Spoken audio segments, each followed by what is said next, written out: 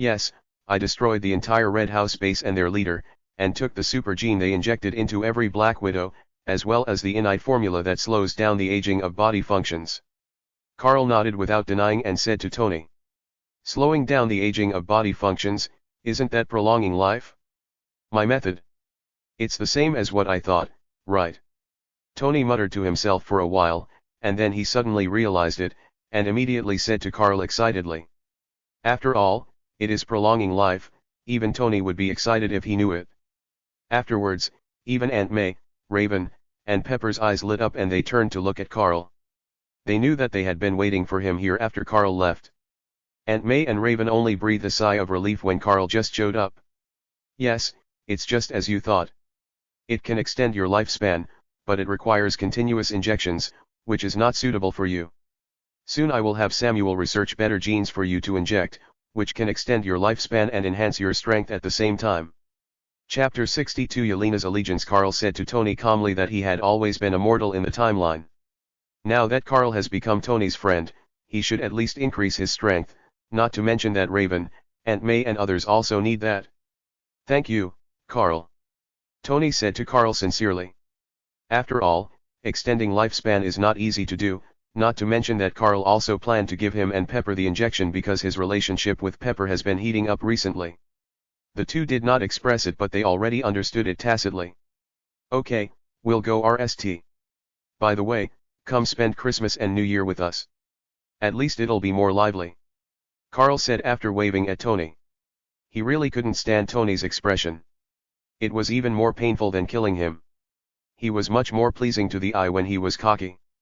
Okay, I'll take Pepper with me. When Tony heard Carl mention it, he remembered that Christmas was in a few days. He didn't decorate anything here.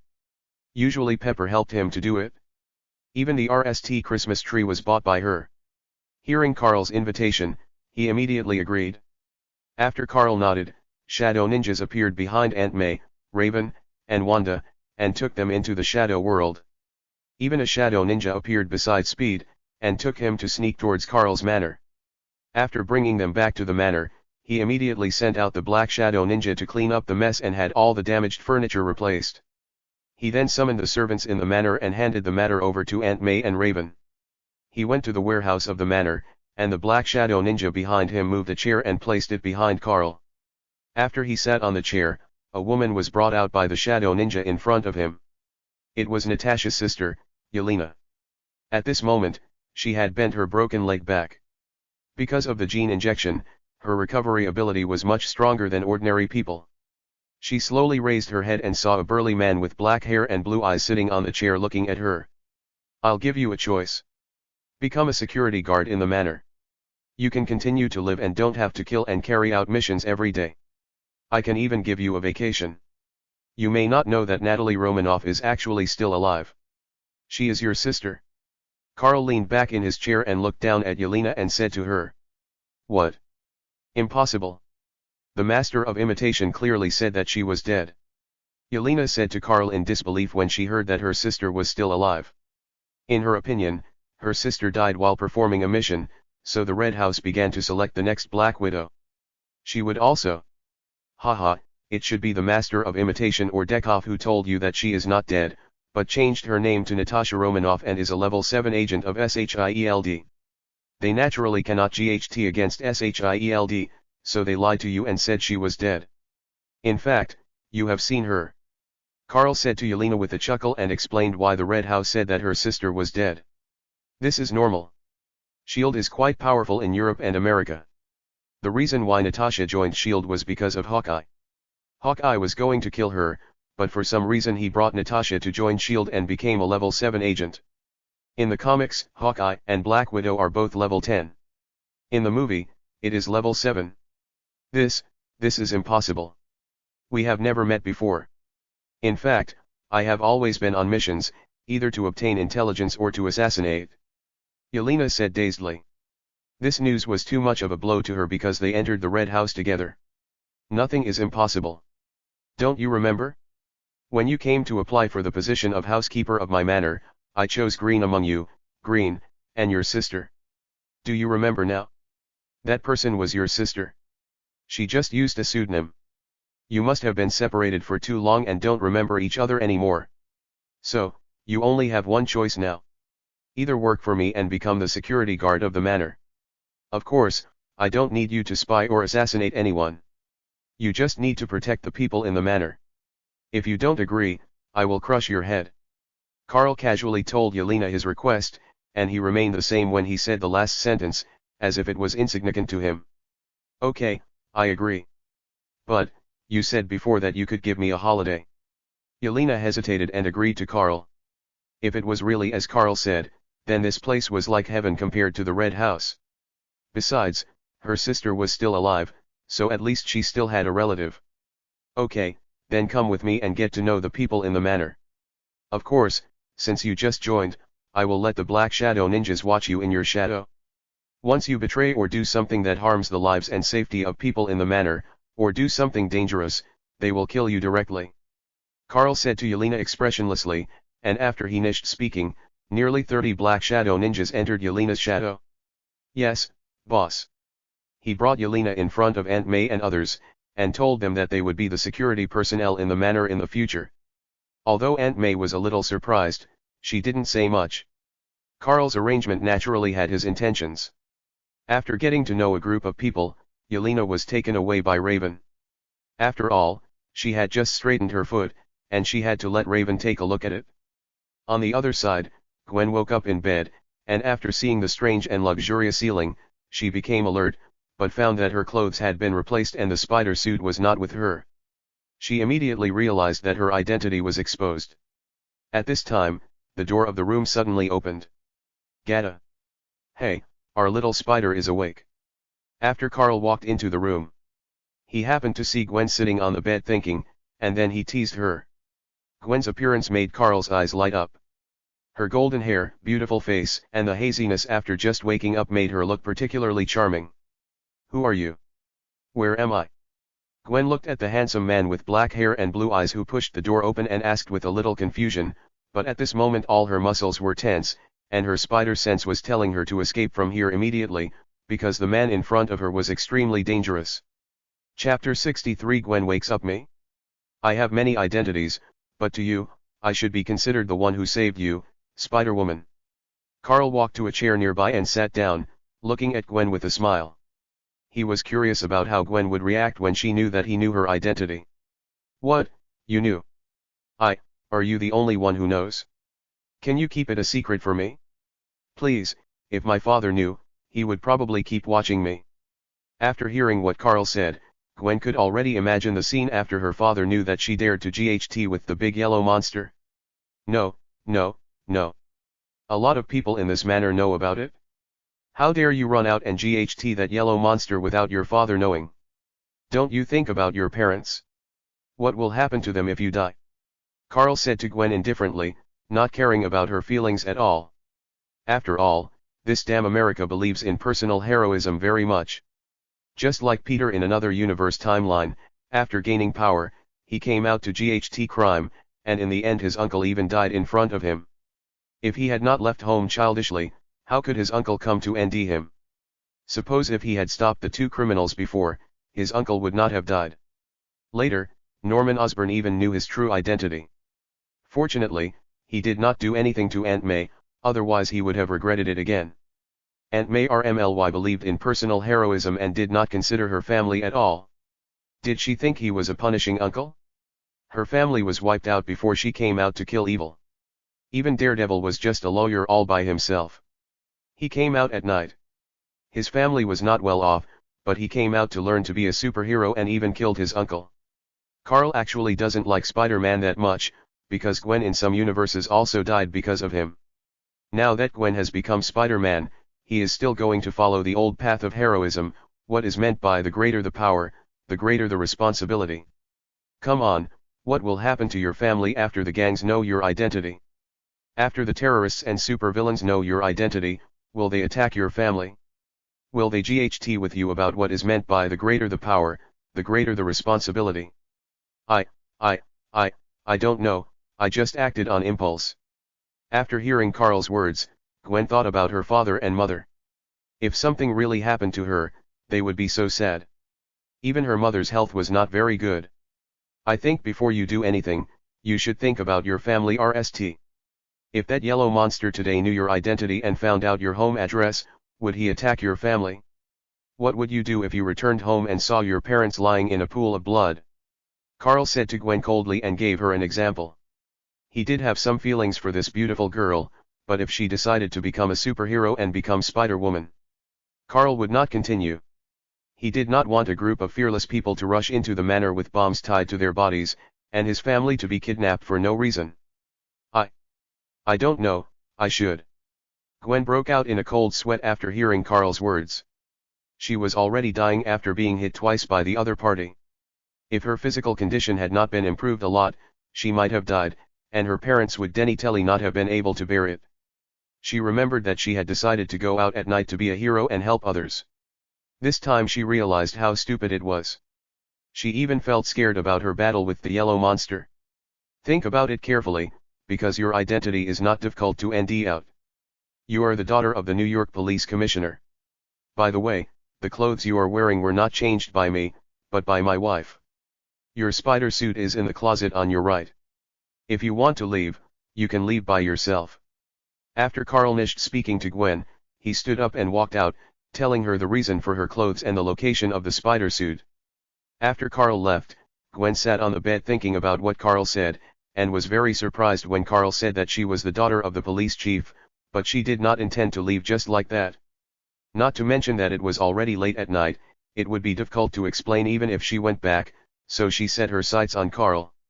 After putting on the slippers under the bed and walking out of the room, she was shocked by the appearance of the manor and deeply understood what it meant to be magnificent.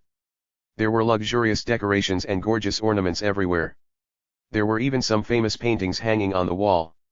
Of course, these were not Carl's own. The ornaments were originally from the manor, and the famous paintings were given by Tony. Who knows how many famous paintings that dog tycoon has? She walked towards the stairs and then slowly walked downstairs. Then she heard some noises. When she reached the RSTO, she saw Aunt May, Raven, Wanda and others eating. At the same time, her footsteps also attracted Aunt May's attention. She turned around and saw Gwen. Oh my God, you're awake. You must be hungry. Come and eat something. Aunt May put down the food in her hand, walked to Gwen, pulled her to sit next to her, and enthusiastically invited her to eat. Hello, thank you very much. Gwen said to Aunt May a little awkwardly and then sat down. Because the table was very large, there would be no shortage of seats. Carl just glanced at Gwen and continued eating. Wanda kept arguing with Carl, and then threw the food she didn't like into Pirat's bowl, not caring about his protests at all. Raven just glanced at Gwen and continued to enjoy the Chinese food prepared by the chef. Even Yelena was eating at the table. It was Aunt May who invited her. She was quite enthusiastic towards many people, but Raven was an exception. Apart from caring about Carl, Aunt May, Wanda, and others, she didn't care about anyone else at all. Even Gwen, it was Carl who asked her to save her, otherwise she wouldn't even look at her even if Gwen died there. Hey, Wanda. That's my favorite. How could you do this? Carl's bowl is full of room. Pirat shouted angrily at Wanda because she put the last piece of sweet and sour pork ribs into Carl's bowl. That would have been any, but Carl's bowl was already full, which made Pirat very angry. So what? I'm your sister. You have to listen to me and eat more vegetables. Chapter 64 Sending Gwen home. Wanda argued with Pirat tit for tat, and asked someone to put the vegetables into his bowl with a proud look on her face. When Carl saw this scene, he just shook his head and smiled, not caring about the nonsense between the two of them. After the injection of the serum, Carl's appetite increased a lot, and almost all the food on the big table was made for Carl. You three can divide it up later. Buy whatever you want. Carl took out a stack of US dollars from the system space, put it on the table and said to Wanda, Pirat, and Peter. This stack of US dollars was nearly 10,000 US dollars. This is already a lot for 3 children around 10 years old. This is not the pocket money Carl gives them. Their weekly pocket money is given by Aunt May, who controls it tightly. They can't get any more because Aunt May feels that even if she has money, she can't spoil them, and she always controls their pocket money. In addition, the 3 of them are now studying in a high school in Manhattan, and the tuition for each semester is more than $200,000. Almost all of the students there are sons of wealthy people and daughters of high-ranking officials. Wanda and the other three are also picked up and dropped off at school by a Rolls-Royce every day, which was also specially bought by Carl. Yeah. Carl, you're so nice. Pirat immediately took the stack of US dollars and began to count them. After dividing it among three people, he had at least 3,300 US dollars. Peter also looked in Pirat's direction with a bowl in his arms. Although he didn't say anything, his little eyes were wide open. Since Aunt May and Carl got together, his life has changed tremendously, just like he went from a poor boy to a rich young man. Carl. You can't give them so much money, otherwise they will spend it recklessly. If you give them too much, they will learn bad things. I've seen in the news recently that many middle school students have started to smoke that kind of stuff. What if they get addicted too? Aunt May said to Carl angrily. She has always been concerned about the growth process of her three children, and she is afraid that she will not be able to take good care of them and let them learn bad things. Okay, it's okay, just this time, they won't do that. If anyone dares to get addicted to that stuff, I will make him smoke it to death. I will buy a room and then throw you in. Don't come out until you finish smoking. After Carl finished speaking to Aunt May, he looked at Pirat and Peter, because Wanda was relatively well behaved and didn't spend much of the money given to her. Only Pirat and Peter were more mischievous. Carl looked at them and warned them. We promise we won't do that. At most we'll just buy some figurines and game models. Pirat immediately pulled Peter up and assured Carl, because Aunt May might be soft-hearted, and Carl did what he said, taking things from all over the room and smoking all the time. It's scary to think about it. Aunt May could only sigh helplessly upon seeing this, and then rolled her eyes at Carl. Gwen on the other side looked at what had just happened, not knowing what she was thinking, and at the same time felt incredible. She casually took out 10,000 US dollars to give to three young children. Is this the world of the rich? Gwen was deeply shocked. Even though his father was the commissioner of the New York City Police Department and his salary was considered high income, and even though she was in high school, he was not so generous as to give her a stack of US dollars. Later, she was stunned when she saw Carl eat everything on the table in no time, and Carl's stomach was not even bloated. And when Carl was eating, Raven was serving him food. She felt it was incredible, but when she thought of the warning from her spider sense, she felt relieved. It seemed reasonable for someone so strong to eat so much. After Carl finished eating, he ran to lie on the sofa on a small balcony on the third floor. The moonlight shone on him, which was so comfortable. Gwen followed him and saw Carl lying on the sofa with his eyes closed. The moonlight sprinkled on him, making Carl look fair, handsome, and holy. She couldn't help but stare at him. What's wrong? What do you want to talk to me about? Carl said to Gwen at the door. Carl knew it since she was standing there, but he just didn't say anything. He didn't expect that after a while she still didn't speak and was actually staring at him in a daze. Well, I wonder if you could take me back so that I can better explain my injuries to my father. Please, okay. Gwen walked to Carl and said to him, and at the end she even started to act coquettishly, looking at Carl with a pair of bright big eyes. Okay, when are you going back? Carl took a look at those beautiful eyes like gems and agreed. Anyway, he had nothing to do after dinner, so he might as well go out for a walk. Carl also planned to go out and see if he could meet some people with outstanding abilities. The security force of his own manor was not enough. Great, can we do it now? Gwen cheered in surprise and asked Carl. Carl nodded and took Gwen downstairs. During this time, Gwen returned to her room and changed into everyday clothes, which were bought for her by Aunt May just in case. Boom. Carl drove a black Lamborghini and took Gwen towards her home.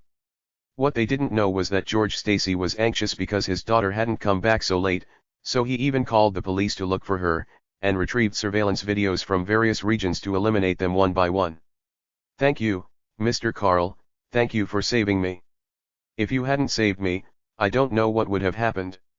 Gwen said to Carl, who was driving, because various alleys in America were where Nigu appeared, and if she had continued to faint there, it was hard to say what would have happened. It's a small matter. Just consider the consequences before you do anything in the future, or think about your family. Carl looked at Gwen and said lightly. It was just a casual thing and not a big favor. It was not worth mentioning to Carl. Thank you, I get it. I will do that next time. At least I won't rush out rashly anymore. But, Mr. Carl, I can feel that you are very powerful. Why don't you GHT the criminals? Wouldn't New York City be better off that way? Gwen nodded to indicate that she would remember it, and asked the question that had always been in her mind. All you see are gangsters, robbers, and robbers. These are the dark side of light. Where there is light, there is darkness. Do you think these can be eliminated?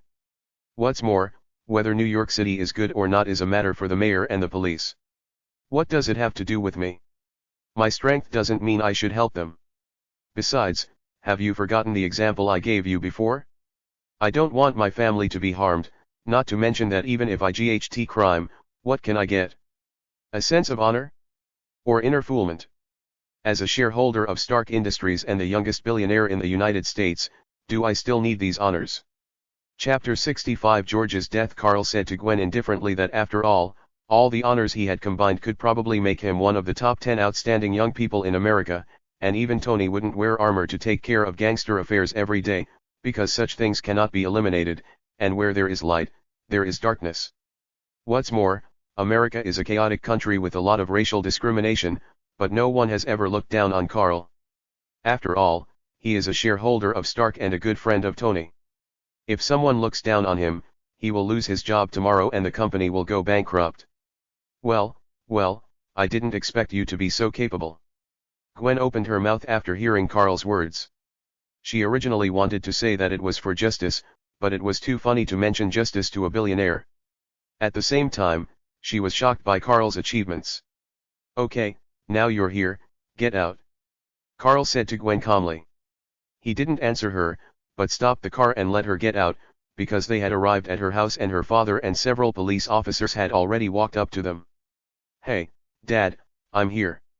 Gwen saw her father anxiously looking for her and even mobilizing police officers. She felt ashamed of her previous behavior and immediately threw herself into her father's arms. Okay, baby, you go aside RST, I'll take care of the rest. Hey. Now put your hands where we can see them, and then get out of the car. After George and Gwen hugged each other, they immediately brought several police officers and pointed their guns at Carl in the car.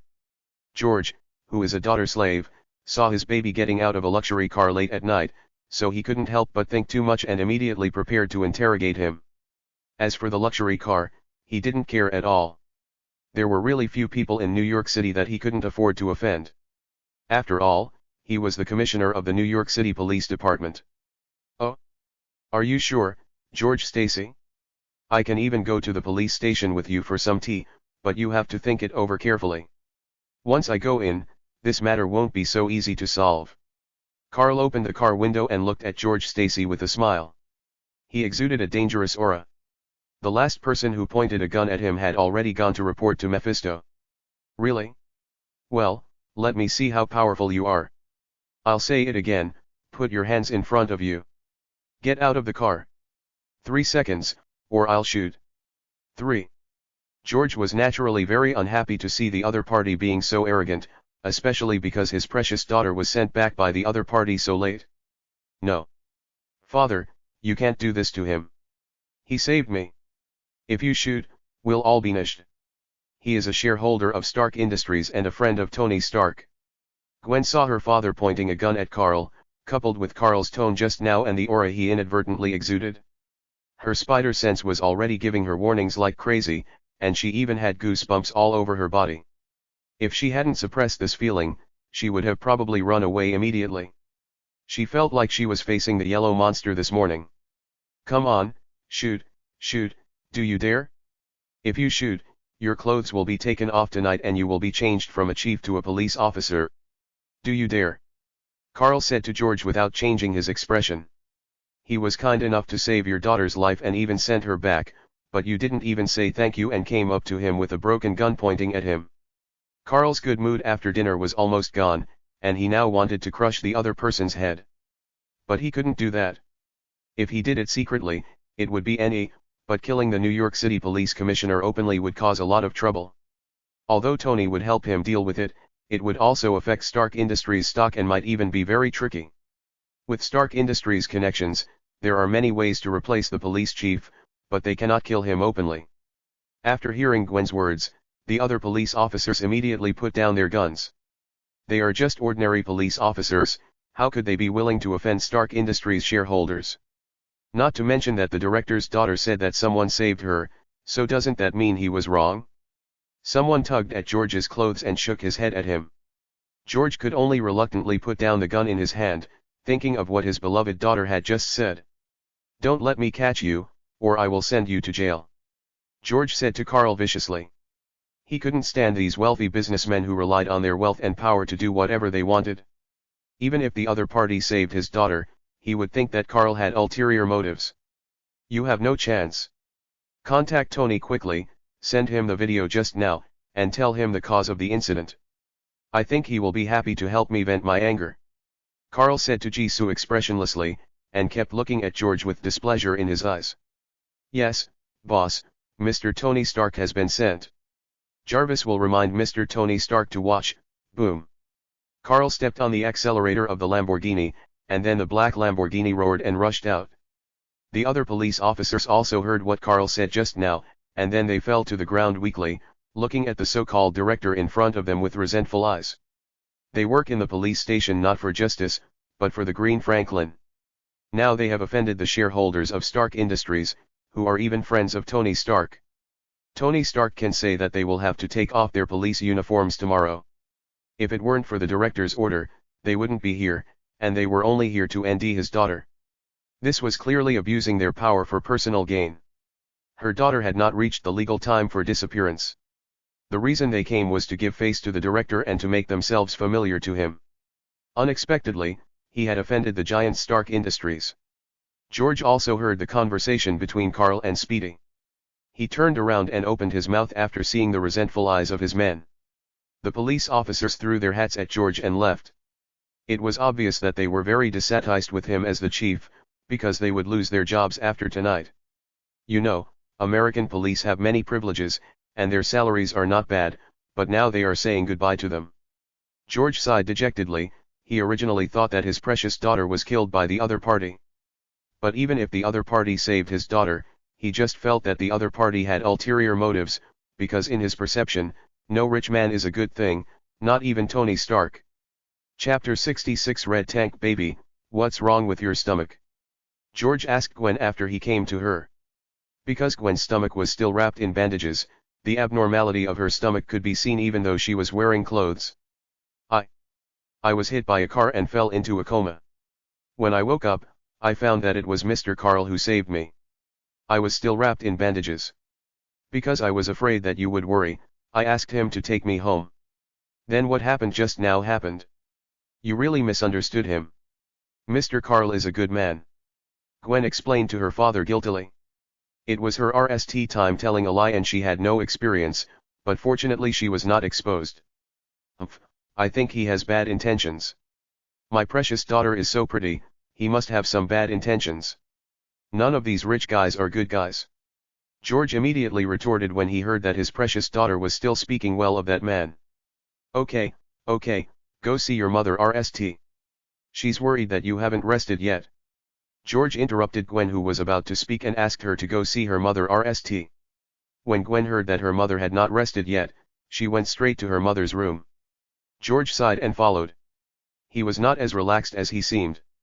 He knew the consequences of offending the shareholders of Stark Industries and even Tony Stark's friends. He even led the police officers to point pistols at the other party. How could he, the chief, not understand what the police officers understood? But what can he do? If he can't even protect his own daughter, then it's useless for him to wear this police uniform. Carl was speeding on the road to the suburbs of New York. Although what happened just now made him very unhappy, it did not reach the extent that Carl sent the Shadow Ninja to attack and kill him. Perhaps Carl would understand him from a different perspective, but why should Carl understand him? What does this have to do with him? You pointed a gun at me, and it was good enough that I didn't kill you. I just took off your police uniform. The top speed reached almost 300 yards along the entire road, and the speed was still increasing. Suddenly, a red meteor fell not far ahead. Carl found that it was not far away from him and prepared to go and take a look. Then the top speed soared again. Boom.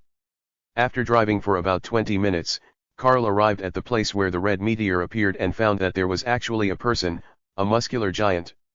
Carl walked up to him and looked at the muscular man with energy fluctuations all over his body. Boom! Suddenly the giant attacked Carl, but was easily blocked by Carl. However, there was a hint of surprise in Carl's eyes.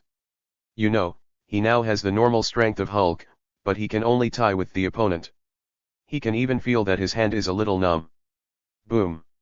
When the opponent saw that Carl had blocked his attack, he immediately stood up and attacked Carl frantically.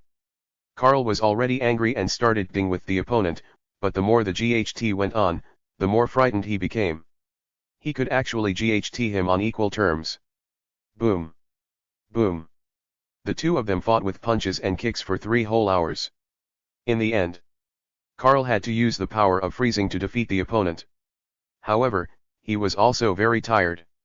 He sat on the ground in a very ungraceful manner, took out food from the system space and started to eat. The big guy actually crawled over to eat, which surprised Carl a little.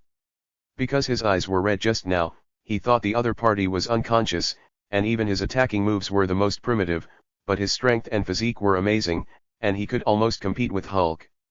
Hey, big guy, what's your name? Carl asked the giant who was wolfing down his food. After all, even if he didn't know the name of such a powerful character in the Marvel world, he should have some impression of him. Cain Marko. What about you? You can actually GHT on equal terms with me, ha ha ha ha, I like it. The giant swallowed the food in his mouth and replied to Carl, and from his tone it can be seen that he was very happy. Carl looked at him blankly. Oh my goodness, isn't Cain Marko Juggernaut's real name? Does that mean he's Juggernaut?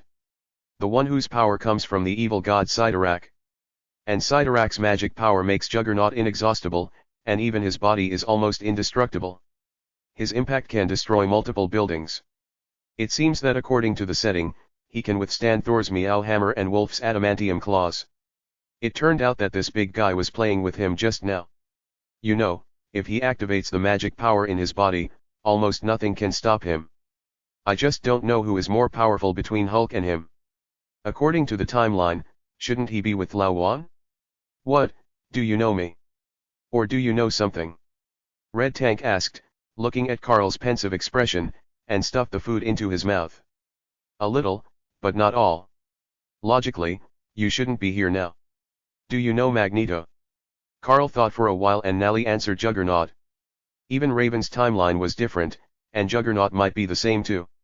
So, can he subdue the other party? Even Magneto can do it, so there is no reason why Carl can't. Huh? Magneto? Who is he? I don't know him.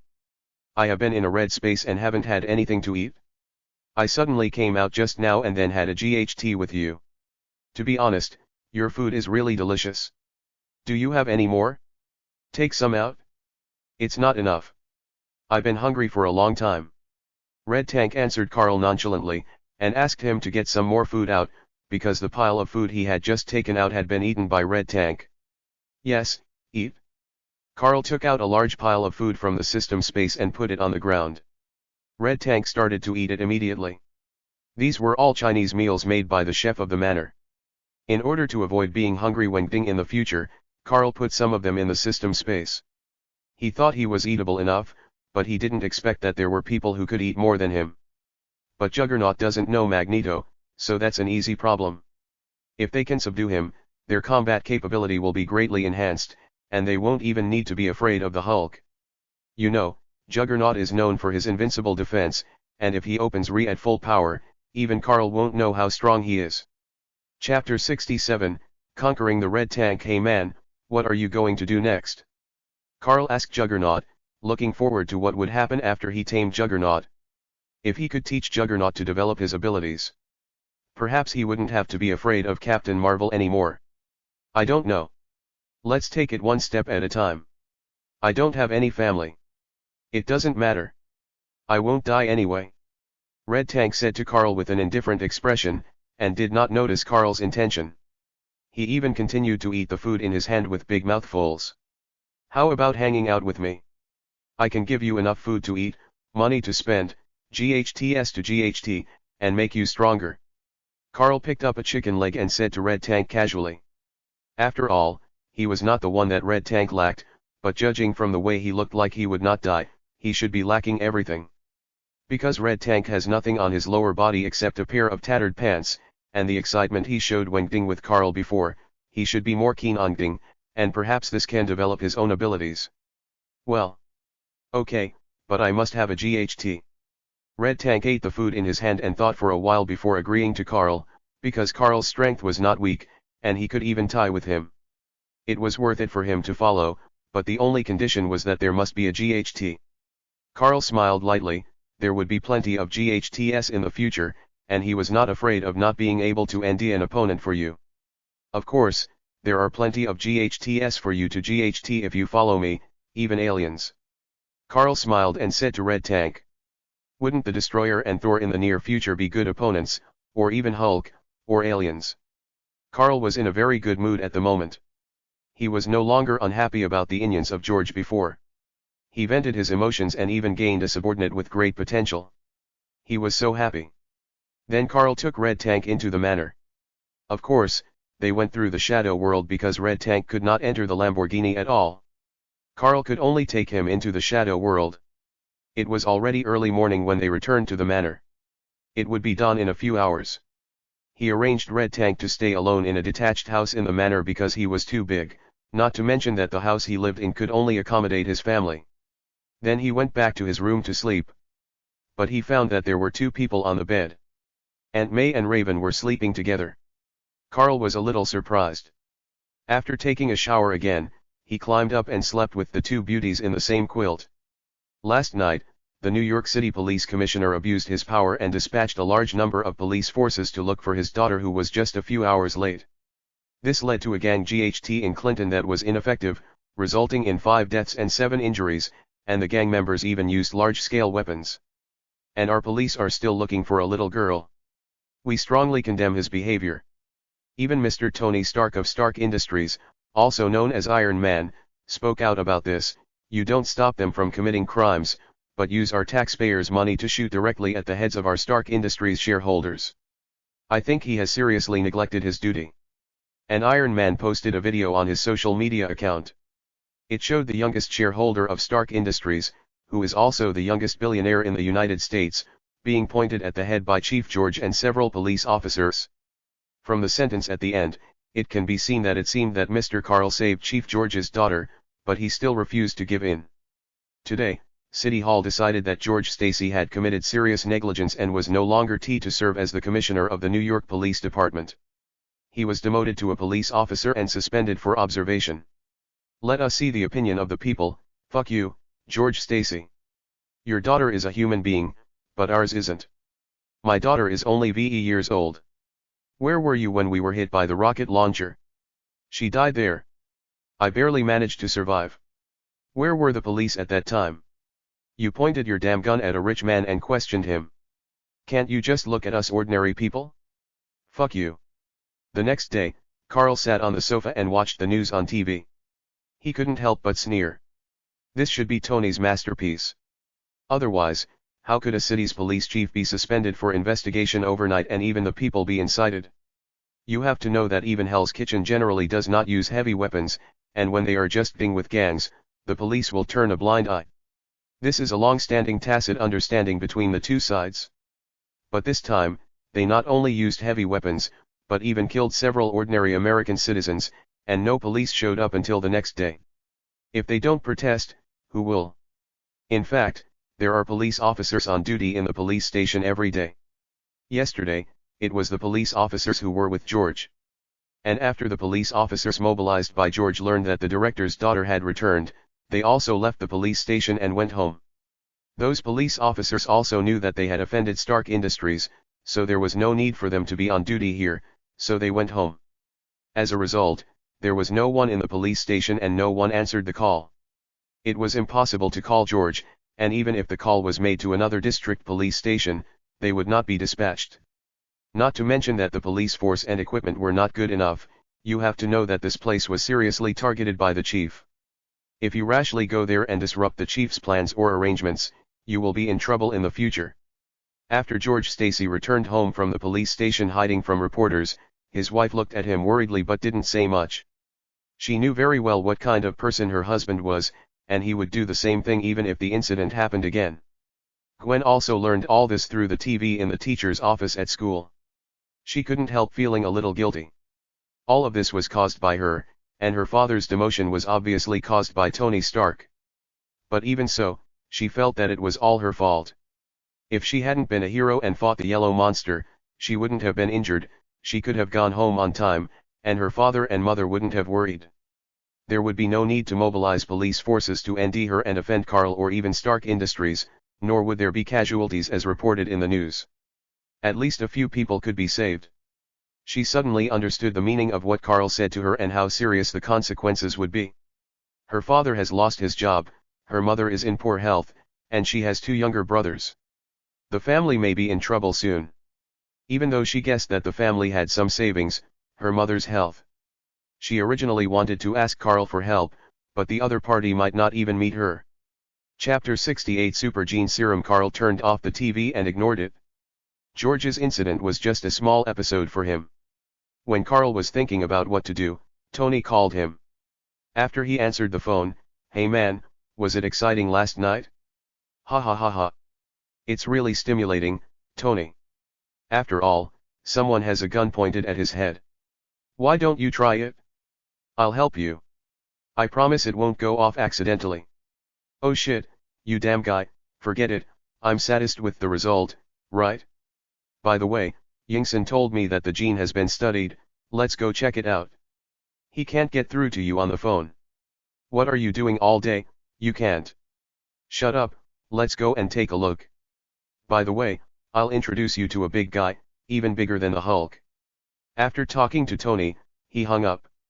Tony couldn't say anything good. Then Carl came to the house of Red Hulk and took Red Hulk from the Shadow World to the laboratory. They arrived there in a short while, faster than Tony. Even if he was wearing the Iron Man suit, it would take him a while to get here. "Yingson, how is it going? Have you tried human experiments?" Carl walked to Yingson and asked. It would be safer if human experiments were conducted. Carl was going to use the super gene for Aunt May and the others. "Hey, Carl, you are here. I did it on myself. Don't you ND that I look a lot younger? All my attributes have improved, even my recovery ability is faster than before. To a large extent, I have even increased my lifespan." Yingson turned around and said to Carl, and showed him what he looked like. Only then did Carl realize that Yingson looked a lot younger, as if he had returned to his 20s.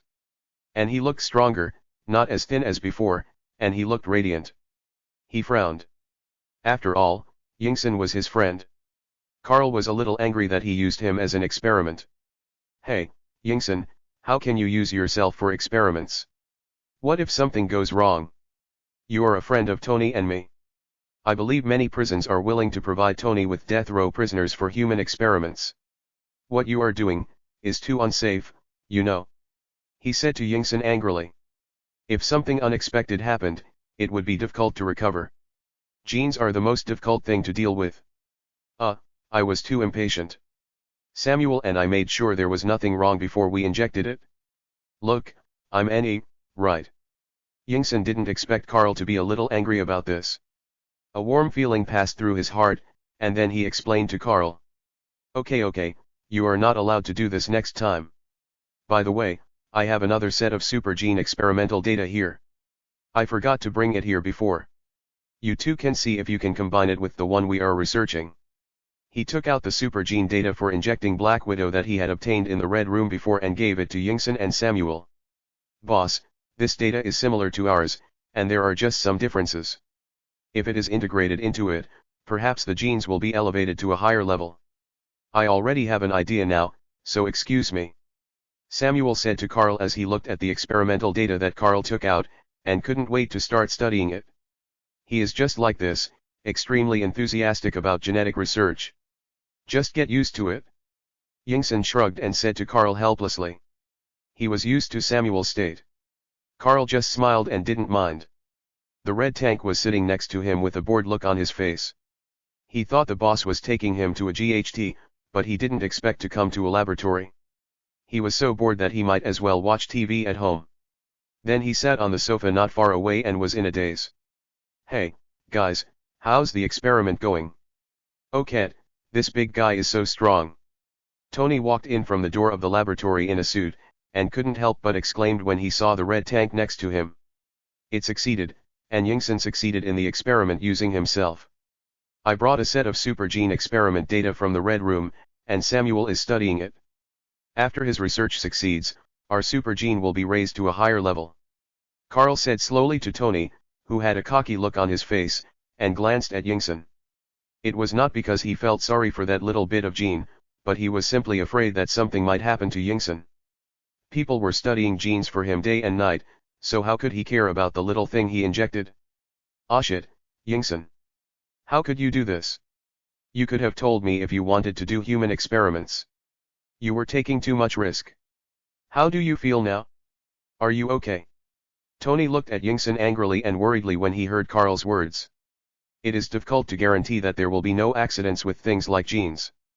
Tony, I'm sorry, I was just too anxious. Look, I'm and I'm stronger than before.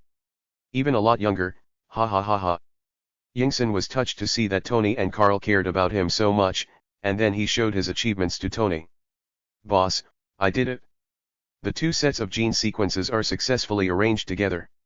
Once it is produced, it will be more powerful than the original genes. I even suspect that it can reach the level of Captain America, but without his genes, I am just estimating. Samuel shouted to Carl on the experimental table, and Carl walked over there with Tony and Yingson. Then let's make it and inject it into the mice to see how it goes. Carl said to Samuel calmly, but the surprise ashing in his eyes showed that he was not calm inside, and he was even expectant. Then Samuel and Yingson worked together and soon produced 2 gene serums. Then he injected the drug into the body of a white mouse inside the glass. Several people then observed it from above. The white mouse did not show any abnormal reaction such as being irritable. Instead, it shattered the glass with a slap, which scared them. Carl grabbed it with his telekinesis and put it into the transparent cover of the bulletproof glass. Suddenly thinking that the system seemed to be able to detect some things, he picked up another genetic serum on the table. Super gene serum, a biological gene serum derived from the core formula of a mysterious substance. After injection, it can strengthen the body, slow down the aging of body functions, accelerate metabolism, and enhance immunity and other 6-dimensional properties. After Carl saw the annotations displayed by the system, he found that there was nothing abnormal, which means that there was no problem with this genetic medicine and it could be injected into anyone. Chapter 69 Aunt May and Raven inject serum. It seems that I succeeded. There should be no problem with this gene, but it has not been tested on humans yet. So to be on the safe side, I think we still have to conduct human experiments. Samuel turned and said to Carl, Yingson, and Tony. He knew who to give the injection to. And then he learned some information about his boss from Yingson. If something went wrong by then, the boss would probably tear him apart. No, this gene has been successful, Samuel. Can it be injected into mutants? Carl RMLY denied Samuel's guess. The system is more accurate than experiments, so he has 100% confidence in the system. But thinking of Raven, Carl couldn't help but ask. Sure, boss. You just need to add the other person's gene sequence and then inject it. The effect may be stronger than that of ordinary people, but it has not been tested, so you know. Samuel answered Carl. He could only say an inaccurate result. Okay, you and Yingson make a few more genetic serums. I'll need them right away. By the way, Tony, how serious is your palladium poisoning now? Carl said to Samuel and Yingson, then turned to Tony. 73%, you know, I get frustrated every day when I test this thing, so when are you going to help me get rid of it? Tony explained to Carl helplessly, and he was still a little unhappy because Carl had never told him to drink chlorophyll every day. All right, it will be done quickly. Just drink chlorophyll for a few days. Why rush? I promise to help you clean up those things and heal the big hole in your chest. Carl said to Tony in a mysterious manner. It's not that he didn't want to give it to Tony, but he had to wait until Whiplash came out. You know, he can also make reactors, and it would be bad if he was caught by S.H.I.E.L.D. If Nick Fury gets the reactor, the whole Earth will probably be covered with Iron Man armor. Carl has tried to ND him, but he only knows that he is in Russia and doesn't know where he is, so he just waits for him to jump out. Then let Tony keep the feeling of dying, so that he can understand Pepper's feelings for him. Although the relationship between the two is constantly heating up, he still can't change his old habits. Cover girl. Okay, I don't think you will watch me die. Tony sighed helplessly and walked to the sofa next to him and sat down. Carl just shook his head and didn't say much, because he had asked the Black Shadow Ninja to bring Aunt May and Raven here. Since the last attack on the Red House, Aunt May, Raven, Wanda, Pirat, Peter, and their Shadow Force have FTY Black Shadow Ninjas to protect their safety at all times. Soon Samuel and Yingson produced the Super Gene Serum, and then the Black Shadow Ninja arrived with Aunt May and Raven. Carl went forward and hugged the two beauties, then slowly spoke to them. We have researched a super serum gene that can improve physical fitness, make people younger, and increase lifespan. I asked the Black Shadow Ninja to bring you here so that you can be injected. What do you think? I want an injection. As soon as Carl finished speaking, Aunt May immediately replied that she had long felt that she was old and ugly, and when she heard that she could regain her youth and increase her lifespan, how could she not want to? She thought about it all the time, and every night she wished she could meet Carl earlier. Me too. Raven also told Carl that she felt an unprecedented sense of happiness in these days. Although she was not young anymore, the mutant gene allowed her to remain young. But there would also be a moment of aging, so she was naturally willing to extend her life now. Okay, Aunt May, you lie on the experimental bed. RST Raven, draw some blood for Samuel and he will help you make your genetic serum. Carl nodded and said to Aunt May and Raven, and handed a syringe to Raven, asking her to draw the blood herself. Afterwards, Samuel took Raven's blood and performed genetic sequencing. He then mixed the blood with the stuff used to make serum and put it on a centrifuge. After a while, he made the super gene serum that could be injected into Raven. Carl put the super gene serum in his hand with some concern and tested it with the system. Mutated super gene serum, a serum derived from the core formula of a mysterious item, with a mutated gene sequence added. It can only be injected into organisms carrying mutated genes. After injection, there is a certain probability of strengthening the ability of the mutant gene. It can also improve physical fitness, delay the aging of body functions, accelerate metabolism, and enhance immunity and other six-dimensional properties. After seeing that there was no problem and there was a chance to enhance Raven's mutant abilities, Carl handed the genetic serum to Samuel and asked him to prepare the injection for Aunt May and Raven. Both of them lay on the experimental bed, and then Samuel and Yingson put the super genetic serum in the injection instrument and started the instrument. The super gene serum entered Aunt May and Raven's bodies through the hose. 30 seconds later, all the gene serum entered their bodies. Aunt May and Raven showed pain on their faces, while Tony, Yingson, and Samuel looked at the side nervously. Even Red Tank looked over here. He was just big, but not stupid. Naturally, he knew that the two women were the boss's lovers. Carl felt like his heart was being grabbed by a hand at this moment. Unknown to Tony and the others, the outside of the laboratory was already LED with shadow ninjas. Except for the shadow ninjas in other people's shadows, almost all of them were summoned by Carl to surround the entire laboratory. After all, Aunt May and Raven were his women, and he would not let anyone disturb the process of them adapting to the genetic serum. Even their experimental beds were surrounded by telekinesis. Aunt May and Raven kept struggling, and their veins bulged. This process lasted for 30 minutes. Raven couldn't even maintain her changed state and returned to her original state. Tony and the others only ashed a hint of surprise, and did not show any expression of disgust. No matter what, the other party is Carl's lover, and they are all people who have seen the world. If Carl doesn't mind, they naturally don't care either. Besides, if they show an expression of disgust and are seen by Carl, wouldn't Carl be dissatisfied with them? Although he won't say it out loud, it will create a gap. Even Red Tank didn't show that look. When he transformed himself, he wasn't much better looking than her. It's just that he couldn't control it now. He could only transform in that red space. After the transformation, his power would even be much greater. Chapter 70 Raven's changes. Aunt May's appearance has changed a lot at this moment. There is no trace of time left on her face. Her whole temperament is more energetic, and at this moment she looks exactly like a woman in her 20s, young, beautiful, youthful, energetic, with a little mature charm. Her charm is intelli magnified. After she slowly opened her eyes, she just saw Carl beside her. A black shadow ninja appeared next to Carl, holding a mirror in his hand and facing Aunt May. Aunt May looked at herself in the mirror. At this moment, she had completely returned to her youth, becoming even more beautiful, and with her plump gore, she was a true sexy goddess.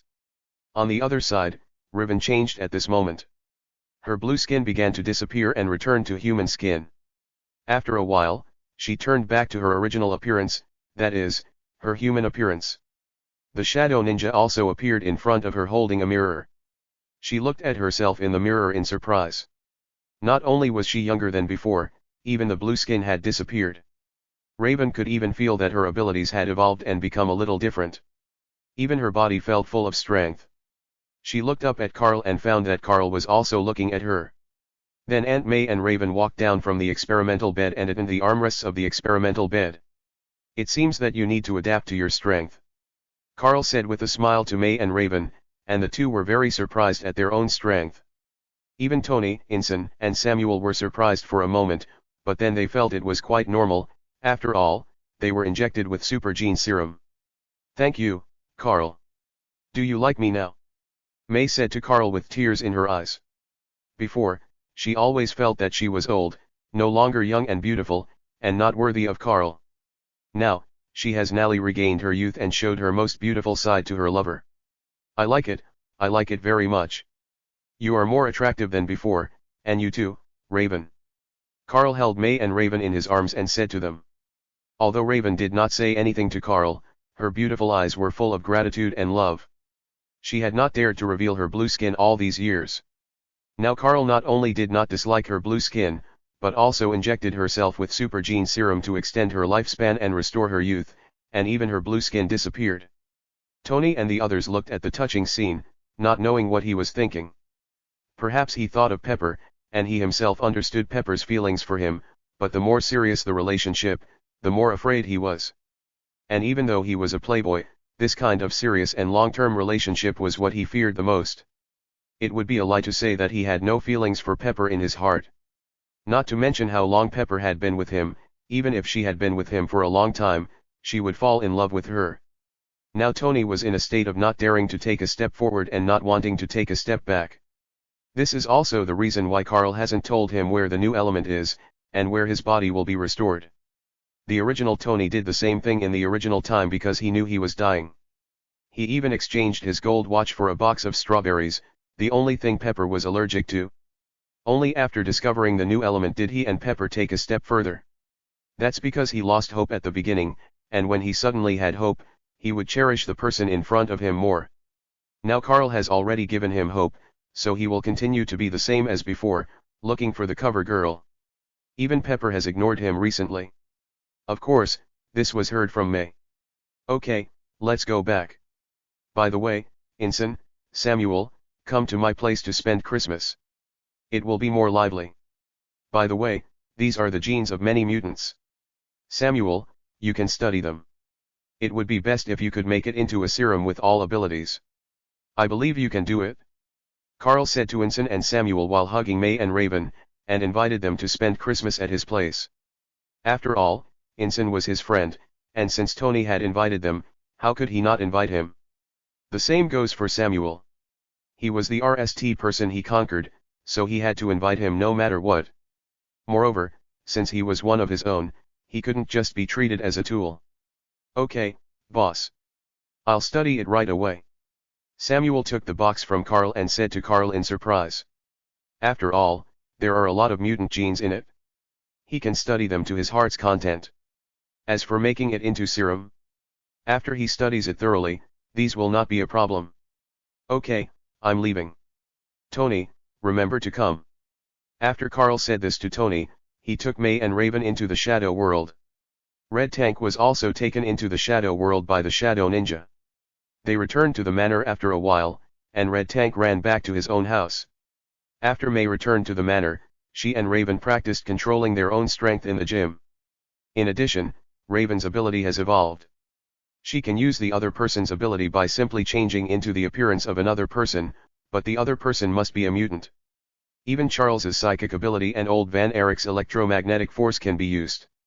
Even after she turns into the other person and changes back to her own appearance, she will still retain that ability. As long as she turns into another person, it will be covered by another ability.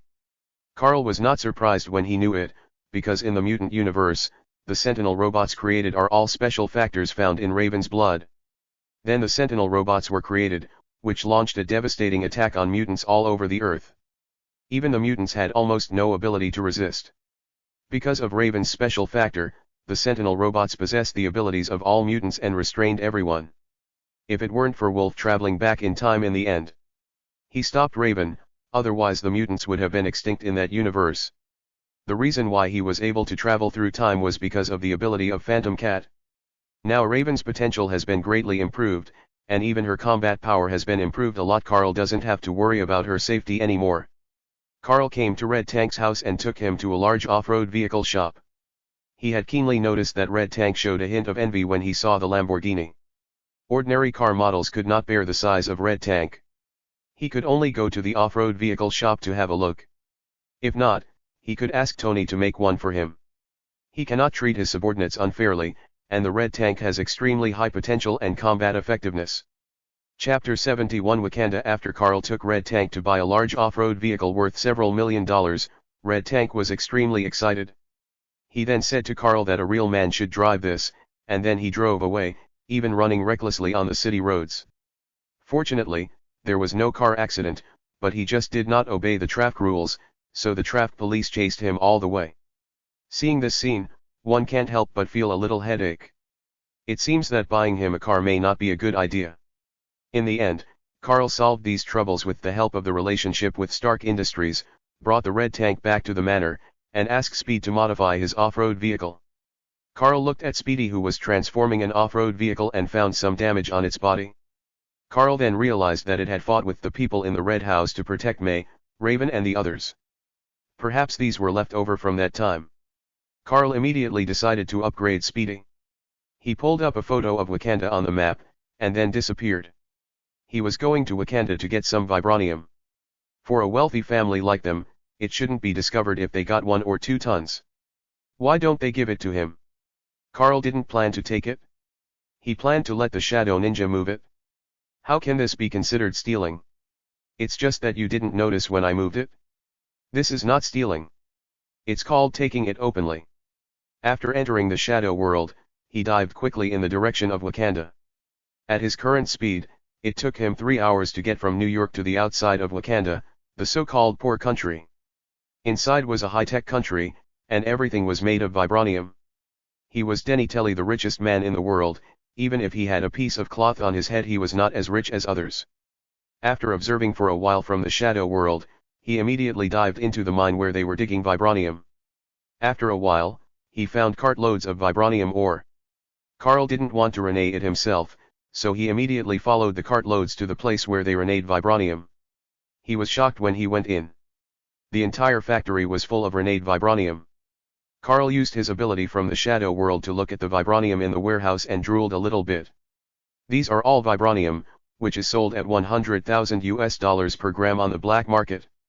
It is even in short supply. Not only will every piece of vibranium be snapped up by wealthy people, laboratories, and companies, but the price is far more than $100,000 per gram. Now they are just casually placed in the warehouse. 3 words ashed through Carl's mind: rich guy. 4 shadow ninjas appeared behind the monitor, then covered the monitor. 10,000 shadow ninjas rushed out and began to move vibranium frantically. After that, they also began to move it frantically through telekinesis.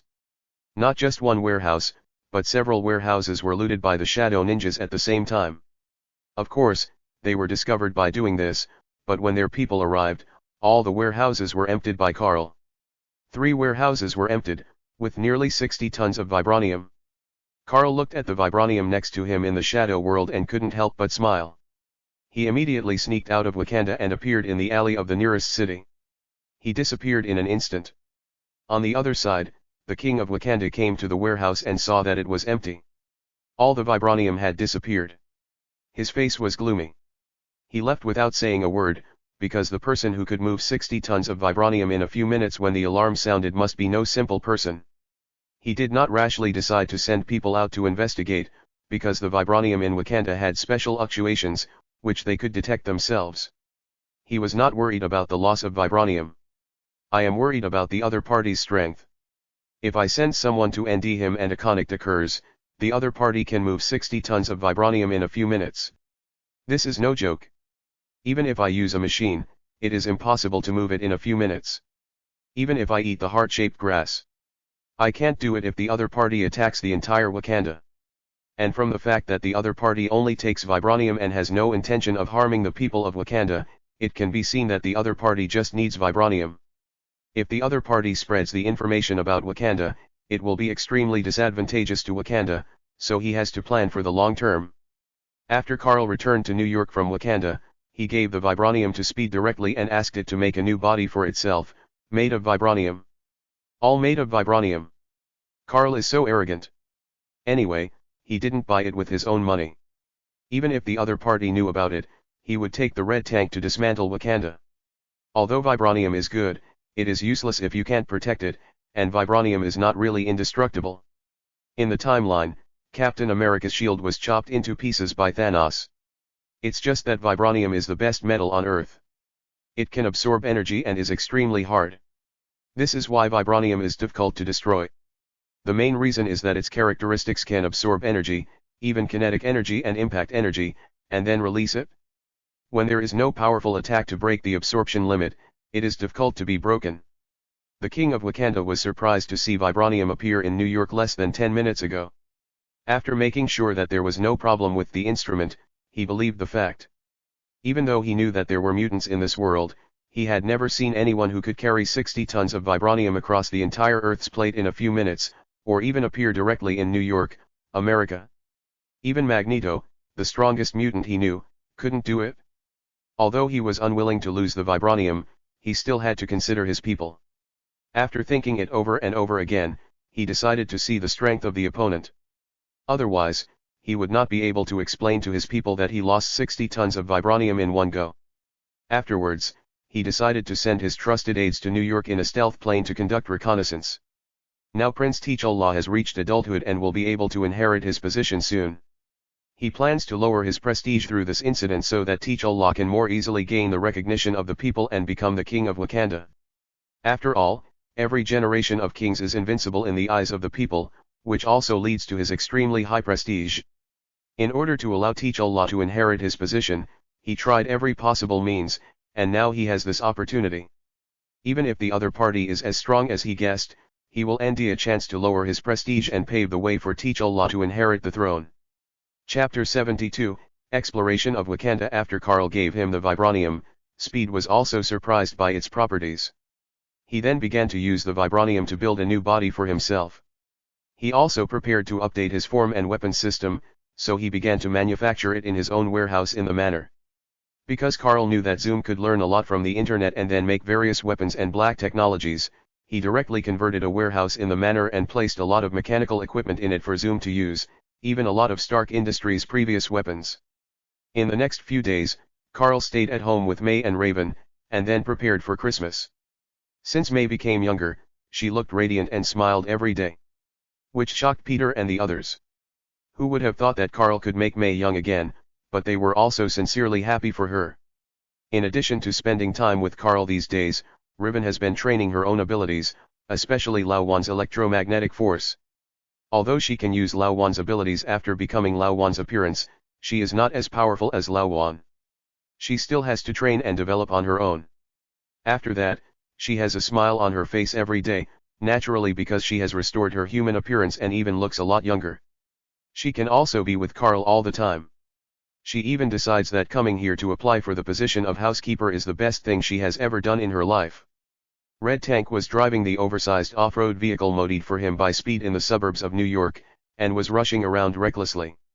His relationship with Speed had become very good, mainly because Speed often damaged the car and wanted to drive into any area he saw.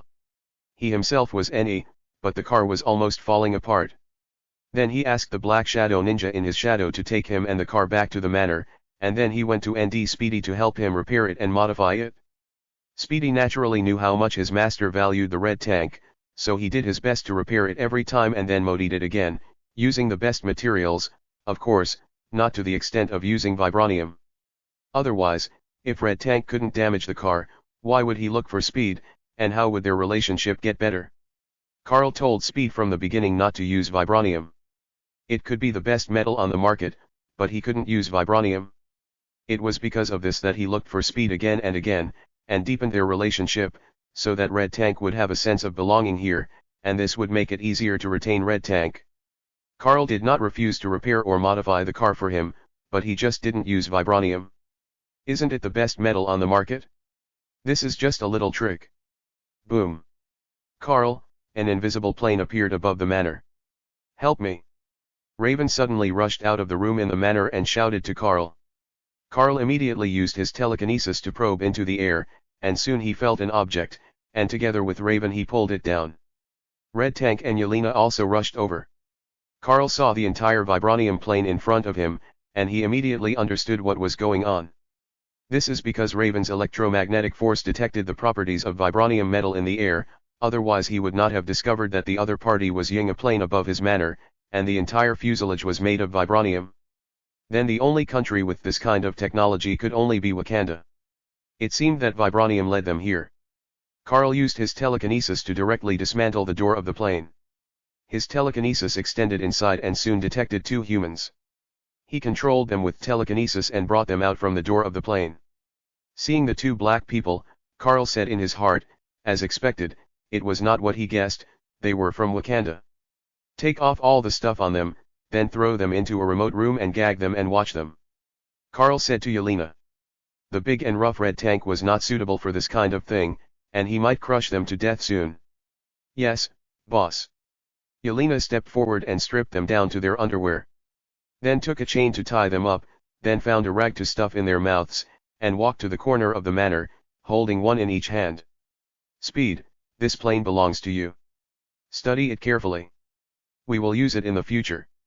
It's all made of vibranium. Those rich guys have plenty of money.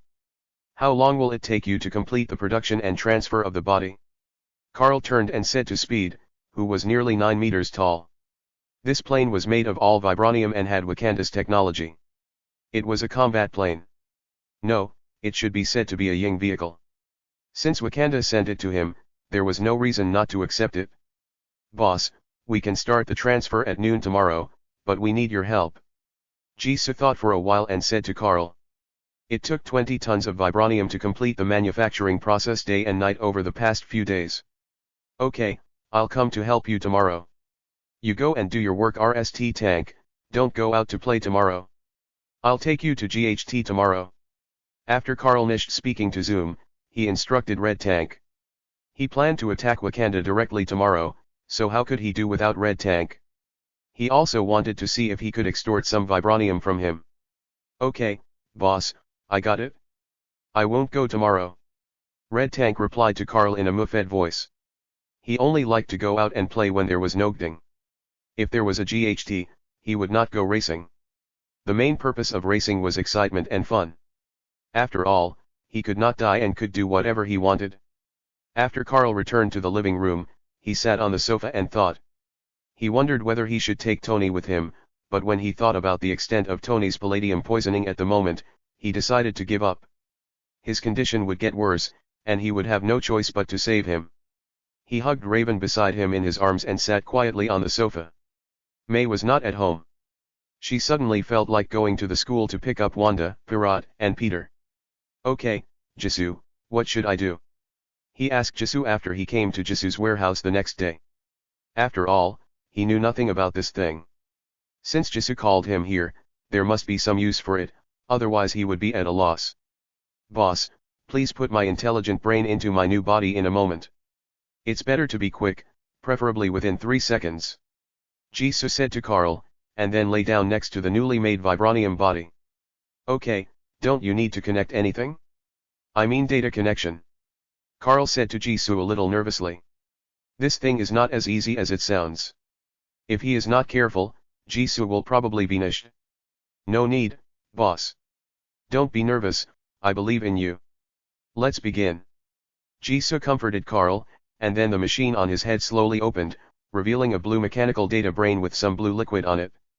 Chapter 73, the attack on Wakanda. Carl used his telekinesis to slowly lift the Speedy data brain from its original body until it left Speedy's original body. Then he immediately used his telekinesis to control the Speedy data brain and put it into the vibranium body. This action was done in one go and within 2 seconds. After putting the data brain into the vibranium body, Carl let out a long sigh of relief. He was so nervous just now. After Carl placed the extremely fast data brain inside the head of the vibranium body, the head of the vibranium body began to shrink the data brain, bringing it into the head for protection. Even the eyes of the vibranium body lit up. After the head returned to its original appearance, it slowly stood up. "Boss, we succeeded. Now I have a vibranium body. I can feel that I am very powerful now. I can also transform into a jet with a speed exceeding Mach 10. My weapon system has also been updated, and it is more powerful than before. Thank you, boss." After standing up, Jisoo said to Carl, and then told Carl about his changes. He thanked Carl from the bottom of his heart. If Carl hadn't got the vibranium, he would not have such a strong body. "It's okay, as long as it succeeds. What will you do with this body?" Carl asked, looking at Jisoo's previous body next to him. This was Jisoo's RST body after all, and Carl would not act on his own. There was no use for him to have this thing. "Boss, please keep it for me. If it leaks out, it will cause a lot of trouble." Jisoo was silent for a while and replied to Carl. Because his body is the technology of Cybertron, if someone with ulterior motives and ds out something about it, it will probably cause a big chaos. "Okay, I'll keep it for you or tell me when you need it." Carl walked to Jisoo's original body and put his hand on it. Then the huge body disappeared and was put into the system space by Carl. Then he said to Jisoo, "Let's go. It's time to visit the other party. I feel embarrassed to have taken 60 tons of vibranium from him." Carl took the lead and walked out of the warehouse, while Speed followed behind Carl in his new vibranium body. Of course Carl knew why the other party came, and he didn't care at all. They took the initiative to claim that all the vibranium was theirs, but it turned out that a meteorite had fallen there, and then their several tribes developed with the vibranium. They could defend it, so Carl naturally didn't say anything, but you dared to say it was yours without the strength, and you even chased him to New York, and even Eugder jets directly above his manor. It is difficult for Carl not to go there again. As for their Black Panther goddess, Carl is not particularly clear, but it seems that she is indeed a god, and it seems that she is one of the gods of Egypt, but the mythological system she belongs to is not on Earth. She appears in Thor 4. But even a god is just a creature with special powers, like the ones in Asgard. So what? He has the red tank. No matter how powerful you are, can you be more powerful than him? What's more, it's hard to say whether the Black Panther goddess will come. Carl was just a little afraid. Then Carl took Raven, Juggernaut, Zoom and the two Wakandans with him, and then led everyone into the shadow world, quickly diving towards Wakanda. As for the reason for bringing Raven along, it was naturally because of electromagnetic force. Wakanda is all metal, and Raven can subdue a lot of them with a wave of her hand, so it would be a good idea to bring her along. An hour later Carl and a few others appeared outside the Wakanda palace, and they were surrounded by guards. Raven waved her hand lightly, and those guards were directly controlled in the air and thrown far away, because the Wakanda guards had a lot of metal on their bodies. The news that someone invaded Wakanda and captured the king's two bodyguards immediately reached the ears of the king of Wakanda. He immediately thought of the two bodyguards he had sent to New York. Knowing that the man had come, he walked out of the palace with the surrounding guards. After coming outside, he saw a vibranium robot that was nearly 9 meters tall, a muscular giant, a beautiful woman, and a man with black hair and blue eyes. They seemed to be centered around the man with black hair and blue eyes. After Carl saw the other side's king come out, he raised his hand lightly, and all the Ying vehicles surrounding them were blown away, and girls in black ninja uniforms appeared one after another around them. Then they all knelt on one knee and saluted Carl. The pupils of the king of Wakanda shrank sharply after seeing this scene. It was estimated that there were at least tens of thousands of people in front of him. On the other side, Prince T'Challa came to his father with his army and looked at Carl and his party cautiously. "Stranger, what do you want to do? Isn't it enough that you stole 60 tons of vibranium from us? Do you want war?" The king of Wakanda, who is also the Black Panther of this generation, T'Chaka, asked Carl in a deep voice. "Oh, Interesting. You are just a country that developed with the help of vibranium. When did vibranium become yours? Since it is not yours, what I did is not called stealing. That is called taking it openly. As for war? Didn't I come here just because you want war? Do you think your Wakanda technology is useful to me? Then let's try it, let's start a war. Carl said to T'Chaka with a sneer and a look of disdain, and then directly ordered the war. Roar. We can nally GHT. Red Hulk roared and rushed directly to the place where there were the most people. He created an impact force to knock everything on his way away. Maybe he couldn't break the vibranium now, but he could still knock it away, and Wakanda's attacks had no effect on him at all. Boom. Boom. Boom. Loyang aircraft were constantly knocked away by the red tank, and he directly crushed the Wakanda soldiers. On the other side, T'Chaka also ordered to capture Carl and others. He didn't believe that he couldn't capture the other party in his own territory. The Black Shadow Ninja also began to massacre the Wakanda soldiers. Even though they were using vibranium weapons, most of them were not wearing vibranium armor, and a lot of skin was exposed, which gave the Black Shadow Ninja an opportunity. If they were all wearing vibranium armor, they might not be able to do anything to the Wakanda soldiers. After all, the Black Shadow Ninja's attack power was limited. Chapter 74 Blackmailing Wakanda. His right hand quickly transformed into a cannon barrel, which kept bombarding the Wakandan soldiers and aircraft. Raven controlled their own weapons to attack the group of Wakandan soldiers. With such advanced technology, they actually let the soldiers use spears. Carl was speechless, but these spears were all made of vibranium. T'Chaka rushed towards Carl. No matter how strong the opponent was, he, as the king, had to rush to the front, not to mention that he had taken the heart-shaped grass and his physical toughness was no longer that of an ordinary person. But he didn't know that Carl was even more terrifying. Boom. T'Chaka, wearing the Black Panther suit, grabbed Carl's chest with one claw, only tearing his clothes and leaving a few white marks on his skin. He recovered in less than a second. He couldn't believe it. He took the heart-shaped grass and wore the vibranium suit of Wakanda. But he could only leave a white mark on the opponent. He immediately realized the gap between himself and the opponent. When he wanted to retreat, it was too late. Boom. Carl teleported in front of T'Chaka and kicked him in the chest, sending him ying and crashing directly into the wall of the palace. Due to the characteristics of the vibranium suit, he was not injured, but just impacted, and most of the force was absorbed by the suit. After slowly standing up, he looked at Carl solemnly. The strength of this young man was far beyond his imagination, but Carl would not give him a chance. He appeared in front of T'Chaka again and slapped the head of the Black Panther suit. T'Chaka was knocked away again, and this time it attracted T'Challa's attention. Father! He shouted loudly at T'Chaka, and raised the weapon in his hand to attack Carl. Carl looked at this next-generation Black Panther with interest, and then a blue light ashed in his eyes. T'Challa's weapon was directly frozen. He immediately dropped the weapon and attacked Carl with his bare hands.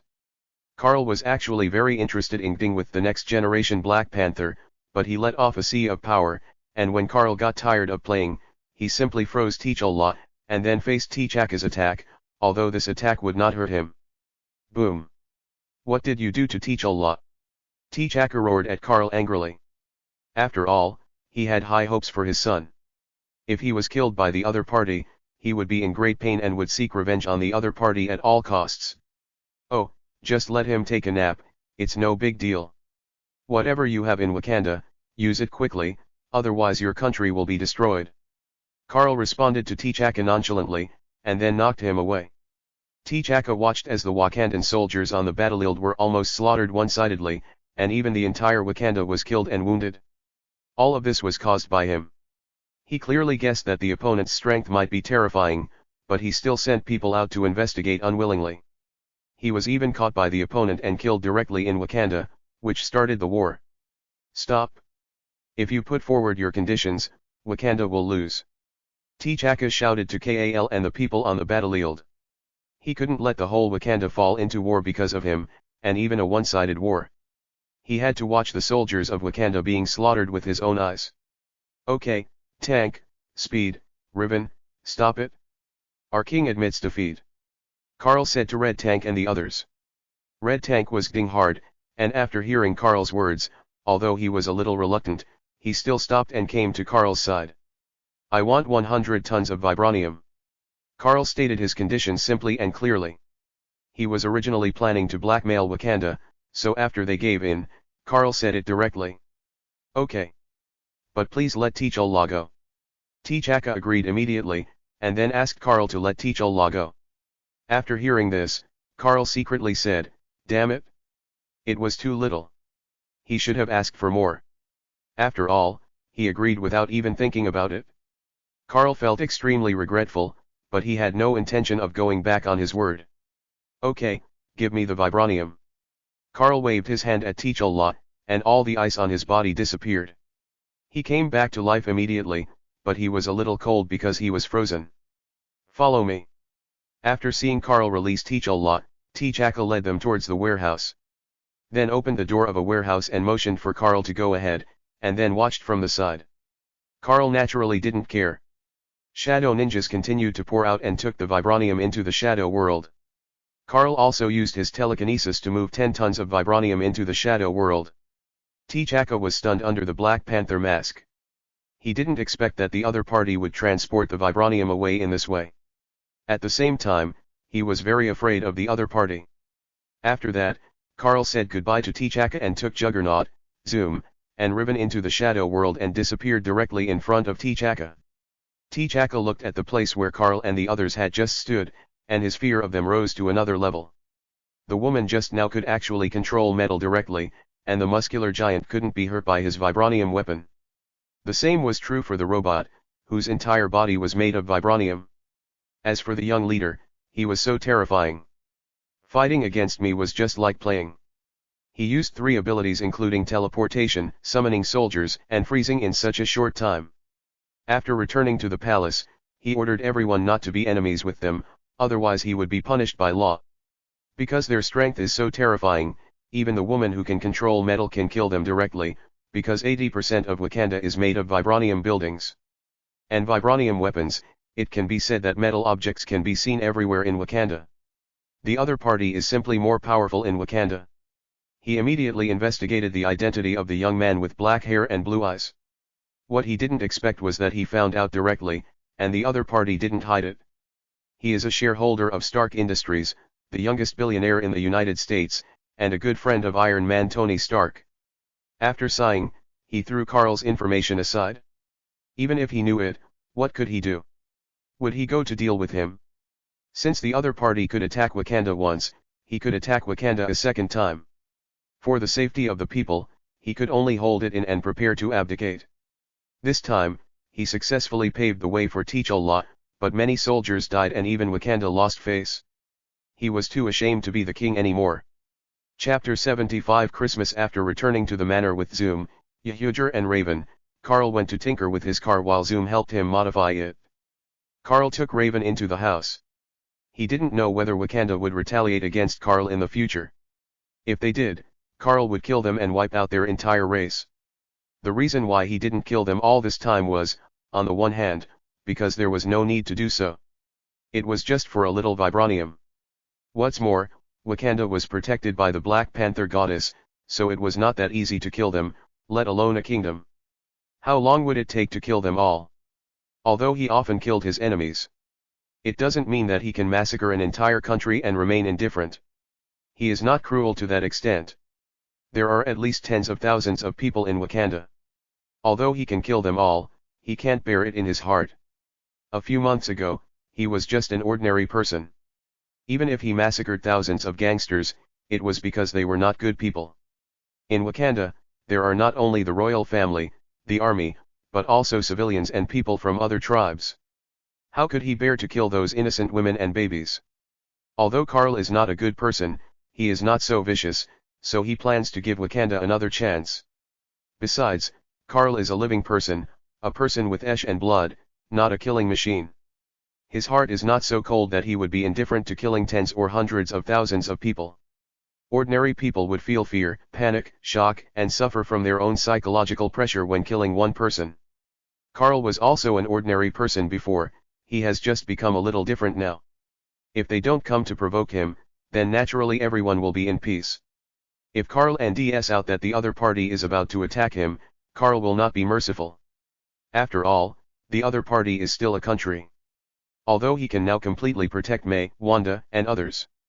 In fact, there is a Black Shadow Ninja in T'Chaka's shadow, and everything he does will be conveyed to Carl by that Black Shadow Ninja, so he is not worried that Wakanda will take action against him without him knowing.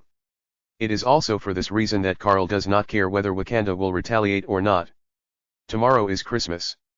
Today, the manor is decorated with colorful lights, decorations, Christmas trees, and some seasonal items. Carl is not interested in this because it is not the spring festival after all. If it were the spring festival, he might decorate it with Mei and the others. The next day, because today is Christmas, Carl spent some time in the morning buying some gifts for Wanda, Pirat, and Peter. It was only today that he remembered that Mei seemed to have reminded him before. In the evening, Tony drove a sports car into the manor with Pepper. "Hey Tony, come and help when you're here." Carl called Tony to come over and help as soon as he saw him, because he was preparing gift wrapping for them, and the gift boxes had to have bows and ribbons. This made Carl speechless. It was really troublesome.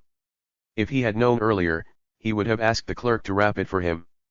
"Carl, you don't even know how to do this, right? Yingson and the others haven't arrived yet." Tony taunted Carl, then helped him wrap the gift box with colored paper and tied it with a ribbon, and asked about Yingson's situation. "Not yet, but it should be soon. He and Samuel will come together." Carl had just finished speaking to Tony when the sound of a car was heard outside.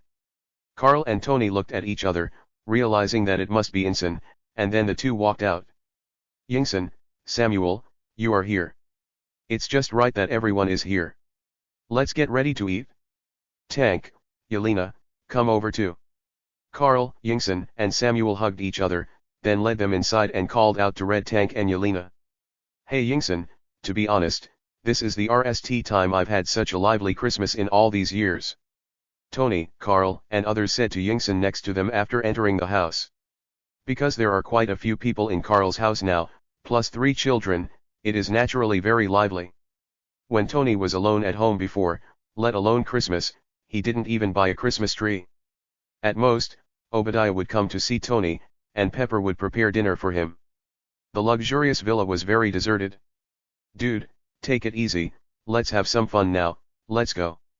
Yinson patted Tony on the shoulder, and then they sat down at the huge dining table, on which were several Christmas turkeys. Because of Carl and Red Tank, this amount of food was not enough, and the chefs in the kitchen were still making all kinds of food. Of course, their rewards today were not cheap. Even though there were usually 5 or 6 chefs in Carl's manor, cooking all kinds of dishes, after Red Tank came, his appetite was even more horrible than Carl's, so a few more chefs were hired, and even the kitchen was expanded and renovated. "Okay, guys, Merry Christmas." Carl stood up with a glass of wine and said to everyone at the table, "Merry Christmas." 11 afterwards, everyone stood up and clinked glasses with each other, even Red Tank and Yelena were no exception. Yelena was a little dazed, as this was the scene she had been looking forward to for a long time, but it had never been realized. Red Tank also had a sense of belonging to this place. How many people had never reunited on Christmas Eve, but she was lucky enough to attend her boss's Christmas Eve dinner. Then everyone started eating. Carl was relatively elegant, but Red Hulk was very showy. Of course, he was not that rude. He started eating after Mei, Raven, Wanda, and Tony had finished eating. Even after they had finished eating, there was still a lot of food on the table. The next part was the gift-giving session. Wanda, Pirat, and Peter were quite happy. Everyone brought gifts to them, even Yinson and Samuel were no exception. Tony, the big dog buyer, even bought gifts for everyone, including Red Tank and Yelena. After that, Red Tank and Yelena were embarrassed because they didn't expect the boss to let them participate. Red Tank Nally ran back to his house and found 3 sports car and off-road vehicle models in transparent boxes and gave them to Wanda, Pirat, and Peter. Although it might not be suitable for a girl like Wanda, she also understood that it was the other party's intention, and happily accepted it and thanked Red Tank. As for Yelena, Pepper brought 3 gifts and told her to give them to Wanda, Pirat, and Peter. This was because Tony didn't know how many people would be at Carl's house at Christmas. So he bought a bunch of them and put them in the trunk of his sports car. There were just a few left after giving them away, and Pepper saw Yelena's embarrassment and gave them to her. Afterwards, Christmas Eve ended successfully, and Tony and others drove back. Carl summoned the Shadow Ninja to clean up the mess. When everyone was resting at night, millions of dollars in cash appeared in Yelena and Red Tank's house. Chapter 76 Whip Rope. These US dollars were naturally brought to them by the Black Shadow Ninja at Carl's request. Since they were Carl's subordinates, how could they not have some money on them? Although it was easy for Yelena and Red Tank to get the money, Yelena, with her spy skills, could easily get the money without being discovered, and Red Tank might be even more powerful. He would probably directly crash into the bank vault and take away all the US dollars inside. The Spring Festival is still a month after Christmas, so Carl has nothing to do during this period, except for Tony's birthday. In the timeline, at Tony's birthday party, he and Rod fought in their battle suits, and then Rod left in his battle suit. The next day, Carl received a call from Tony, asking him to go to Monaco to race. Carl knew that the whip was about to come out, so he naturally agreed. Then Carl got on Tony's private plane, and took the Red Tank. And several people flew to Monaco on a private plane together. Carl couldn't help but smile when he saw Natasha Romanoff next to Tony. Nick Fury still followed the original plot and let Black Widow go undercover beside Tony, and she also knew about his palladium poisoning. Tony saw Carl looking at Natalie beside him and thought he was interested in her. "Hey Carl, you already have Raven and May, you can't do this, man." Tony took a sip of wine and said to Carl. Carl just rolled his eyes at him. Of course he understood what Tony meant. He didn't even know he was being undercover and still had an expression on his face that this was mine. Carl was also drunk. Soon after, the plane landed, and Tony, Carl, Pepper, Natalie, and Red Tank went to the racetrack in a luxury car. After arriving, a man in a suit came up. Just as he was about to approach them, Red Tank looked at the other person earnestly. He was naturally Justin Hammer. Carl just glanced at him and didn't intend to pay attention to him, and then walked aside with Tony. Natasha looked at Red Tank and didn't know what he was thinking. After all, she knew Carl's strength and information. Now the director has listed him as a dangerous person and will not allow any agent to approach him. The people who appear next to the opponent are naturally the focus of attention. This muscular giant has never appeared before. Judging from his appearance, he should be the opponent's subordinate. Ordinary people cannot be the opponent's subordinate, so this muscular giant is also very dangerous. After that, Tony and Carl were ready to race. Pepper didn't know this and planned to stop Tony. Carl's strength would not hurt him even if he was in danger, but Tony was different. He was just an ordinary person. Red Tank looked at the drivers on the screen angrily. Because he was too big, he couldn't get into the driver's seat, so he couldn't participate. He was very angry. As the race began, Carl started playing Death Racing directly. He almost stepped on the accelerator into the ground. He didn't let go even when turning. Soon he left everyone behind. Tony accelerated and chased Carl unwillingly. Suddenly, several people in work clothes appeared around the stadium. One of them even entered the track directly, and with his hands slightly spread out, 2 3-meter-long whips appeared, and then they were LED with blue electricity. The clothes on his body were also burned by the electric current, revealing the simple reactor on his chest. He swung a whip at the speeding racing car, and the front of the car was split in half by the whip. The whole car flew up and crashed into the surrounding of the racetrack. The man holding the whip didn't care about the life or death of the racing driver at all, and kept attacking the passing cars. Some cars were unaware of the situation, and when they saw a person appear on the track, they braked instinctively, causing the cars behind them to rear-end them, causing an explosion. When it was Tony's turn to pass by, the opponent's car also split Tony's car in half. Pepper outside the track covered her mouth after seeing this. Happy. Happy, go drive the car, Tony's suit is still in the car. Pepper looked for Happy RST. She didn't say anything to the Red Hulk next to her, because from his performance along the way, the other party didn't care about anyone except Carl. Hey, I'm here, go. Happy appeared outside the door in a Rolls-Royce and shouted to Pepper. Pepper immediately ran outside and got in Happy's car.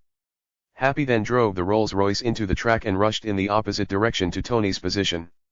Carl on the other side also noticed the appearance of that person. He also knew who the other person was. Whip. It was Yvonne. Karl continued to drive along the track and soon arrived in front of Ivan. Ivan also whipped Karl's car and directly upped Karl's car. After the red tank outside saw the boss's car upped over, he immediately stood up and ran to the track. Natasha followed behind. Boom! Boom! The red tank smashed the wall and rushed directly into the track. Karl was of course angry. In fact, he was still thinking about whether he could knock Ivan away by driving the racing car. The moment his whip came down, Karl disappeared in the racing car. Seeing that there was no racing car coming, Ivan prepared to continue attacking Tony's racing car. Tony just climbed out of the wreckage of the racing car and saw that the attack was in front of him. He just wanted to dodge, but Ivan ew out directly. Boom! Where's my boss? Speak. Red Tank knocked Ivan away, then grabbed Ivan's collar and said, because he found that the boss was not in the car, or even next to him. He was so stubborn that he didn't even think about whether the boss left on his own. Anyway, it was all the fault of this guy with the whip. Bang bang bang bang. Seeing that the other party did not answer him, Red Tank grabbed Ivan's feet and started to smash left and right. Soon Ivan was smashed into a bloody mess. Tony was stunned when he saw the scene from behind the wreckage of the car. He did not expect this big guy to be so brutal. Just now, he saw the other party rushing in by breaking through the wall. On the other side, Happy and Pepper also came to Tony's side. They were stunned to see Red Tank hitting the whip monster left and right. They didn't expect that the other party was faster than them and had even eliminated the enemy. Okay, Tank, I'm here, I'm Annie. Karl walked out of the wall that Red Tank had knocked open, wearing a racing suit and holding a bottle of wine in his hand, pouring it into a glass. Red Tank stopped when he heard Karl's voice, threw Ivan away like throwing away garbage, then walked to Karl, picked up the bottle of wine that Karl handed him and started drinking. Chapter 77, Whiplash, Ivan, Death Tony. Don't you know that this is very dangerous? Otherwise. Pepper rushed to Tony and accused him, and then had a frightened expression. Tony immediately spoke slowly to comfort her. After that, Ivan was taken away by the police. Karl also put 2 black shadow ninjas into his shadow, and then snatched the reactor from his chest and threw it to Tony. Tony looked at the reactor in his hand, which was almost the same as the one he made, except that the power and speed were a little lower. He was full of doubts as to why the other party would make his own reactor and even attack him. Before Tony could think about it, Pepper took Tony and everyone else back to the hotel. The next day Tony and Karl prepared to go see Ivan. Karl knew exactly what was going on, but he just accompanied Tony to see Ivan. At the moment, Ivan was not in prison, but in the hospital, because the Red Tank's attack was not gentle, and he almost had fractures all over his body. He had spent his whole life in bed and was only rescued today. After Tony entered Ivan's ward alone, Karl was waiting outside. He was not interested in what Tony and Ivan talked about, because Ivan would not survive today. Natasha saw Ivan's reactor, which meant that Nick Fury saw it. If Ivan got him away and created a bunch of steel robots to deal with him, it would not be fun. How did you build this reactor? Tony asked Ivan, who was lying on the bed after entering the ward. Haha, this originally belonged to me. You Stark family are all thieves. Ivan excitedly struggled on the bed and mocked Tony. It seems that you are seriously ill. In fact, you can increase the rotation speed and let the anti-energy pass through the ionized plasma. Tony said to Ivan indifferently, and told him how to increase the power of the reactor. Haha, if you can make God bleed, then people won't believe in him anymore. When there is blood in the water, sharks will be attracted. I just need to watch here, and the world will swallow you. Death from palladium poisoning is a painful way, Tony Stark, ha ha ha ha. Ivan taunted Tony. He naturally understood the consequences of attacking Tony Stark with a reactor, but there were people who wanted Tony Stark's armor and reactor more than him. At the same time, he also knew that Tony Stark was now poisoned by palladium. Because that thing was placed on his chest, it was difficult not to be poisoned. The thing that saved him was also the thing that killed him, so he was not worried at all that he would not be able to take revenge. Tony didn't say anything and left the ward directly. After nodding to Karl, he turned around and left the hospital. Soon after, he boarded a private plane back to New York. In Ivan's ward, 2 shadow ninjas suddenly appeared, cut off Ivan's head, and took his head into the shadow world, throwing it to the shadow creatures inside to be devoured. Justin Hammer soon received the news that Ivan had died in the hospital, and even his head was missing. His plan failed and he had to return to New York in dismay. He originally wanted to cooperate with the man who attacked Tony, but he saw that the other party used a reactor. If he could get it, he would solve the energy problem and could defeat Tony Stark directly at the World Expo. He could become the laughing stock of the world, and the World Expo he organized would become Justin Hammer's special event. For so long, Stark Industries had never been worried about military orders, and they would always give priority to Stark Industries. He could only pick up some orders that Stark Industries didn't want, or the remaining orders. This made Justin Hammer's heart full of fear and unwillingness. It was thought that Stark Industries would be able to make a comeback after it stopped manufacturing arms, but unexpectedly Tony Stark turned around and announced that he was Iron Man, causing Stark Industries stock to soar. Hammer Industries stock was also greatly affected, and Iron Man was the most powerful weapon.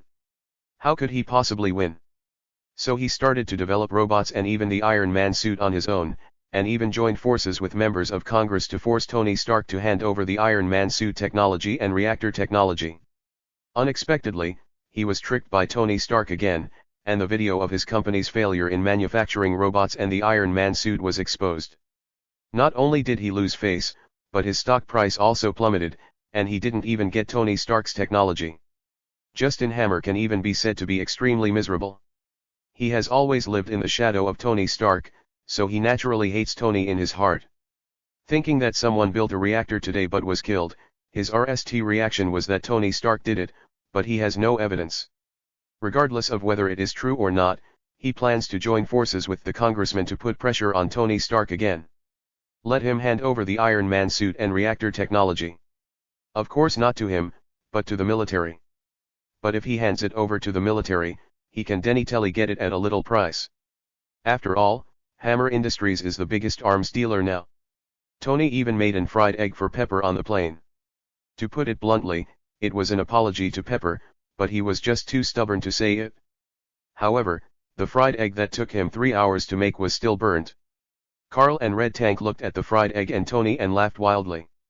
Who would have thought that Tony Stark, who always claimed to be a genius, was actually a culinary idiot? The food that took him 3 hours to make was still burnt. Even Natasha looked at Tony in surprise, which made Tony feel ashamed, but he still brought the plate of burnt fried eggs to Pepper. He had been cooking for 3 hours, and God knows how many eggs he used. This was already the best one, and he really had no choice. After that, Tony hesitantly talked to Pepper for a long time but didn't apologize. Then the plane landed. Pepper was going to the company and Tony was going home, but there was only one driver. Happy chose Pepper RMLY. After all, Pepper was now the CEO of Stark Industries. Even Natasha followed Pepper. Tony looked at Carl helplessly, and Carl just smiled. Soon, the roar of an engine was heard in the distance, and soon a super off-road vehicle with a red tank came in at high speed from the entrance of the airport. As for why it was able to come in, as a car owned by a shareholder of Stark Industries, it would be recorded in every high-end place and airport, and generally would not be intercepted. And the records are kept to avoid offending guests with poor service. In America, the richer you are, the more privileges you have.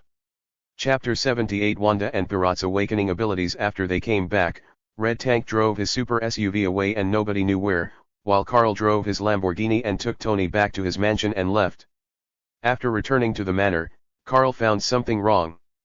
Wanda and Pilot were sitting on the sofa with their heads down, and May and Raven were sitting next to them. What's wrong? Did Wanda and Pirat do something wrong? Carl asked May and Raven puzzledly after he walked into the living room, because May had looked at Pirat and Peter like this when they were making trouble at school before, and they lowered their heads, ready to be criticized. Today Wanda and Pirat awakened their abilities at school and injured several people. It seems that the news has spread. May looked at Wanda and Pirat with a worried look on her face as they explained to Carl. They had superpowers at such a young age, and she was afraid that someone would catch them. It's okay, I'll take care of it. What are your abilities? Carl asked Wanda and Pirat with a casual smile. He was not worried at all that someone would dare to cause trouble. Not to mention that he was a shareholder of Stark Industries, he himself was also very strong, and there were also Red Hulk, Speed, and others. Mine is to control objects. And Pirat seems to be running very fast. Wanda raised her little head and looked at Carl with tears in her eyes, and said to him, and demonstrated it. Red energy emerged in her hands, and the water cup on the table opened up. Pirat ran quickly in the living room, took a drink from the refrigerator at an extremely fast speed and put it in front of Carl, and then returned to his seat again. Very good ability, Wanda. I know your ability, but you haven't developed it all yet. Pirat's ability is also very good, you can move quickly. When you move quickly, won't your thinking also improve? You can develop in this direction, but your physicalness is too weak. When you grow up and inject the super gene serum, I will let Tony make you a vibranium suit. Carl evaluated Wanda and Pirat's abilities and told them the direction of development of their abilities. We understand, Carl, but, will we really not get into trouble while we're at school? When May came to pick us up, I could feel someone watching us. Wanda said to Carl worriedly. She was a well-behaved type and naturally afraid of causing trouble for Carl. Okay, don't worry, just do what you should do. You are our family, don't worry about getting into trouble. Besides, this matter is not something you can control. Who knows that you will suddenly awaken your abilities? Carl sat next to Wanda, rubbed her little head and said. Bang bang bang bang. Boss, someone wanted to attack the manor and has been taken down, but it seems that there are troops coming outside. You'd better come and take a look. Yelena's voice came from the TV next to her, and then a surveillance picture appeared on the screen. In the picture, a group of soldiers and armored vehicles were outside, and there were even heavy weapons pointing at the manor. Okay, I got it. I'll be there right away. Raven, you take May, Peter, Wanda, and Pirat and stay inside the house. Don't run around. I'll go take care of it. It seems that after Tony fell from power, all kinds of monsters dare to step on me. Carl RST spoke to Yelena and then instructed Raven, then walked out of the house. Now that Tony has just been attacked, and it has been discovered that someone else can actually manufacture the reactor, the military must be very dissatisfied with Tony, so naturally there will be some people who will not be afraid of the relationship and power of Stark Industries. This is why the army suddenly dared to surround Carl's house. His official identity is a shareholder of Stark Industries and a good friend of Tony Stark. When Carl arrived at the door, he found that the leader was none other than William Stryker. When he knew that two superpowered people appeared in a school in New York, his RST reaction was that they were little mutants. He immediately summoned the army to come here. When he knew that the other party was the child of a shareholder of Stark Industries, and that the shareholder was even a good friend of Tony Stark, he did hesitate. After all, he just wanted to study mutants, and there was no need to offend Stark Industries. But when he heard that the military was preparing to put pressure on Tony Stark, he had no scruples. Even if it was the Manhattan district of New York, he dared to lead the army directly into it, even with heavy weapons. His laboratory just happened to be short of a few little mutants. Since Tony Stark had lost power, he was just a shareholder, so what was there to worry about? William Stryker. Are you bringing your army to my doorstep to arrest me? What, have I broken the law? Carl walked out of the gate and said to William Stryker. As he spoke, the mechanisms in the manor behind him surged, and all kinds of heavy weapons were pointed at the direction of the army brought by William Stryker. These were all done by Jisoo himself. It always equips the manor with weapons when it has nothing to do, especially after the last incident in the Red House. And these weapons are all from Stark Industries. There are still a lot of Jericho missiles left over from Carl's attack on the Mutant Academy last time. Now all of them are aimed in the direction of Stryker. When the soldiers saw so many weapons, even the missiles were all pointed at them, they immediately picked up their guns and pointed them at Carl, who was walking out. Cold sweat broke out on his forehead. These were all strategic level weapons. It was hard to imagine that they would appear in a manor. Moreover, they were all famous weapons of Stark Industries, especially the Jericho missile. There was no soldier who had not seen the video of its explosion. Hey! Hey! Carl August and John, we are not here to arrest you. The two children in your family are mutants. They are very dangerous. You must hand them over to me. William Stryker hurriedly explained to Carl. Even though he was studying mutants, he knew that if all these weapons were red, all the troops he brought would have to stay here, and he had no authority to enter the Manhattan area. If Carl opened it could even be said to be self-defense. Oh? Really? Even if I don't give it to you, What can you do? You're stupid for researching mutants. I don't care whether he is a mutant or not. Even if he is, it's not your turn to say. Do you want to try the power of the Jericho missile? Let me see who will be responsible if I kill you in Manhattan. Carl said to William Stryker coldly and expressionlessly. Because American law states that if someone enters your territory without permission, killing them is only self-defense.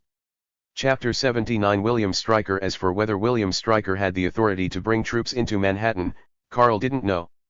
But the last person, Ross, who brought troops into Harlem, almost had the star on his shoulder taken off. It was Carl who asked Tony to use his connections to save Ross.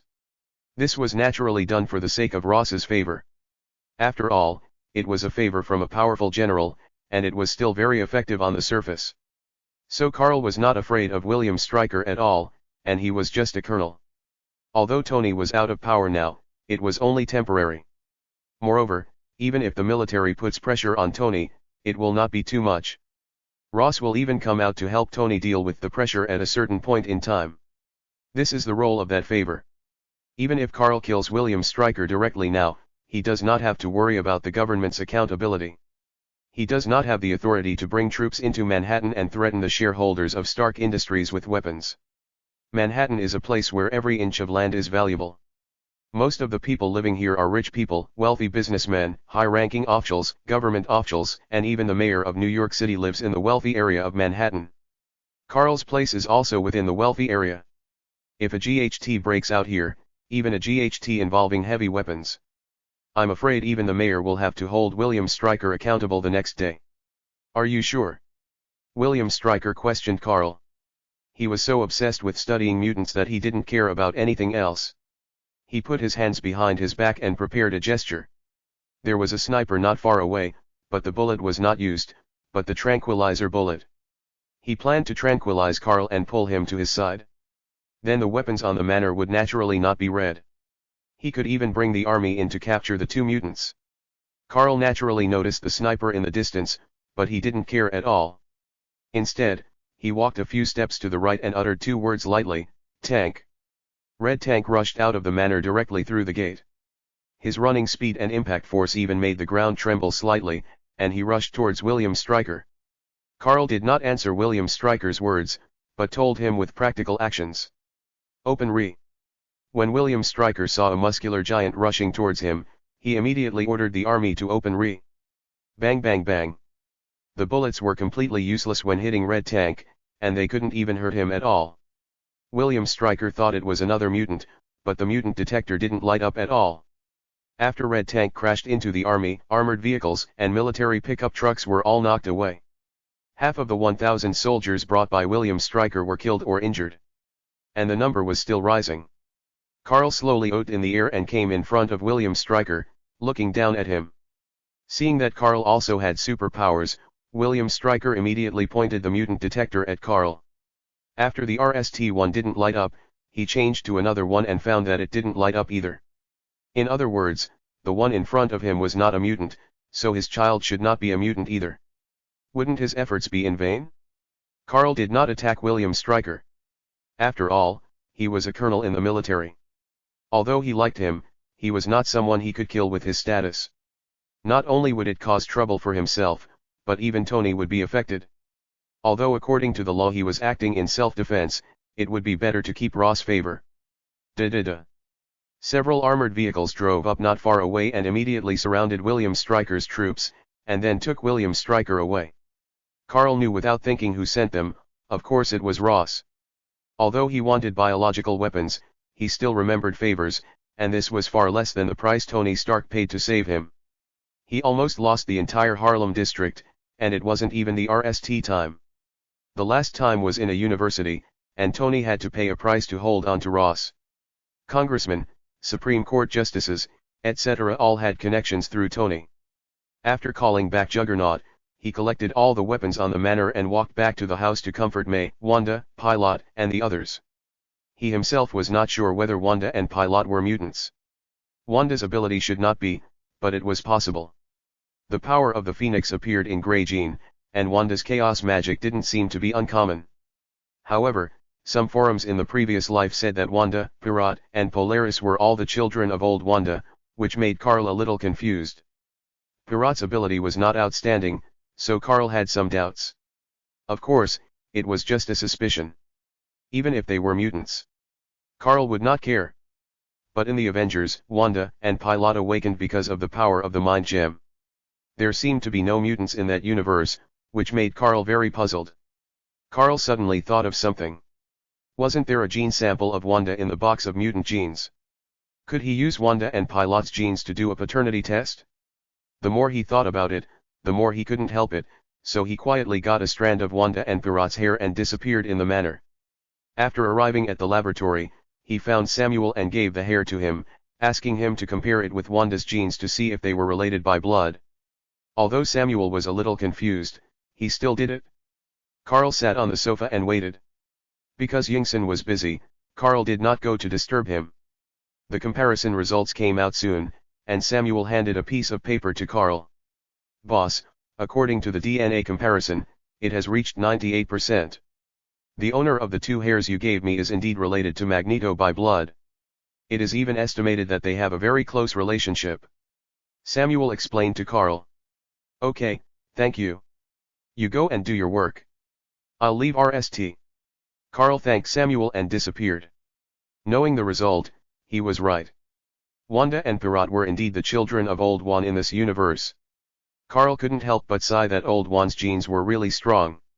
He had a daughter with electromagnetic force, a daughter with chaos magic, and a son with speed force, but he never took care of any of them.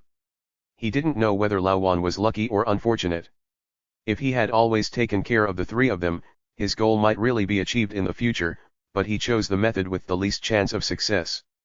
Even if he trained Wanda and waited for her to master chaos magic to a certain extent, wouldn't it be easy for mutants to rule the Earth? But this time is extremely long and he may not even see it in his lifetime, not to mention that the Ancient One and Odin might stop her. Chapter 80 New Elements. After William Stryker was taken away by Ross's men, Ross only warned him and did not make things too difficult for him. William Stryker probably guessed that the two children were probably not mutants.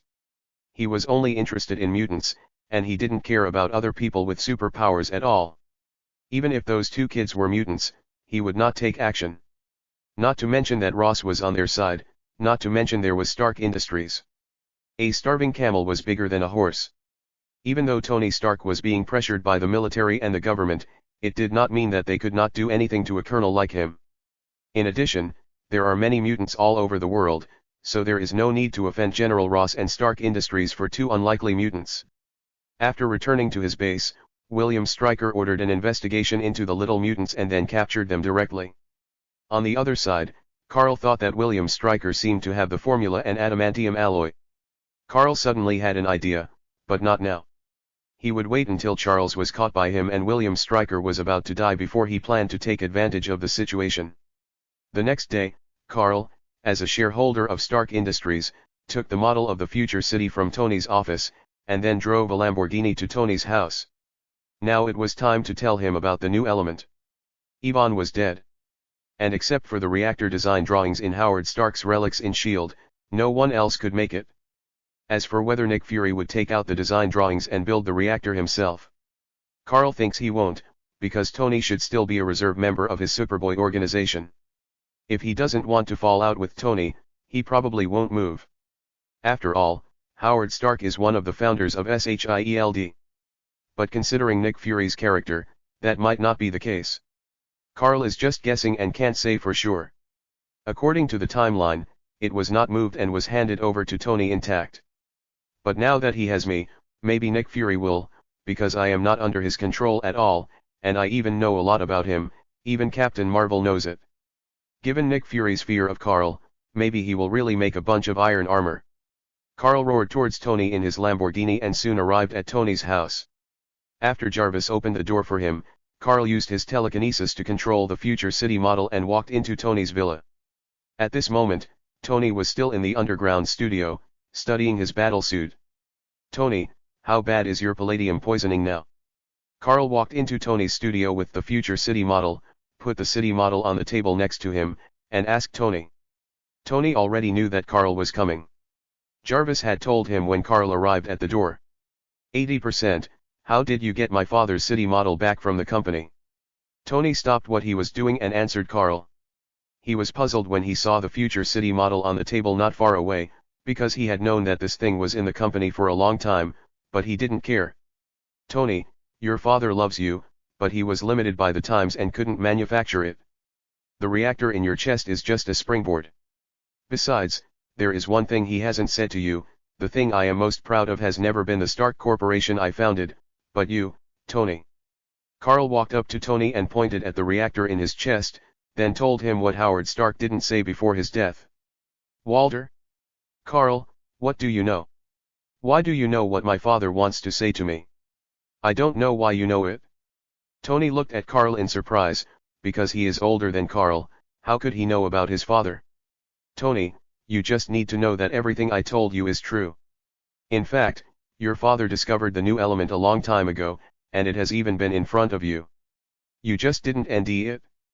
Jarvis, scan the entire future city model and then project it out. Carl said to Tony with a mysterious look on his face. Of course he knew that Tony would not believe his words so easily. You know, Howard Stark didn't even say I love you to him. Okay, Mr. Carl. Jarvis' voice sounded, and then a blue light slowly scanned the entire future city model and projected it in 3D. Tony also looked at Carl in confusion. Could it be that the new element that his father left for him was in the city model? Very good, remove all the walkways, as well as the landscaping, bushes, trees, parking lots, exits and entrances, and use the pavilion as a structure to form protons and neutrons. Carl said as Jarvis operated, and then a new element was synthesized. Sir, Mr. Carl, congratulations on creating a new element. Jarvis congratulated Carl and Tony, but Carl just smiled. He was just following the path in Tony's timeline. The one who really created it was Howard Stark. So that's how it is. You've been dead for 20 years, and you still want to teach me. Tony muttered to himself as he looked at the elements that Carl had combined. If this was really the case, then what Carl had said before should be true. Okay, Tony, let's create a new element. This element can help you completely solve the problem of palladium. Carl patted Tony on the shoulder and said, then the two began to dismantle the house and assemble the things that made the new element. After the two of them had built it for 3 hours, Carl started the energy converter. The energy accelerated wildly in the pipe. When it reached the standard peak, Tony turned on the energy switch, and a blue laser energy immediately shot out from it, piercing everything it hit. Tony controlled the laser to move towards the triangular container crystal he had placed, and the blue energy laser shot at it and was immediately absorbed by the crystal. After a dazzling blue light appeared, Tony immediately turned off the energy switch. After the light dissipated, a new element was created. Tony and Carl walked up to look at the new blue element inside. Tony took it out from where it was placed with tweezers. After Jarvis's calculation, the new element could directly purify the palladium poisoning in his body, and it was even more powerful than the original element. Chapter 81 Samuel's obstruction. Tony put the new element into the device of his reactor, took out the current reactor, and placed the reactor with the new element into his chest.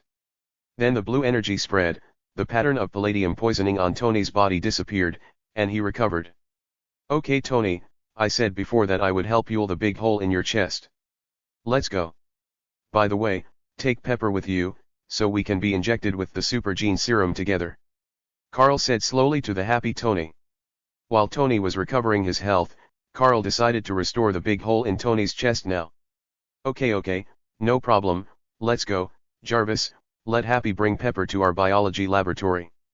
After Tony finished speaking to Carl, he instructed Jarvis, and walked out of the underground studio with Carl and went to the garage on the ground. Let's go, Tony, are you ready to meet your new generation? After Carl said this to Tony, he stepped on the accelerator and rushed out. Tony was not willing to be left behind and drove his supercar to chase in the direction of Carl. When they arrived at the laboratory, Happy and Pepper arrived, because Stark Company was closer to here than Tony's home. After the two walked into the laboratory, they found that Pepper and Happy could not get in.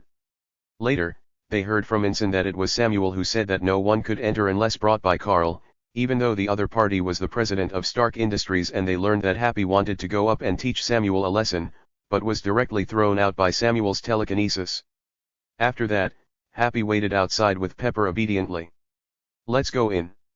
Some of the things in there are very important, so it's understandable that Samuel is cautious.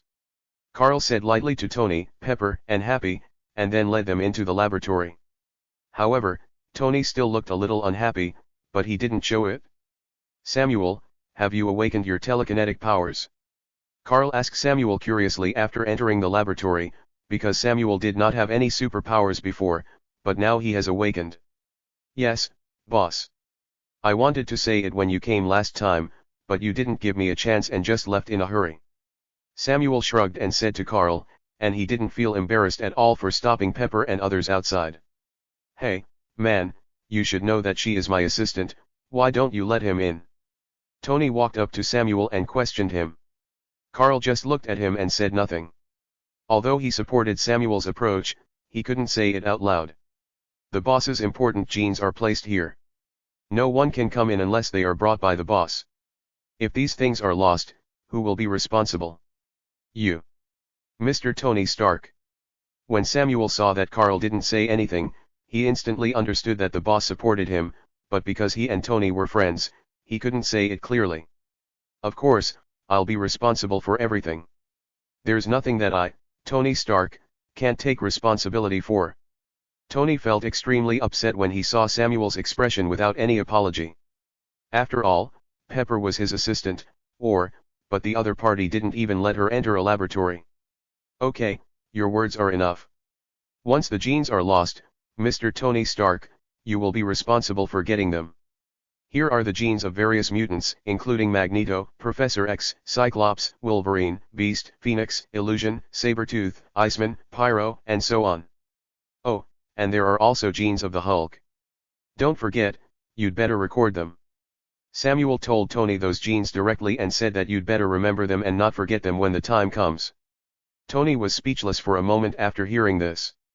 He knew that Carl got the mutant genes from Xavier's school for gifted youngsters, but he didn't expect that it contained the genes of so many people. What he didn't expect was that Carl actually had the genes of the Hulk. He had seen that monster in a video. Are you planning to use Hulk's blood to research biological weapons? Tony asked Samuel awkwardly, because it was impossible for him to get these genes, not even from Old One alone, let alone from Hulk.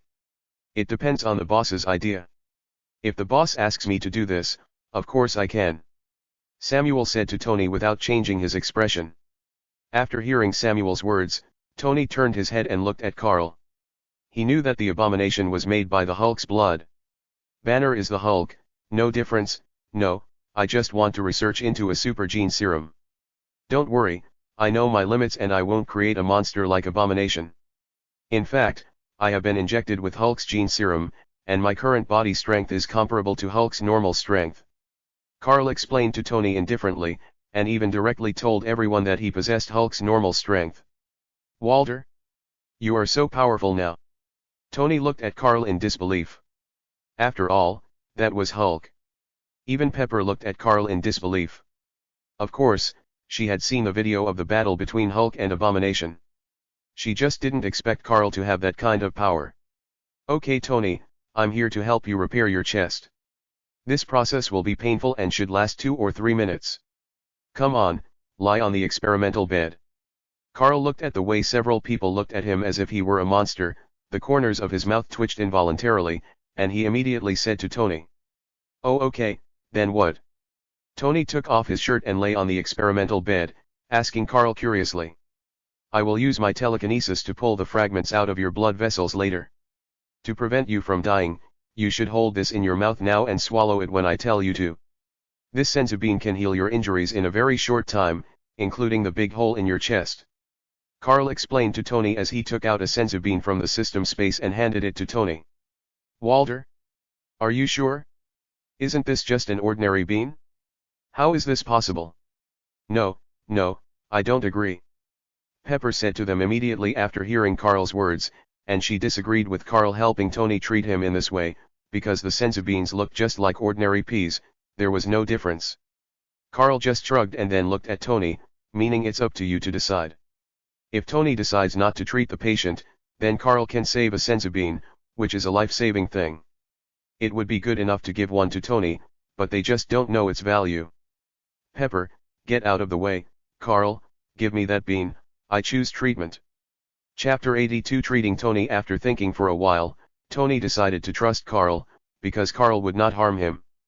Even if Carl wanted to harm him, he would not use such an obvious method. So he wanted to give it a try. He himself did not want to have a big hole in his chest with a reactor inside. Walter? Are you crazy, Tony? It's just an ordinary bean, how can it be so magical? You will die, Tony. Pepper was unbelievable and even ridiculous to see that Tony was going to continue, so she questioned Tony. Okay Pepper, Carl won't harm me. If he wanted to harm me, I would have died 800 times already. Don't worry, I believe in Carl. Come on, give me the bean. Tony dissuaded Pepper and sat up and said to Carl. Okay, hold it in your mouth. It will be painful at the front, remember to bear it and don't swallow it in advance. Carl handed the senzu bean in his hand to Tony and instructed. Okay, come on. After Tony finished speaking, he put the senzu beans under his tongue and closed his eyes. Pepper looked over here with her hands covering her eyes. Samuel was very interested. He became interested when he heard Carl talk about the effects of the senzu beans. Ensign also looked over with a little concern, and Happy stared at Carl. Carl placed his hand on Tony's reactor, and then his mental power surged into Tony's body, ending the 3 fragments that were particularly close to his heart. He used his mental power to rupture the blood vessels, and pulled out the fragments. Blood suddenly spurted out from the area next to Tony's heart. He clutched the edge of the experimental bed tightly with both hands, his eyes wide open and his expression ferocious. It could be seen that he was in pain, but Carl did not stop. He controlled his mental power to take all of Tony's reactors out of his chest. Swallow it. Now. After doing all this, Carl shouted at Tony, and then Tony's throat moved, and the senzu beans were swallowed into his stomach. A second later, the blood spurting stopped, and then even the area on Tony's chest was repaired with green light. Pepper, Ensign, Happy, and Samuel felt incredible when they saw this scene. This is amazing. It's just like what Carl said. The wound is healing. After a while, Tony's chest returned to its original state. Then his face turned rosy from the pale color when Carl took out the reactor just now. Tony looked down at his chest and touched it in disbelief. He actually felt it. It was as if he had never been injured. Oh my God. This is incredible, this. Thank you so much, my good brother, I really did trust you, right? Tony exclaimed with an expression of disbelief on his face, and thanked Carl. Although he was mentally prepared, it was still too incredible. Okay, Tony, you and Pepper should inject the super gene serum now. Carl interrupted their exclamations and said afterwards. Even Samuel's eyes were shining. He was only half believing and half doubting just now, but after seeing it with his own eyes, his RST reaction was to want to study it. Okay, by the way, Carl, do you have anything else that I can pay for? Tony asked Carl after answering him. You think too much. I only have 3 of them myself, and now I'm giving one to you. This thing can save lives. If you can't afford it, I won't buy it. Carl rolled his eyes at Tony and explained to him, explaining how precious the senzu beans were. Walter, what super gene serum do you want to inject? Pepper looked at Carl and Tony with confusion. Because Tony didn't tell Pepper the reason in advance, she didn't know that she came here to be injected with super gene serum. Pepper, this is what we've developed. We've developed a super gene serum that can improve your physical fitness and slow down your body's functions. To put it simply, it can make you younger and prolong your life. Even your strength will be enhanced in all aspects. Tony explained the effect of the super gene serum to Pepper. I want the injection. Pepper agreed immediately after hearing what Tony said. No woman can resist the effect of becoming younger, and it can even increase lifespan. Pepper herself knows how precious this thing is, but Tony asked her to get the injection too. Afterwards, the 2 of them lay on the experimental bed. Samuel and Ensign injected them with the super gene serum that May and Raven had injected later. After the injection, the 2 of them had ferocious faces, and blue veins bulged, with painful expressions on their faces. Only Happy was watching all this with concern, while Carl, Samuel, and Ensign were not surprised, as May and Raven were like this before, and they knew they would be after a while. 30 minutes later, Tony and Pepper exhaled and sat up. Carl controlled two black shadow ninjas to hold a mirror facing Tony and Pepper. The two looked at themselves in the mirror. Tony and Pepper both looked a lot younger, but Tony's face didn't change much. He just had fewer wrinkles and the few white hairs on his head disappeared. Pepper looked younger, her skin was more radiant, and with her golden hair, she was now a complete blonde beauty. Of course, Carl had no interest in her because she had freckles on her face before. Americans thought they were pretty, but Carl didn't like them. Besides, she was Tony's future wife, and he didn't want to compete with Tony for her. Pepper, you've become younger and more beautiful. Tony looked at Pepper with an obsessed look on his face. Pepper's look now simply attracted Tony to death. Carl and others looked at Tony speechlessly. Now there are people watching you, and you don't feel embarrassed. You've become a lot younger, Tony, with fewer wrinkles, and there are still people around. Pepper looked at Tony with the same affection, but thinking about herself and Tony in the laboratory, with other people around, it would be too embarrassing to be here with Tony. Tony. How do you feel? Your body should have been strengthened in all aspects. Now you should be able to use the Iron Man suit more easily, and it will be more powerful. Carl asked Tony RST. It would be fun if something went wrong. I feel great now. I am full of strength. I have never felt so good before. It feels great. I can even beat 10 of my former selves. Chapter 83 Tony holds a birthday party. Tony felt his current strength and said excitedly to Carl, Ensign, Samuel, and happy that his current physicalness had reached the level of Captain America, but he was not as strong as Captain America. After all, the captain was also proficient in various fighting techniques and could still beat Tony without his battle suit. Then let's go. You should go back and get familiar with your own powers. Maybe you even need to modify your suit. Carl smiled and threw Tony's new element reactor to him, and teased casually. Shit, okay, Ensign, Samuel, remember to come to my birthday party in a few days. Tony took the new element reactor thrown to him by Carl, and thought that he had no energy left on his chest. Maybe he really should put this thing on his suit. Then he invited Ensign and Samuel. Although he was very unhappy with Samuel just now, the other party was indeed reasonable. Genes are not easy to get, not to mention that he is Carl's subordinate. Okay, we'll go back in a few days. Bye. Yingson agreed on Samuel's behalf. They had just had an unpleasant argument, but since Tony had invited Yingson, he still felt that it would be better for Samuel to go. There was no loss anyway. What's more, this laboratory was funded by Tony and nominally belonged to Carl. In addition, Tony was Carl's friend, so Samuel had to give him this face. Afterwards, Tony drove his sports car to his own manor alone, while Tony and Pepper went back in the Rolls-Royce driven by Happy. Because of the injection of Super Gene Serum, Pepper did not plan to return to the company, and left the rest of the matters to Natalie, also known as Natasha. She knew that Pepper took Happy out, but she didn't know what they were going to do, but she thought it should be a very normal thing and didn't think much about it. After Carl returned home, he found that Wanda and Pirat were training their abilities, but the effect was not very good. Now they no longer go to school, but Raven bought lesson plans for their grade to teach them. Raven is the most educated person in the family. She has graduation certificates in various majors, and because she had changed various professions before, including teacher, so it is best to let Raven teach Wanda, Pirat, and Peter. Although Peter did not have superpowers, he stayed at home with Wanda and Pilot and no longer went to school. Raven could teach 2 or 3, so it was better to let Peter stay at home. If he went to school alone, he might get strange looks. Everyone knew that the 3 of them were children of Stark Industries shareholders. Because Wanda and Pilot were called freaks due to their awakened abilities, Peter was naturally no exception. Carl has been staying at home these days to accompany May and Raven, because their physicalness has become much stronger and they can withstand Carl's impact for a longer time. Every night Carl uses telekinesis to seal the room to prevent the sound from being transmitted, and then starts working with Raven, May, and lets the 2 work together. Raven even turns into May's appearance, and Carl works with 2 mice at once. Every day, May and Raven were nourished by Carl at night, and they woke up in the morning with rosy faces and good mood. As a few days passed slowly, Tony's birthday party was approaching. Because of the new elements, even the big hole in his chest was healed, and he looked a lot younger. Tony was even happier, and his birthday party was even bigger. Almost all the models, stars, high-ranking officials, and other celebrities in New York were invited.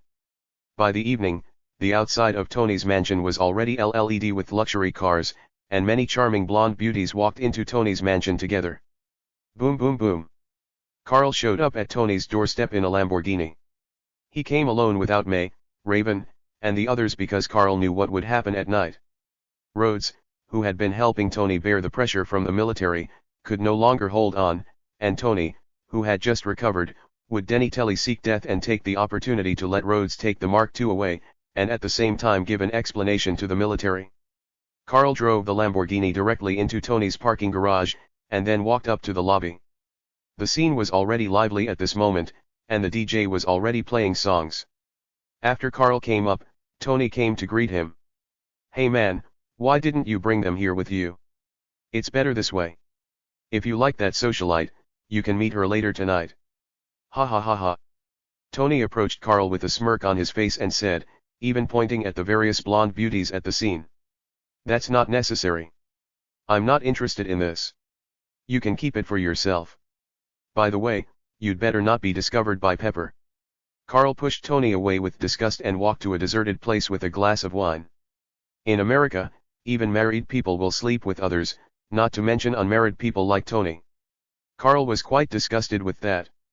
American women are much more open than Eastern women. No matter which socialite is present, they have already been playthings of dignitaries or wealthy people, and they may even be tired of playing with them. They are not as glamorous as they appear on the surface. Americans do not recommend it, like Tony, but Carl is not interested. "Hey, guys, today is my, Tony Stark's birthday party, let's do something different." Tony shrugged when he saw Carl walk aside. He knew that Carl was Asian, so he looked down on those women. Then he stood on the steps with a microphone and spoke to the people below.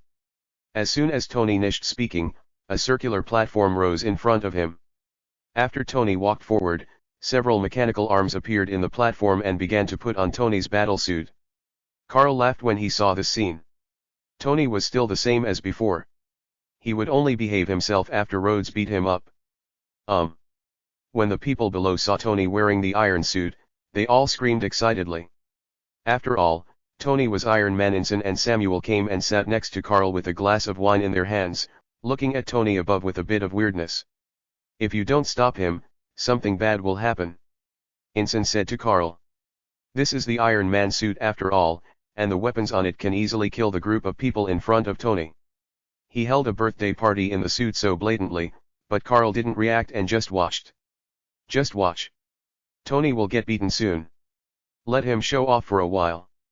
Chapter 84 Rhodes vs Tony. Carl just said something mysterious to Ensign, and then continued to watch Tony fool around, and even started to bombard the fruits with his palms. Carl's mouth twitched when he saw the scene. Pepper on the other side also saw it. At the same time, Rhodes, who was watching the car coming, saw that Tony was fooling around like this in the iron suit. He worked so hard to bear the pressure from the military for him, but he was still making trouble at his birthday party in his combat uniform. At this moment, he was LED with anger, but he still said to Pepper next to him, "I was there trying to stop the military from driving tanks to crush his villa and take away his uniforms, and yet he's here. Okay, I'll take care of it. I'll stop him." Pepper immediately assured Rod when she heard what he said, and then walked towards Tony. Rod looked at Pepper's back in silence. He found something wrong. Tony and Pepper seemed to be a little younger, but he didn't think too much about it. Instead, he still looked at Tony, who was playing angrily. "Hey, Tony, the birthday party is over now." Okay, the birthday party is over now, everyone leave in an orderly manner." Pepper took the microphone from Tony's hand and said to the people below. After hearing that the birthday party was over, everyone showed disappointed expressions. Hey. Pepper, this is my birthday party, I have the NAL say, the party goes on. Music. Tony didn't care about Pepper's murderous look at all. After taking the microphone, he announced to the people below and asked the DJ to continue playing music. After seeing this, Rhodes' face turned even darker. He immediately walked towards Tony's basement studio and saw the silver iron armor inside. Then he put on the armor and walked upstairs.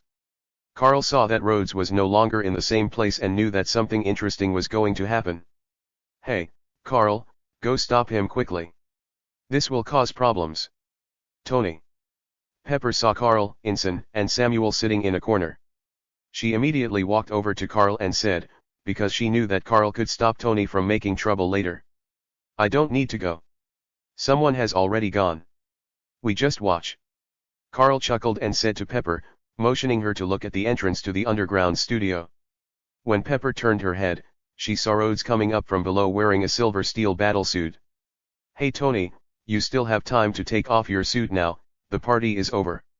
After Rhodes said this to Tony, he spoke to the people below, took off the mask of his suit, and walked towards Tony. When the people below saw another man in the iron suit and spoke in a bad tone, they immediately started running outside. No, Rod, this is my birthday party, I'm in charge. Tony looked at everyone around him leaving, answered Rod nonchalantly, walked towards Rod, and took off his battlesuit mask. Well, maybe I should sober you up. Rhodes walked up to Tony, grabbed the arm of his battlesuit and threw him over his shoulder. Boom. Pepper covered her mouth in shock when she saw this, while Carl watched Tony being beaten by Rod with a faint smile on his face. After Tony stood up, he punched Rod and knocked him directly into the gym below. Rod picked up a dumbbell and hit Tony on the head. Tony was knocked directly and hung on the wall of the gym. After walking down, he picked up the barbell next to him and cut off one end. Boom. He swept at Rhodes who was attacking him, and Rhodes ew out, even breaking through the wall of the gym and coming out. The two men started ding like children wearing advanced high-tech combat suits, punching and kicking each other. Carl covered his eyes when he saw this scene, he couldn't bear to watch it. Tony's battlesuit is Mark 6, not to mention the various weapon systems on it. Tony himself has also been injected with Super Gene Serum. Plus, the energy source of the battlesuit is new elements. How could he not be able to beat Rhodes who is wearing Mark II? Tony is really unleashing his full power this time. Then the two of them started to collide with each other just like in the timeline.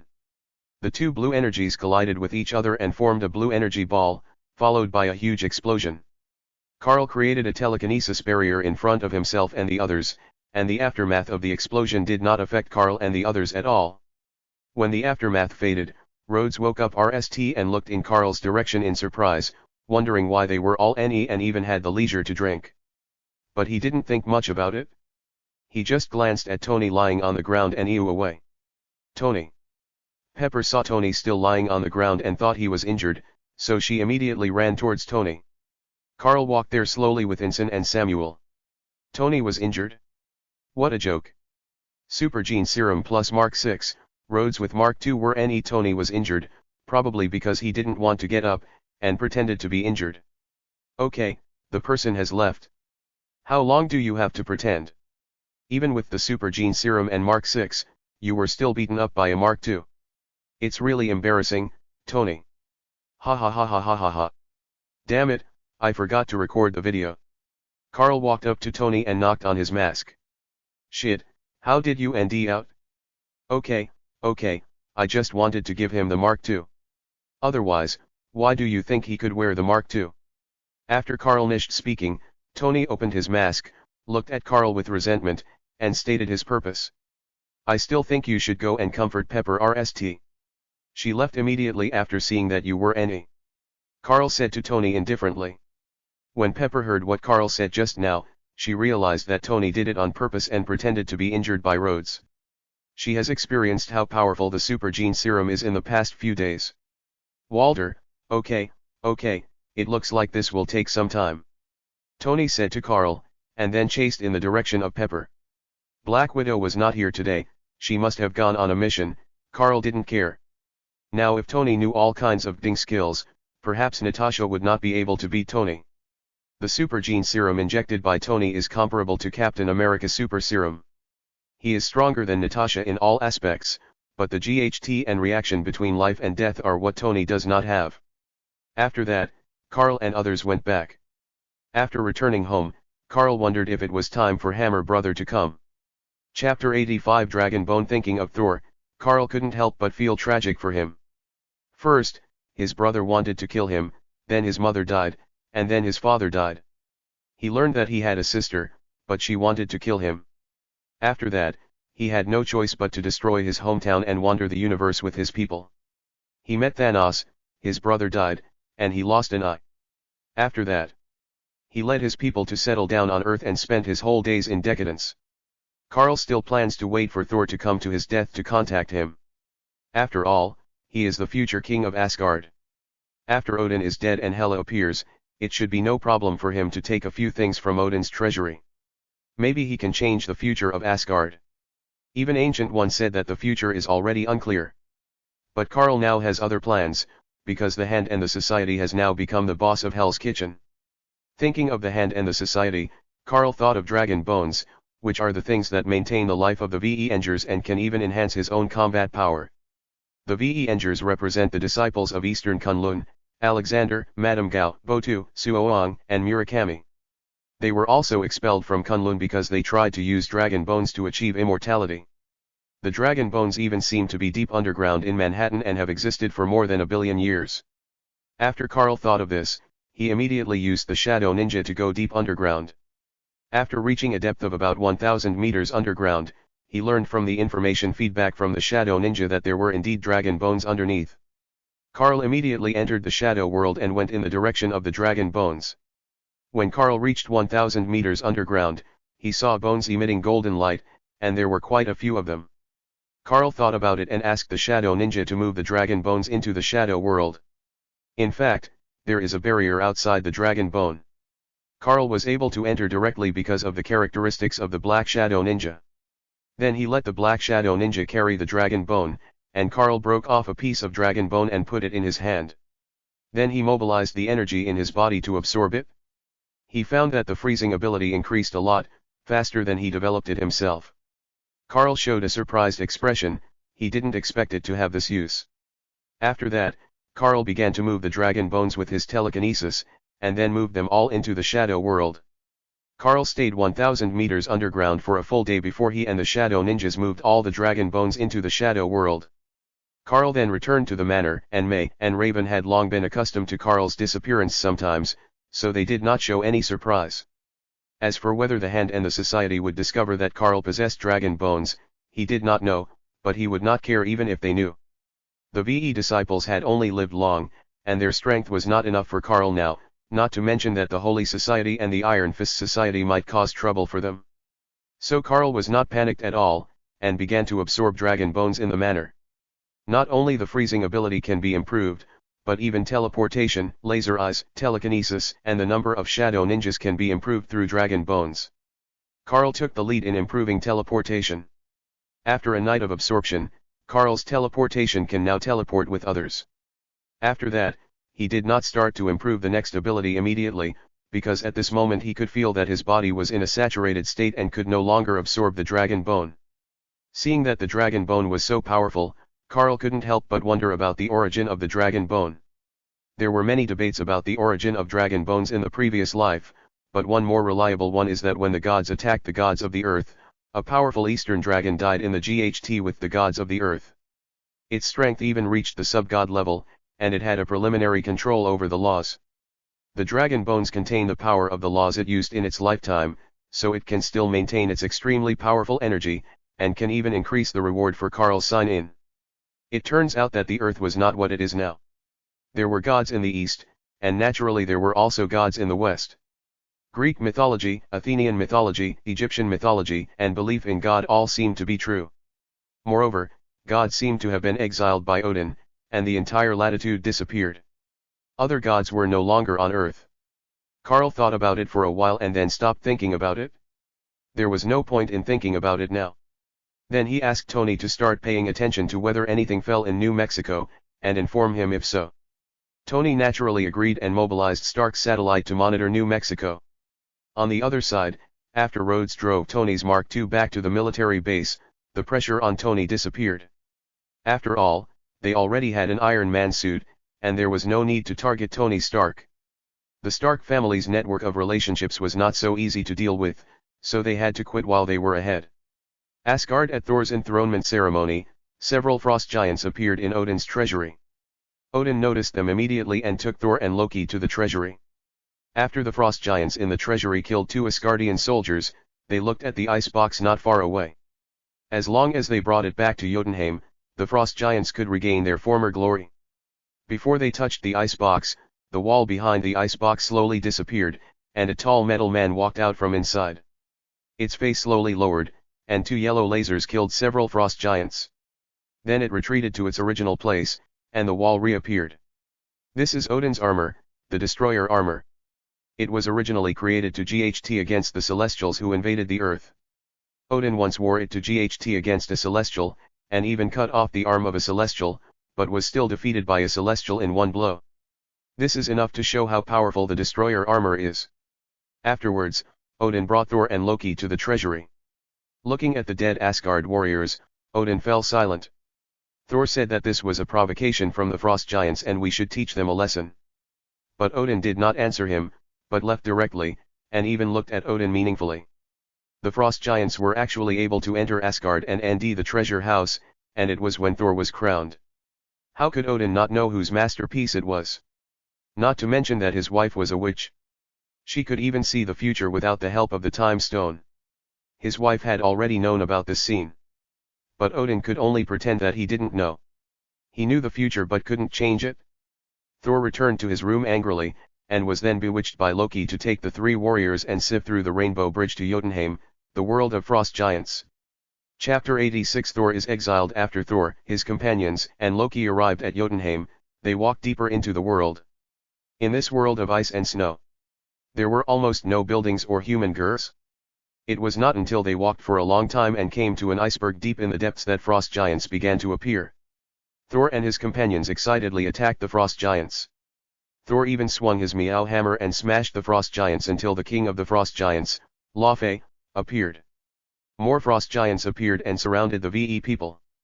After a conversation and Loki's persuasion, Thor was ready to leave with his companions, but in the end he said, "Go home quickly, little princess."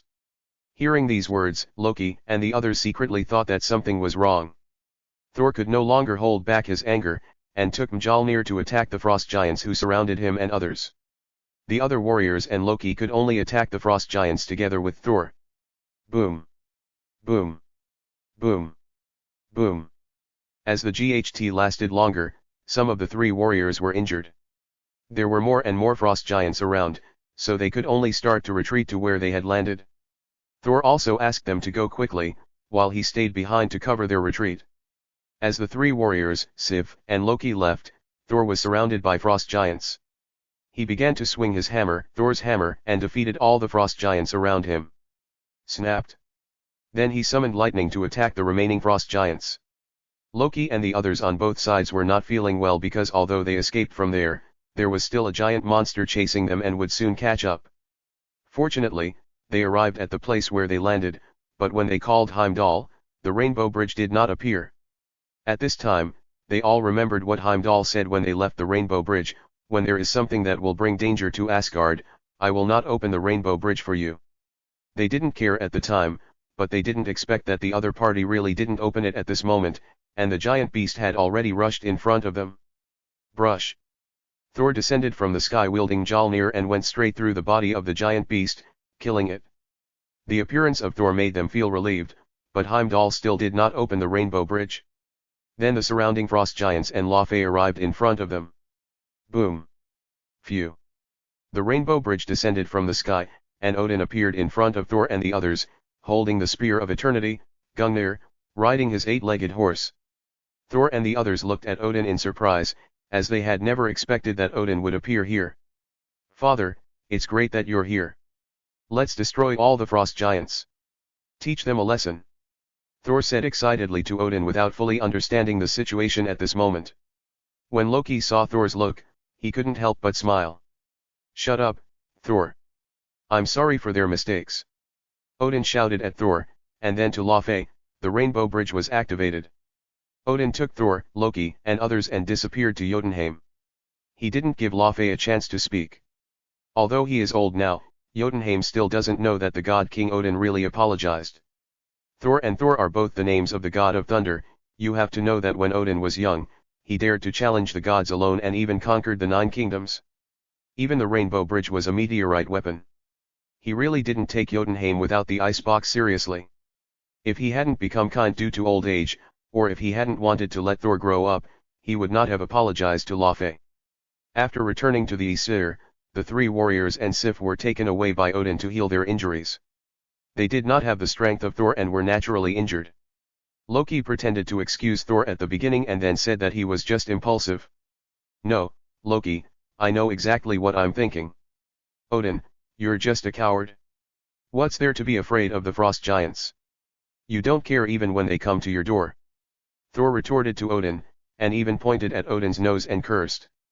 The consequence was that Odin was directly angered. He activated the Rainbow Bridge, destroyed Thor's suit, and kicked Thor into the Rainbow Bridge. Then he picked up Thor's hammer, put it to his mouth and said, "Whoever picks up Thor's hammer will gain the power of Thor." After saying that, he threw it into the Rainbow Bridge and then closed the Rainbow Bridge directly. Earth, New Mexico. An astronomical observation vehicle was observing the sky in the suburbs, and on it were Eric Selvig, Jane Foster, and Daisy Lewis. They happened to see the changes in the Rainbow Bridge, and when Jane was excited, Daisy drove back directly. "Hey, Daisy, what are you doing?" "Shit, of course I'm running for my life. I don't want to lose my life for those few credits." "No, go to the meeting." After that, Jane started to grab the steering wheel from Daisy's hand. During the snatching process, they bumped into a person, who was Thor, the god of thunder, who was dropped by Odin.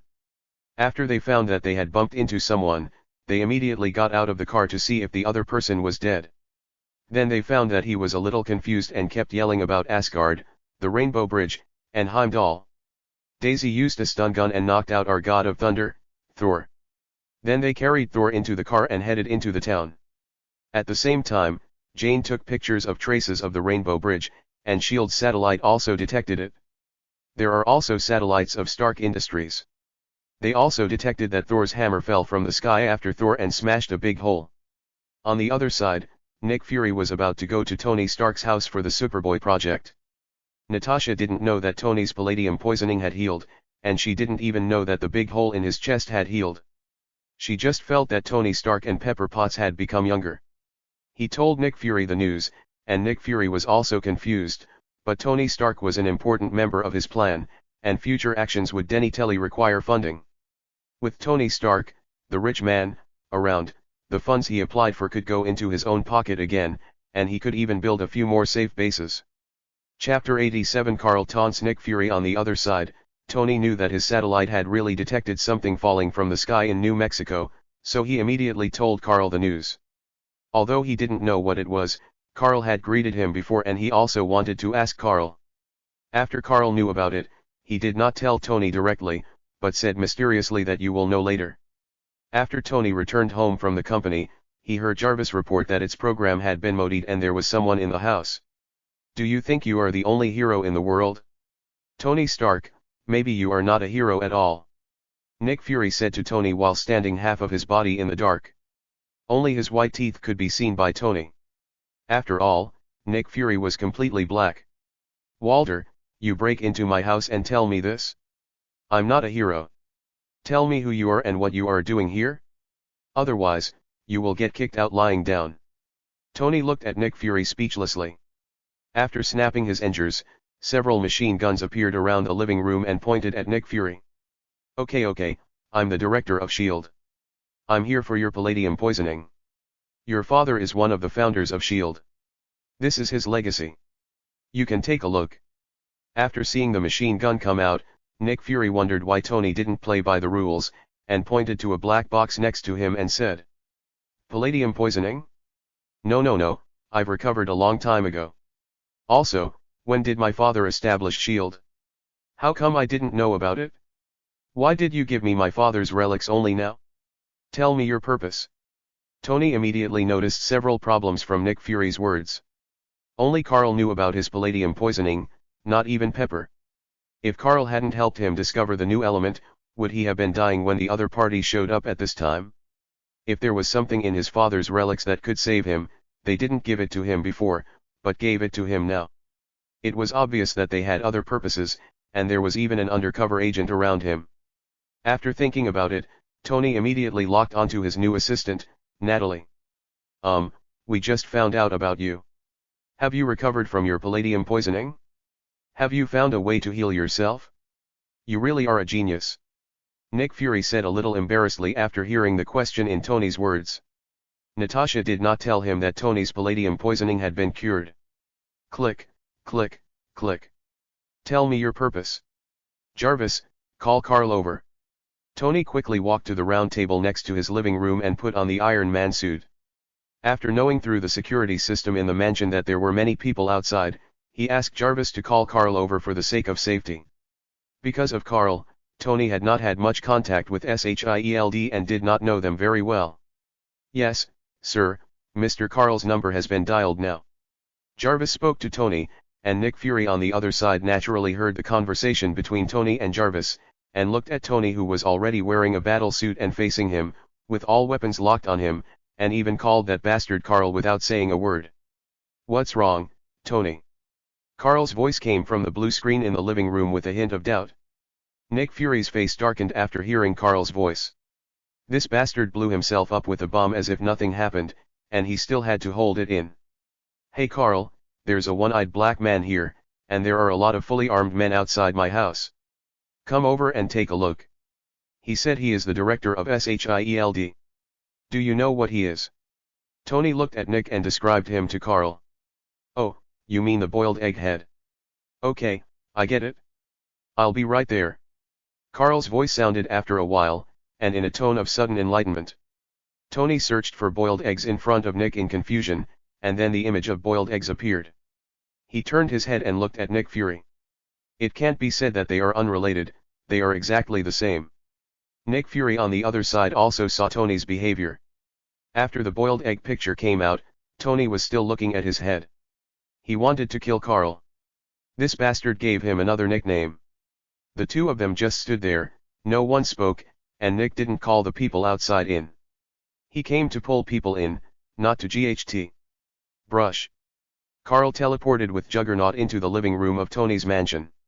Juggernaut walked to Tony's bar without any hesitation, picked up a bottle of wine and started drinking. Carl walked over to the sofa, sat down and waved to Nick Fury. Hi, Chief Nick, you're not dead yet. I was wondering, how could that little bomb kill you, right? Carl greeted Nick Fury in a mean way and teased him about the last time he was bombed. Hey, Carl, what do you mean he wasn't blown to death? What happened? Tony saw that Carl and Red Hulk had arrived, so he didn't confront Nick Fury. He walked to the bar, got 2 cups and a bottle of wine, put them on the table and asked Carl. He could certainly beat Nick Fury and the group of fully armed men outside, but he remembered that he seemed to have heard the name SHIELD somewhere, so he called Carl to ask him to come and take a look. It's nothing serious. Remember when we went to Xavier's School for Gifted Youngsters before? Nick Fury was going to let the Dean of Xavier's School for Gifted Youngsters, Charles, aka Professor X, deal with me. But he didn't expect that I was not afraid of psychic powers at all. Even his plan to get something for nothing was seen through by Charles. But Charles angered me, so we attacked the Mutant Academy. Am I right, Director Nick? Carl said to Nick Fury with a smile on his face. Then Charles told me that it was you who wanted to deal with me, so I asked the Shadow Ninja to bring a time bomb to your office as a return gift. I didn't expect that our Director Nick was not dead. He is worthy of being the king of agents. Seeing that Nick Fury didn't speak, Carl continued to explain to Tony and told him about the time bombing of Nick Fury.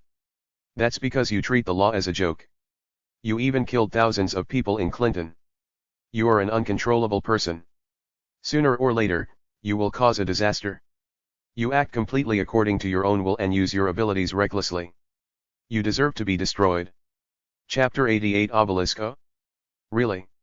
Should it be controlled by your shield? As for where the Clinton district is, I think you, the chief agent, know it better than me. Do you think that your shield is the only one protecting the Earth? Come on, shield even has Hydra within itself. It's ridiculous. Carl said with disdain after listening to Nick Fury's words, and kept mocking that even his mortal enemy Hydra was in S.H.I.E.L.D. Wait, you mean that the Earth is not only protected by us at S.H.I.E.L.D.? What do you know?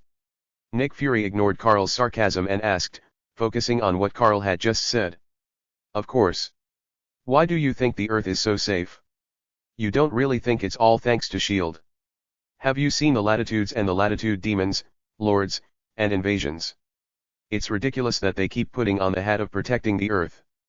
Carl did not mention the name of Kamtaj, but mentioned the achievements of the wizards. He picked up the wine glass on the table, took a sip, and continued to mock Nick Fury. He doesn't indulge Nick Fury, it's just that he is not strong enough now, otherwise Nick Fury would be the RST-1 to be killed. Carl has tried to develop Juggernaut's abilities before, but he didn't ND anyway. Moreover, Juggernaut's abilities are relatively single. He can't Y, while Captain Marvel can Y, and even travel and jump in the universe. Therefore, it is not realistic for Juggernaut to face Captain Marvel unless Juggernaut can fully unleash his abilities. Latitude, Latitude Demon, Latitude Lord, can you tell me in detail? Nick Fury asked again after hearing Carl's words, and he didn't care at all about the other party's ridicule of S.H.I.E.L.D. Compared to protecting the Earth, he didn't care even if he was pointed at his nose and scolded. It's no use telling you all this, you can't see it at all unless it wants you to see it, and your nuclear bombs probably won't be of much use to it, so you'd better deal with Hydra, they aren't all dead yet. By the way, how about we make a deal, I'll tell you the location of Steve Rogers, and you give me the obelisk. By the way, he's not dead yet. Carl said indifferently to Nick Fury, and seeing that he didn't respond to his mockery, Carl resumed speaking normally. After listening to Carl, Nick Fury fell into deep thought and did not immediately agree to Carl's request, because although they did not understand the function of the obelisk, what Carl wanted would not be ordinary. But thinking of Steve Rogers, Nick Fury decided to agree. If Captain America was saved, then the Avengers he formed could be led by Captain America. With Steve Rogers' character, there would be no problem at all. Okay, I want Steve Rogers' position. Nick Fury thought for a while and agreed to Carl, and asked for Steve Rogers' position now. Steve Rogers symbolizes too much. He is almost the idol of every American in the last century. You have to give me the obelisk RST, then I will give you the coordinates of Steve Rogers. Don't worry, he has been frozen for 70 years anyway, so this time won't make a difference. Carl leaned on the sofa and looked at Nick Fury with a smile. Steve Rogers will be found by S.H.I.E.L.D. soon, so he can use this information to exchange for things from S.H.I.E.L.D. It's Denny Telly free stuff? Okay, go and bring over the obelisk from item 084, now. After Nick Fury spoke into his headset, the three of them just sat there, while Carl was thinking about the use of the obelisk. That thing seemed to be something from the Inhumans, which could activate humans with Kree genes and gain all kinds of superpowers. The strongest mutant awakened by the obelisk is none other than the leader of the Inhumans, Black Bolt. Black Bolt can emit infrasound waves through his mouth, which have great destructive power and can destroy a house in an instant. If given time, he can destroy an entire city. There is also a dog that has awakened superpowers. Its superpower is teleportation, and it can carry living things for teleportation, not just within the planet. Although it is unknown what its limit is, it has teleported from the moon to the Earth many times. After waiting for about 10 minutes, a Quinsker came over Tony's mansion, and several fully armed agents came down from it with a box. Then they walked into Tony's mansion with the box, came to Nick Fury's side, opened the box, and revealed the obelisk inside. The obelisk is here, where is the captain's position? Nick Fury moved the obelisk towards Carl and spoke to him. Carl looked at the obelisk and felt the energy fluctuations inside and confirmed that this was the real obelisk. Steve Rogers is in the Arctic Ocean, you can go look for him. After confirming that the obelisk was correct, Carl told Nick Fury the location where Steve Rogers was frozen. Tony looked at Carl strangely from the beginning, even with an incredible expression. I think this had better be true. After Nick Fury wrote down the coordinates given by Carl, he threw something to Carl and left. The agents who came with them also left. Carl didn't care about Nick Fury's words at all. Okay Tony, just ask whatever you want to ask. Carl looked at Tony's hesitant look and said with a bit of amusement. Of course Carl knew that Tony had a lot of questions, RST of all, there was the dimensional demon that Carl mentioned, and why he knew the location of Steve Rogers, and so on. Okay, what is the other organization protecting the Earth? Why do those dimensions want to invade the Earth, why do you know the location of Steve Rogers, and what do you want this obelisk for, or what is this thing? Tony asked Carl a little emotionally. Now he has directly escalated the issue to the safety of the Earth. He didn't even know that the Earth was invaded. Boss, didn't you know my origins before? Can you tell me about it? I want to know too, hee. After seeing Tony ask the question in his mind, Red Tank took a bottle of wine and walked to the sofa and sat down, and asked Carl. He had always been curious about where his power came from. Okay, I will answer you one by one, and it may even overturn your three views. Are you sure you still want to listen? Carl said to Tony. It's not that there is nothing he can't say, but Tony is a believer in science, and he was talking to him about magic. Chapter 89 Meeting Thor for the RST time. Okay, I'm ready, go ahead. Tony took a deep breath after hearing Carl's words, and said to Carl that since he already knew some things, it would be better to know everything directly. He didn't care about it before, but now that he has the ability, he will naturally want to protect the Earth. Okay, the dimensional invasion I'm talking about is being resisted by the wizards formed by Kamtaj. Among them, the Great Wizard represented by the Supreme Sorcerer, Ancient One, has been blocking the invasion of various dimensions and the infringement of demons. Their power comes from magic, the same magic in the movies. As for why those dimensional demons want to invade the Earth, I can't tell you, because this matter involves two huge things. Carl explained to Tony. In fact, Carl himself was not sure, but he had some guesses in his heart, that is, the Earth was eternity, one of the VE gods of creation. Eternity represented the sum of all universes and spaces within the Marvel Universe, which meant that eternity's body was the entire multiverse. The Earth is the heart of eternity. As long as they have not reached the level of a single universe, everyone will want to get their hands on such a planet, especially Mephisto, Dormammu, and demons from other dimensions. If they, who rely on dimensions, can assimilate the Earth, their strength will increase dramatically. Although Carl doesn't know if it is true, it is very possible. The Earth can even be said to be the center of the world in the Marvel Universe. As for why I know Steve Rogers' location, in fact, S.H.I.E.L.D. will be able to ND it out by themselves soon. I just told them in advance to change to another thing. The obelisk belongs to the Inhumans. It can allow humans with Kree genes to awaken various superpowers. Carl looked at Tony and continued to explain to him. As for Tank, your abilities come from an evil god. I cannot tell you his name because he will hear it. Your abilities are not fully developed yet. Once you develop them, you will be almost unstoppable, and even invincible in defense. After Carl finished speaking, he quietly picked up the wine glass and started drinking, waiting for Tony to digest it. Red Tank touched his head, not understanding anything he heard, but he knew that he had great potential. He didn't intend to think about it if he didn't understand it, so he picked up the bottle and started pouring it into his mouth. Shit, huh? I see. I didn't expect there are so many disasters where we live. Then what is that thing in New Mexico?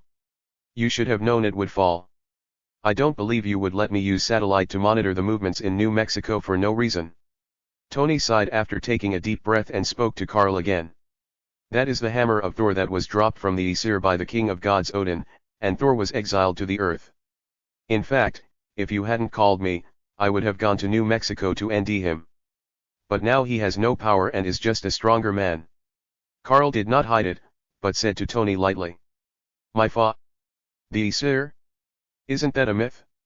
Are you sure it's the one I know? Tony stood up and exclaimed to Carl. After all, he himself had read that myth that he could read as a child. Of course, the average life expectancy of the people in the Aesir is several thousand years. Thor is now 1,500 years old. According to your mythology book, it is indeed Thor, the god of thunder, but Loki is wrong. He is actually the son of Odin, not Odin's brother. Carl said to Tony nonchalantly. As for his reaction, Carl had already expected it. Shit, okay then, let's go together. I haven't seen the real god yet. Should we go directly or take a plane? Tony immediately said to Carl excitedly, and said that he also wanted to go and see the Asgard Thor with them. Take your Iron Man suit and let's go straight over. Carl did not refuse, but asked Tony to take his own suit. After Carl finished speaking, Tony immediately ran to his underground studio and put on a portable suit, while also wearing another one on his body. Carl didn't say anything. He took Red Hulk and Tony into the Shadow World and headed towards New Mexico. Because he had never been there, he couldn't teleport. Tony also experienced the fun of the Shadow World again, but this time he was not as embarrassed as the RST time. He simply turned off the visual function of his suit and didn't look at the Shadow World at all.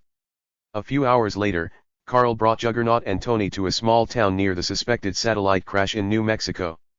Carl sent the Shadow Ninja to look for Thor in the town. He found Thor in a store. He was eating with Selvig, Jane, and Daisy. After Carl knew about it, he took Tony and Juggernaut in that direction and put away Tony's armor, otherwise they would be watched by others. Carl, Tony, and Juggernaut entered the restaurant, ordered something, and sat at the table next to Thor. Tony looked at Thor with curiosity and confusion. Is there any difference between him and the American muscular man? If Carl hadn't said that he was Thor, Tony himself wouldn't have believed it. Boom. I like this wine, another one. Hey, what are you doing? You can smash it if you like. Jane spoke to Thor and apologized to the waiter in the store. Carl smiled as he watched the scene. It seemed that he was not wrong. He was Thor, the god of thunder, but he had lost his divine power. This is Asgard's unique etiquette, to express the love for any wine, right, Your Highness Thor? Carl said to Thor beside him with a smile on his face. Anyway, knowing him now is the same as knowing him later. There is no difference, so it is better to know him now. Who are you? Why do you know me? How could someone in Midgard know me? Then do you know how to get back to the Aesir? When Thor saw a strange man next to him directly stated the meaning of his actions and his name in Asgard, he immediately spoke to Carl excitedly. They are all crazy. Why can we meet two in one day? Daisy said to Jane and Eric, covering her forehead. After all, in her opinion, Thor was a psychopath, but she didn't expect that another one would appear now. Chapter 19 Mjolnir. No, Your Highness Thor, perhaps you can only return to Asgard by picking up Thor's hammer. Carl explained to Thor indifferently, and glanced at Daisy who said he was a lunatic, but didn't care. If Carl was an ordinary person, he would probably think so when seeing the scene. Midgard. I now order you to take me back to Asgard. After hearing what Kal said, Thor felt that Kal just didn't want to take him back. As for Thor's hammer, it was nonsense. He had no sense of Thor's hammer at all and didn't even know where it was. Your Highness Thor, you may not have recognized your own identity. If you don't pick up Thor's hammer, you are just an ordinary person. I think the King of Gods Odin would hope that you learn to respect others. Carl said to Thor without changing his expression. Thor now has a lot of bad habits, but Carl will not indulge him. He used his telekinesis to immediately suspend Thor in the air. Daisy, this may not be crazy talk. That is Iron Man, Tony Stark, and look, oh my god. When Jane looked at Carl, she immediately noticed Tony, and discovered that Thor was actually floating in the air at this moment. How dare you attack me? How outrageous! Thor still said to Carl arrogantly, but Carl did not intend to respond to him. He used telekinesis on Thor again. This time he was not suspended, but pressed to the ground. The pressure generated by the telekinesis was always on Thor's body. Actually, Mjolnir is already in the suburbs not far away. I'll take you there. If you can't lift Thor's hammer, you can't go back to Asgard for a day.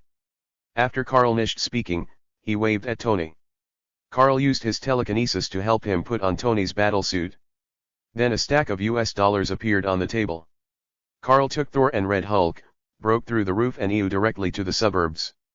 Tony also activated the Aite mode of his battlesuit and chased in the direction of Carl. Jane, Eric, and Daisy on the other side were stunned when they saw the scene. They actually flew away directly. After Jane reacted, she immediately took Eric and Daisy in the car and drove in that direction. Their information had been taken away by Coulson and others yesterday. If Thor is really Thor, then with his connections, he can definitely get all the equipment and information back. The other side next to Thor's hammer, Coulson had surrounded the place with his agents and started to detect Thor's hammer with equipment. The next moment, Thor and Red Hulk fell from the sky and landed directly next to Thor's hammer. The surrounding agents also aimed their weapons at Carl and others at the RST time. Hawkeye was also here, holding a bow and arrow at Carl's head. Carl didn't pay much attention to them. With a glance, he gathered the weapons of all the agents and Hawkeye, and then threw them out. After putting Thor next to Thor's hammer, he looked at him indifferently. After a while, Tony arrived wearing his iron suit. Mr. Carl, what are you doing? Who is this? Coulson's hands began to tremble when he saw Carl. He still remembered the last time when he was frozen by Carl.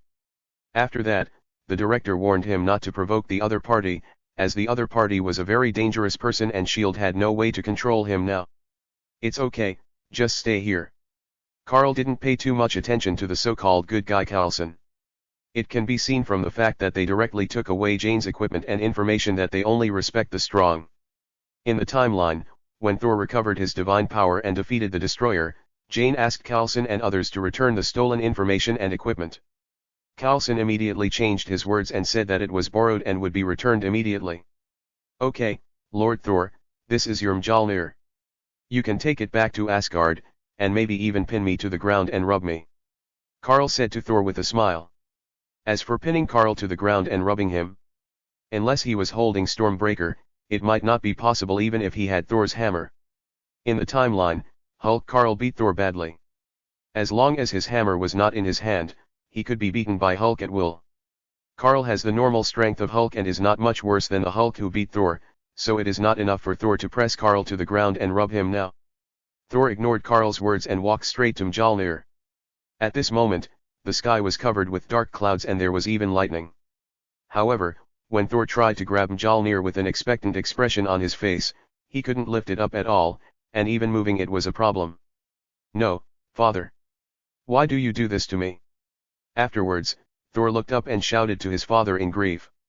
Carl suddenly remembered that every time Thor encountered difficulties, he thought of his father, and it always worked, and he became stronger after thinking about it. Okay, Coulson, give us a room so that His Majesty Thor can have a rest. Carl said to Coulson beside him. Now Carl was waiting for Loki to come out and talk to Thor. It must be said that Thor actually replied, which even Carl found incredible. Okay, Mr. Carl, did you say he was His Majesty Thor? Coulson quickly agreed. He could still make the decision on Carl's request, not to mention that he might be able to get some useful information. Yes, if you want to know the details, read the Norse mythology. He is the thunder god Thor mentioned above, and that thing is the hammer of Thor, Mjolnir. He is also the son of the god King Odin. Carl said to Coulson. After all, they will know this thing soon, so it's no big deal to tell them. Then Coulson took Carl and others to a room and left. Carl left Thor alone and took Tony and Juggernaut out of the room. Coulson immediately reported the intelligence that Carl had said to Nick Fury. If this was not handled properly, it would result in an interstellar war. Nick Fury immediately asked Coulson to give the call to Carl. What's wrong, Egghead, have you found Steve Rogers? Is what you said true? Is the other party really Thor, the god of thunder in Norse mythology, the son of the god King Odin?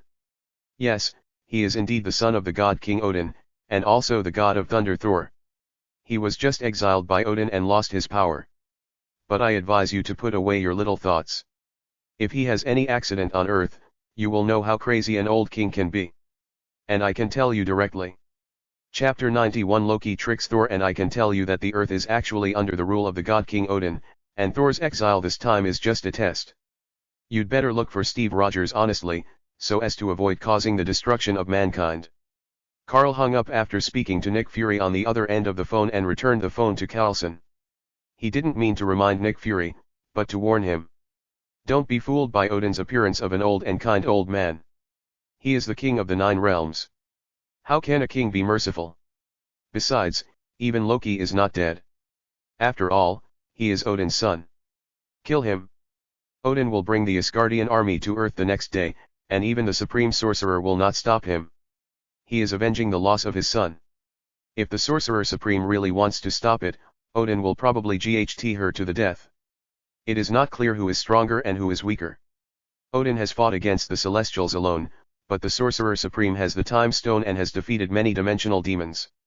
The strength of both of them should be at the Godfather level, but the Sorcerer Supreme may really not stop it.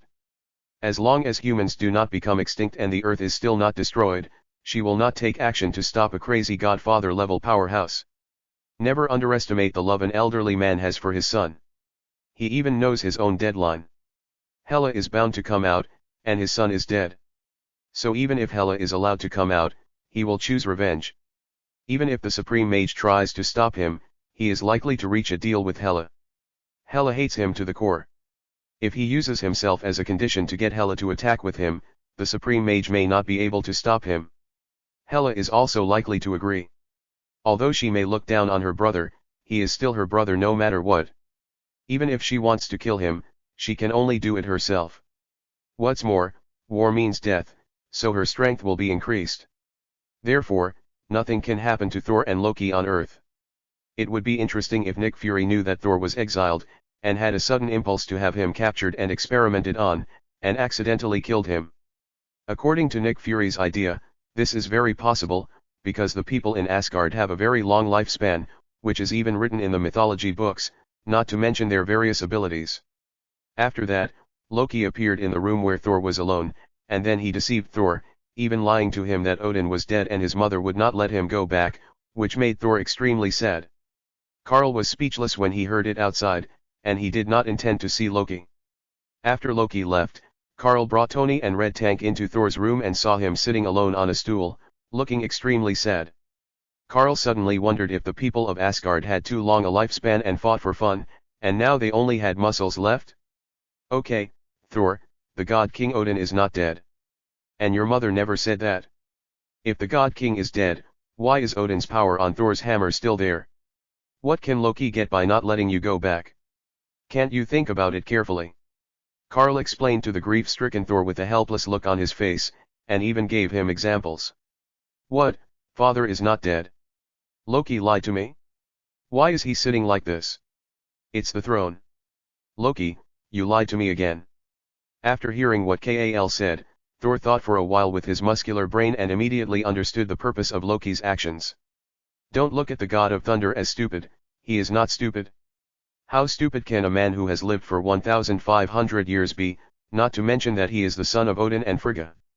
He just doesn't like to think, which does not mean that he is stupid. You'd better think about how to pick up Thor's hammer and restore your own strength, otherwise you will just be impotent and furious, and stay in the atrium forever. Karl said while covering his face as he looked at Thor who was howling to the sky again. It was really embarrassing to watch. Why was Thor so stubborn?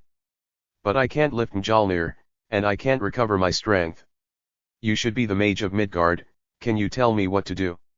Thor looked at Karl and asked him excitedly, even mistaking him for the mage of Kamtoj. No, I'm not a wizard. I'm just an ordinary person with some strength. Thor, you are the god of thunder. Why did your power disappear after you lost Thor's hammer? You are not the god of hammer. Your power should come from yourself. You should seek strength from within. At the same time, think about why you were exiled by the god King Odin. When you think clearly and change for it, perhaps Thor's hammer will automatically lie to you. Kal shook his head and said to Thor, in fact, his power has always been there, it is his innate ability, Odin could not deprive it, at most he just sealed it. Moreover, why did Odin exile Thor? Because he wanted to provoke a war and wanted to plunge the people of Asgard into war. He was also disrespectful to his elders and arrogant, like a child eager to show off. This time was the reason why Odin exiled Thor. Seeking strength within? The reason I was exiled was that I wanted to go to war with Jotunheim, the power of Thor. You must be the prophet of Midgard, right? I remember when I went on missions before, there were prophets in tribes in many places. You too, right? Thor thought for a long time and said this, and everyone in Kal was dumbfounded. You can barely say that, but not completely. I only know a few things. Karl's mouth twitched and he answered Thor. He is indeed a prophet now, because of his past life, he knows what happened in most timelines. It is not an exaggeration to say that he is a prophet. Come on, Thor, let's leave here. You won't be able to lift Thor's hammer for a while. I'll take you to drink some wine in the atrium. Karl took Thor, Tony, and Red Hulk outside, and Coulson didn't dare to stop them when he saw them. Karl and the others also met Eric, Jane, Daisy, and others. They were negotiating with the people from SHIELD, wanting to get their equipment and data back. Karl ignored them. Thor greeted Jane, and then Jane asked Thor to help her get the equipment and data back. Thor agreed immediately, and then looked at Karl with an expression as if asking you to help me. Karl had no choice but to ask Coulson to return their things to her. Thor followed Jane happily. How could Karl not understand that Thor and Jane were just attracted to each other? Copyright 2023 fanmtl.com. Most popular. Latest chapters. Recent novels. Action. Wuxia. Xianxia. Xianhuan. Xiaonan. Romance. Contemporary romance. Xiaozhou. All tags. Privacy policy. Terms of service. DMCA notices. Contact us. Marvel, start signing frozen fruit. Page 29. Previous index next. Chapter 92 Loki's plan. Watching Thor and Jane chatting happily as they walked towards their car, Carl and Tony looked at each other and shrugged helplessly. In fact, most people are cruel to being in love with gods. They have long lifespans, while they only have a few hundred years. However, Jane in the timeline seems to have become the female Thor, holding the broken Mjolnir. Okay, it seems that our god of thunder has met his true love, so what should we do now? Fly to catch up or something? Tony said speechlessly to Carl while looking at the backs of Thor and Jane. Thor even waved at them. Okay, I brought a car, let's go. Carl waved his hand at the open space and took out an off-road vehicle from the system space. This was a spare vehicle that Carl placed in the system space. Well, actually, he bought too many of them, because once people become rich or wealthy, they tend to engage in revenge consumption, and Carl is no exception. So in fact, there are still many things in his system space that he bought too much. Shit, you actually carry an off-road vehicle with you. Okay, help me put my suit away, I can't wear it all the time. Tony was shocked when he saw Carl suddenly take out an off-road vehicle. He knew that Carl had a space to put things, but he didn't expect that even an off-road vehicle could be put in it. After hearing what Tony said, Carl used his telekinesis to take off his suit, and then put it back into its original form and put it into the system space. Then Tony drove the car, and Red Tank and Carl sat in the car to chase in the direction of Thor and Jane. Now Eric, Jane, and Daisy have begun to believe Thor's identity. Even Tony Stark has shown up, and so has that handsome man with superpowers. Jane has been curiously asking Thor about the information about Asgard and some astronomical knowledge. Eric is watching the scene worriedly. Jane is the daughter of his best friend, and it seems that she is attracted by this Thor who might be Asgard's god of thunder. If the other person was not the Asgard's Thor, perhaps the situation would not be so bad. It is because the other person is very likely the Asgard's Thor. If Jane falls in love with him, it would be like a moth to aim. How long is the lifespan of a god? Not to mention that in many movies, there is no happy ending for the love between gods and mortals. This is also what he is worried about. When he saw the SUV appear in the rearview mirror, he realized that perhaps he should talk to the mysterious man with black hair. He couldn't just watch his friend's daughter fall into this. There are 9 kingdoms in the universe, namely, Asgard, Muspelheim, Alfheim, Nidavellir, Midgard, Jotunheim, Wadhalheim, and Vanaheim. They are collectively called the 9 kingdoms, connected by the world tree. They are here and here. Thor is now holding a notebook and a pen to explain to Jane the location and information of the 9 kingdoms. Oh my god. This is incredible. It's even different from the universe we observe. Jane said to Thor in surprise after hearing his words. She didn't expect that there was such a country in the universe, and it was even so magical, and there was even something like the world tree. On the other side, Jotunheim. Loki took Gungnir and opened the Rainbow Bridge and came to Jotunheim again. What Laufey said to Thor before, Odin is surrounded by traitors, actually refers to Loki. It was Loki who entered Asgard with the frost giants before. This time after Loki came to Jotunheim. I will take you into Odin's hibernation chamber and let you kill him. As long as he dies, I will be the only king of Asgard. Loki told his plan to Laufey who was sitting on the throne, and stated his purpose directly. Okay, I agree. Laufey looked at Loki in silence for a while and then agreed to the other party. He wanted to kill Odin all the time, but he didn't have the strength. Now Odin's son wanted to use him to get rid of Odin, so he was naturally very happy. But what he didn't know was that Loki was not Odin's biological son, but the son of Laufey. Since the Frost Giants were a race without a XED gender, even Laufey could have children. What's more, he couldn't have imagined that this was just one of Loki's plans. After Loki discovered that he had the skin of a frost giant during the battle with the frost giants, he came to Odin's treasury alone and picked up the ice box. Odin also appeared at the door of the treasury and wanted to stop Loki from picking up the ice box. When Loki turned to face him, Loki had turned into a frost giant. His words then made Odin angry and he lay down in the hibernation chamber. Asgard could not be left without a ruler, so Loki took Odin's Gungnir and sat on the throne, but he was not satisfied with this.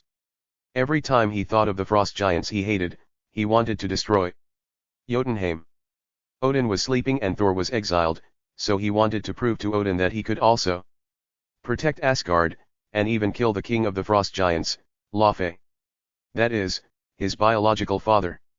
He even planned to use the Rainbow Bridge to destroy the entire Jotunheim. In fact, Loki did not have much feeling for his biological father Laufey. Even though they were his biological father, the Frost Giants were very cruel and cold-blooded. When Loki was young, he was very young and could not be called a giant at all. This was why Odin brought him back. If Odin had not brought Loki back, he might have died long ago, even though he was Laufey's descendant. After Loki returned to Asgard, he ignored Heimdall's questioning and used his current status as the king of Asgard to pressure him until Heimdall bowed his head. He even threatened that if that was the case, then the Rainbow Bridge should not be opened for them.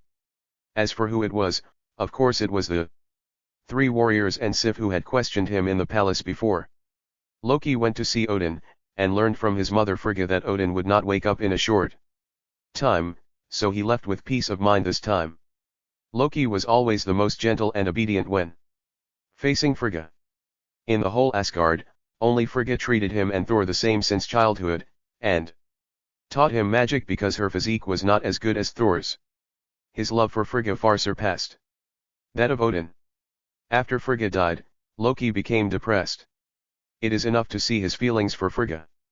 After that, Loki came to Odin's treasury again and took away the icebox.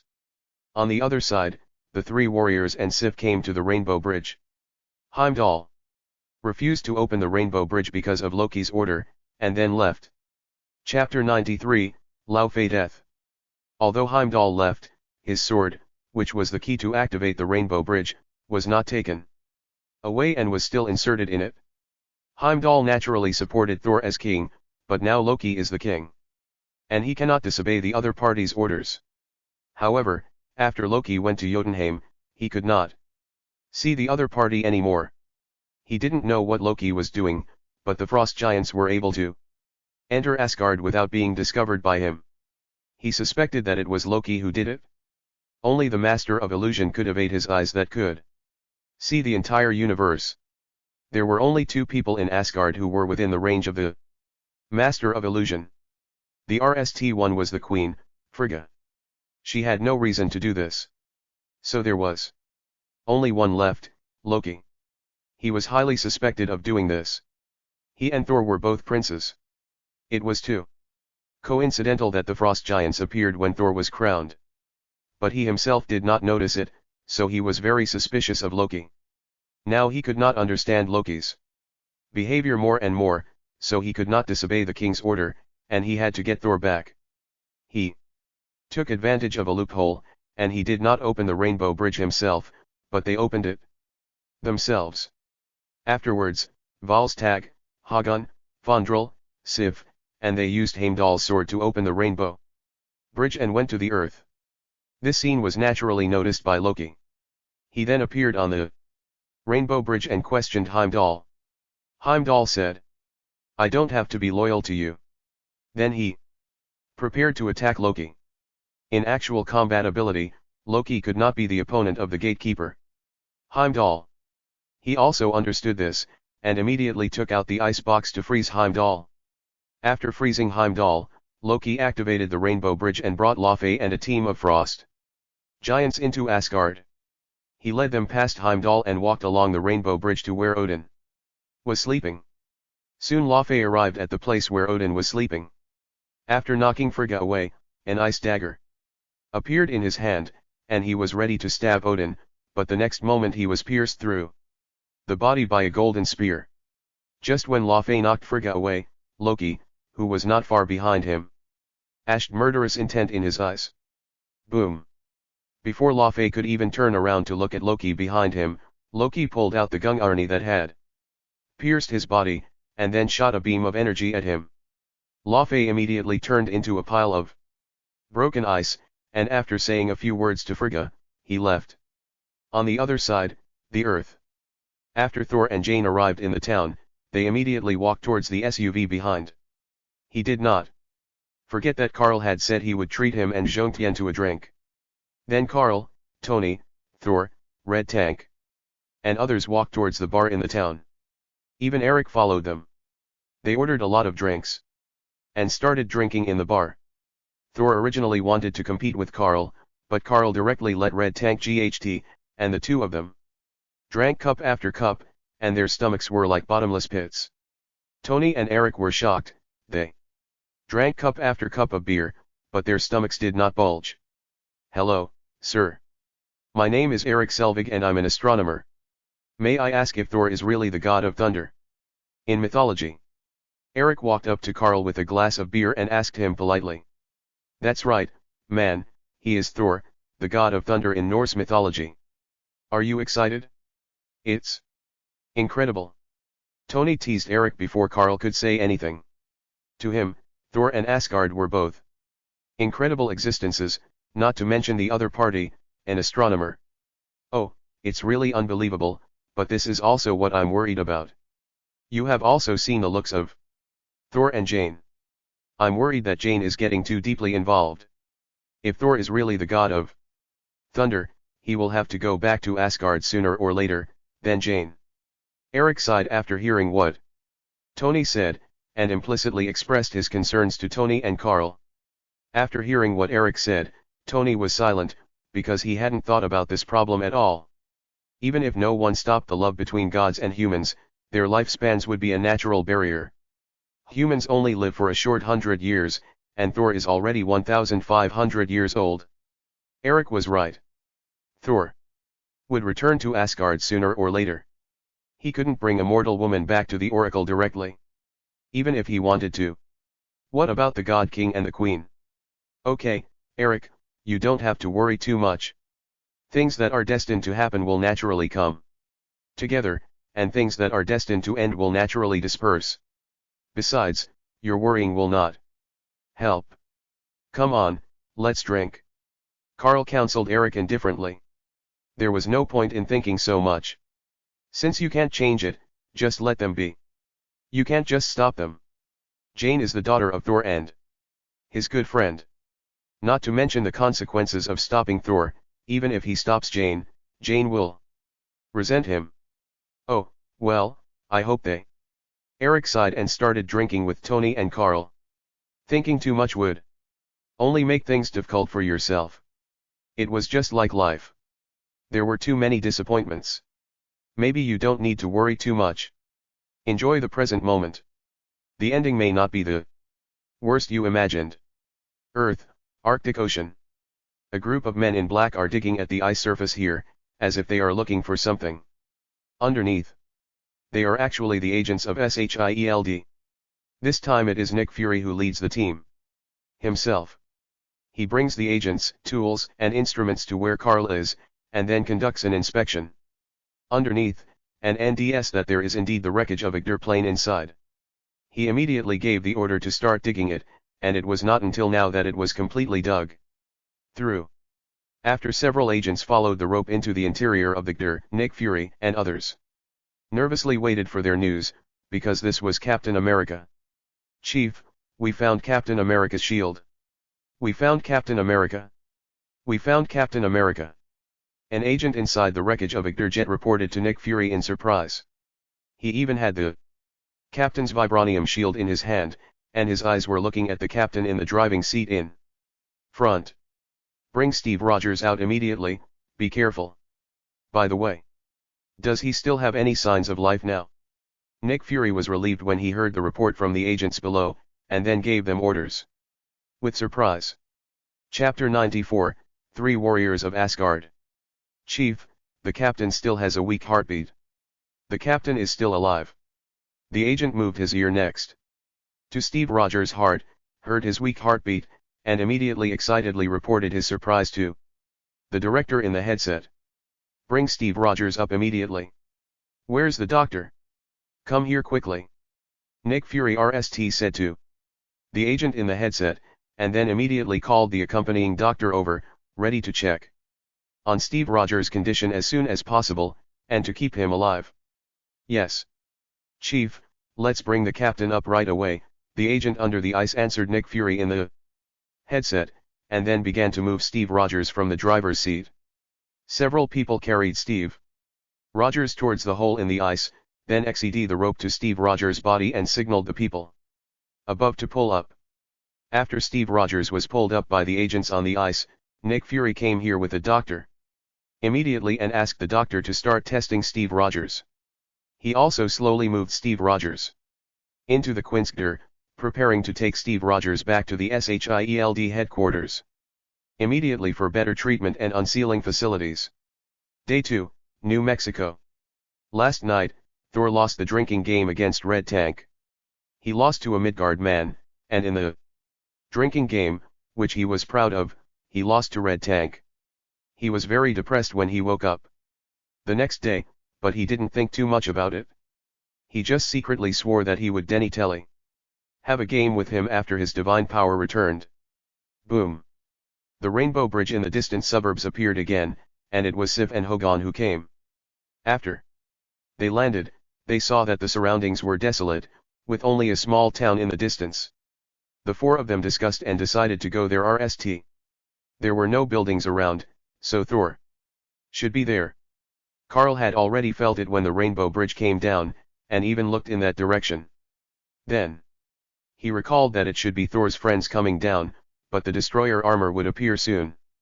Karl couldn't help but sigh that Odin was really willing to give up, giving the destroyer armor to Thor's growth, which was simply a luxury.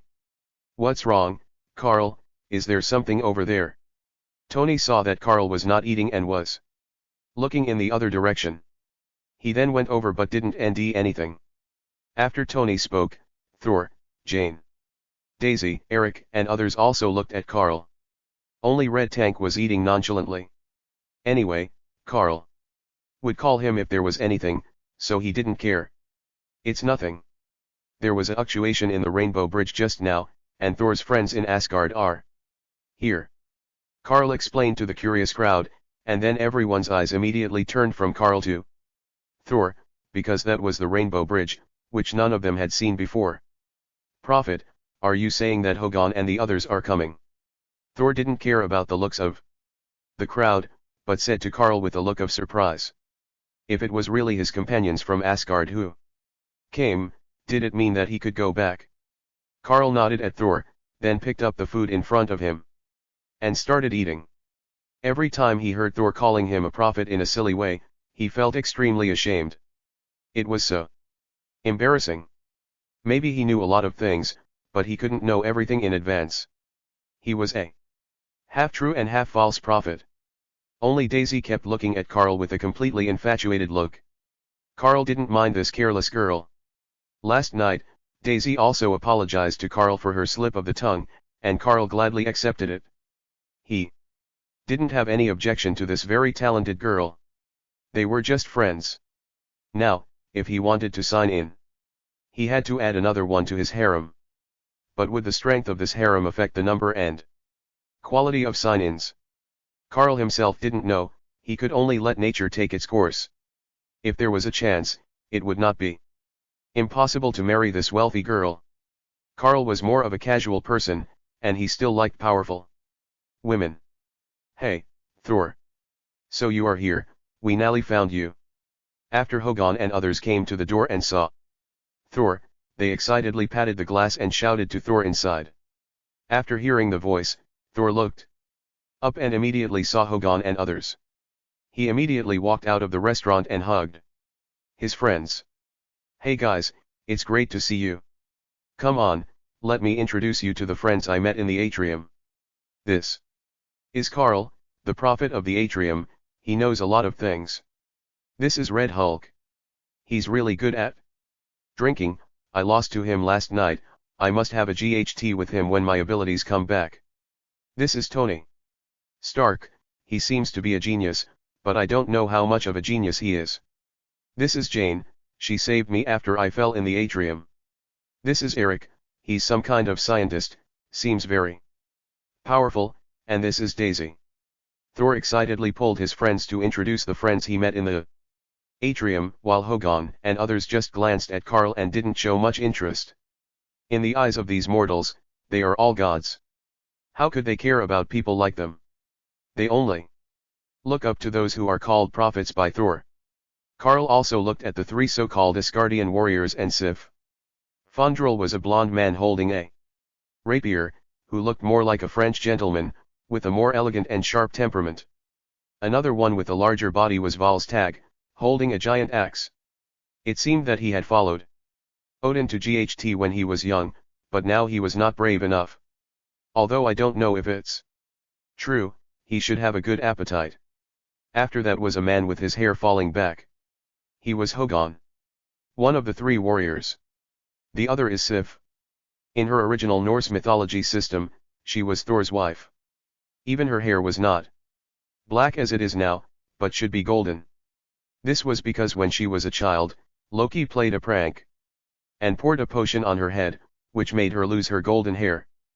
But even the black hair could not hide her heroic appearance, as if she was always ready to GHT the enemy. Sif naturally noticed Thor's unusual attitude towards Jane. A hint of dimness ashed across her eyes. And then she returned to normal. Chapter 95 Destroyer. Let me introduce them to you. This is Fandral, a master of swordsmanship. This is Volstagg, he once fought with my father. This is Hogun, he is proficient in all kinds of weapons. This is Sif. She is the #1 female warrior in Asgard. After Thor introduced Kal and the others, he began to introduce his own friends in Asgard. Okay Thor, we'll talk about these things later. You must go back with us now and stop Loki's conspiracy. Sif said to him immediately after Thor finished speaking, and was even ready to take Thor back to Asgard directly. No, Sif, I'm just an ordinary person now. Even if I go back, I can't change anything. I can't even lift Mjolnir now. Even if I go back, I can't stop Loki. Thor said to Sif dejectedly, and then broke free from Sif's hand. It was you who bewitched Thor, wasn't it? Otherwise, how could Thor be like this? Sif felt uncomfortable seeing Thor like this. After seeing the smile on Carl's lips, she became furious and thought that it was the so-called prophet of the Midgard who bewitched Thor. Interesting, are you going to attack me? Carl was speechless when he saw Sif attacking him. So the people of Asgard only have muscles in their brains. Seeing that Carl was so fearless, Sif immediately pointed her weapon at Carl, and even the three warriors did the same. Brush. Carl's telekinesis surged out and pulled them all into the air. Even though they were Asgardians and their physiques were better than those of Earthlings, Carl could still control them easily. Then he threw them directly out of the restaurant. After getting up from the ground, several people looked at Carl cautiously. I think you should solve the trouble you have caused, RST. Carl said to the four people while looking outside the town. Just as Carl finished speaking, Asgard's rainbow bridge suddenly appeared, and inside was Odin's armor of destruction. After he dealt with Laufey, he went to Odin's treasury and took out the destroyer, then sent it to Earth via the rainbow bridge, ready to let the destroyer deal with Thor and his friends. He sat on the throne and watched this scene. Is this the destroyer armor? How did it appear here? Oh my god! Hogun and others were stunned when they saw that it was Odin's destroyer armor that came out of the rainbow bridge. This was the armor of the god King Odin, and it was an armor that could be controlled independently. How could they possibly defeat it? Thinking of the current situation, the four of them rushed to the destroyer and asked Thor and the others to evacuate the people in the town. Even Carlson and the others came over from not far away, and started to evacuate all the people in the town together. Tony looked at this huge Iron Man with a surprised face. The other party was not the same as the armor he knew. Carl looked at the destroyer and didn't say much.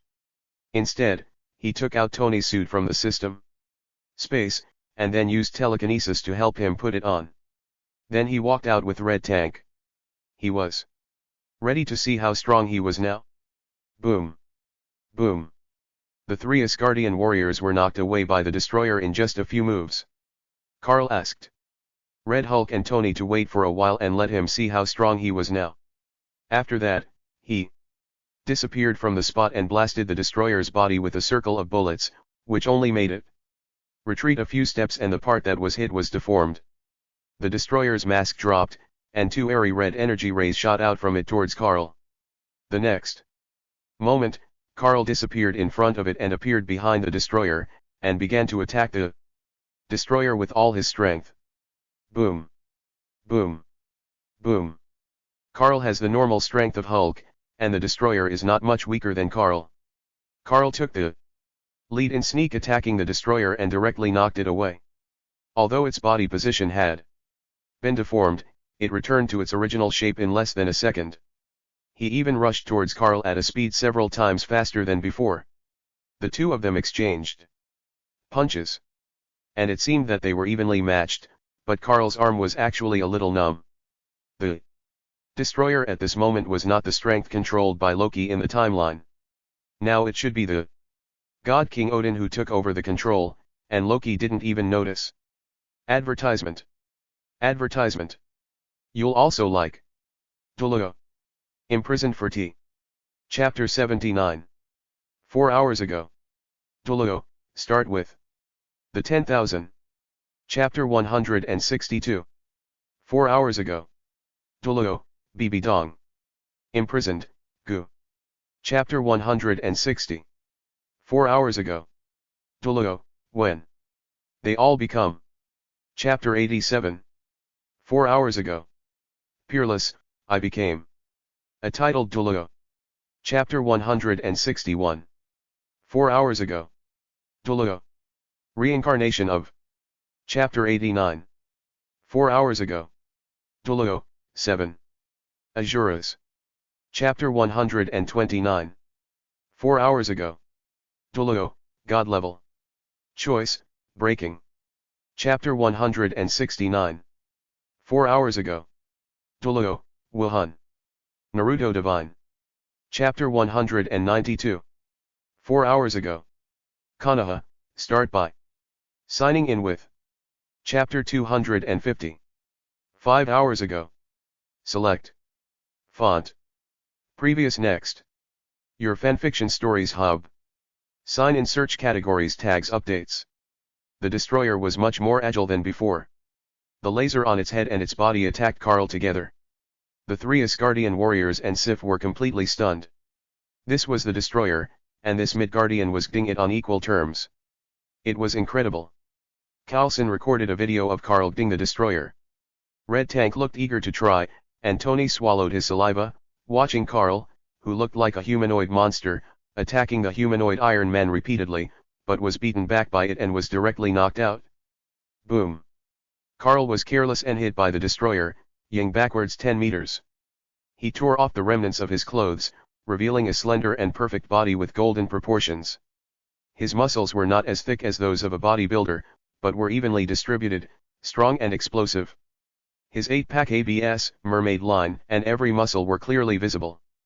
There was a blue light ashing in his eyes, and blue mist began to surround him. The temperature around him began to drop, and he disappeared from the spot again, and suddenly appeared behind the destroyer, attacking the destroyer's head with blue mist in his hands. Boom. After the destroyer was attacked, the place where Carl hit began to freeze and even spread to the surroundings. Even though he used his own energy heat source, he was unable to melt the ice immediately. However, it did not last long. After the destroyer recovered, his face dropped and shot an energy beam at Carl. Brush. Carl also used his freezing power to attack the energy beam shot by the destroyer. The yellow and blue energies collided with each other. Carl's blue was the freezing power. Facing the destroyer's thermal energy beam, mist continued to emerge. That was the mist produced by the temperature melting when the two energies collided. Brush. The energy of the destroyer changed from yellow to red, and even its power increased a lot. Karl immediately understood that Odin had made another move, and he also wanted to see the limit of his strength. He slowly put away his right hand, relying on his left hand to resist the destroyer's beam. Afterwards, the energy in his body began to rise and was all concentrated in his right hand. Karl was using the Kaioken that he had signed for. Chapter 96, The war continues. As the energy in Karl's body began to increase and condense, Karl's body was now covered with veins. His current state was amply tenfold, which was the limit of what his body could withstand. If it was to be doubled again, his body would be seriously damaged. Boom. As the energy in his right hand condensed to the peak, the frost power in his left hand was almost unable to hold on. Then, his right hand swung at the destroyer with the energy, and the King St was used. It instantly defeated the red laser and rushed towards the destroyer's body. At the moment of hitting the destroyer, half of the destroyer's body was pierced by the King St, and he 100 meters away. Karl has now returned to his original appearance.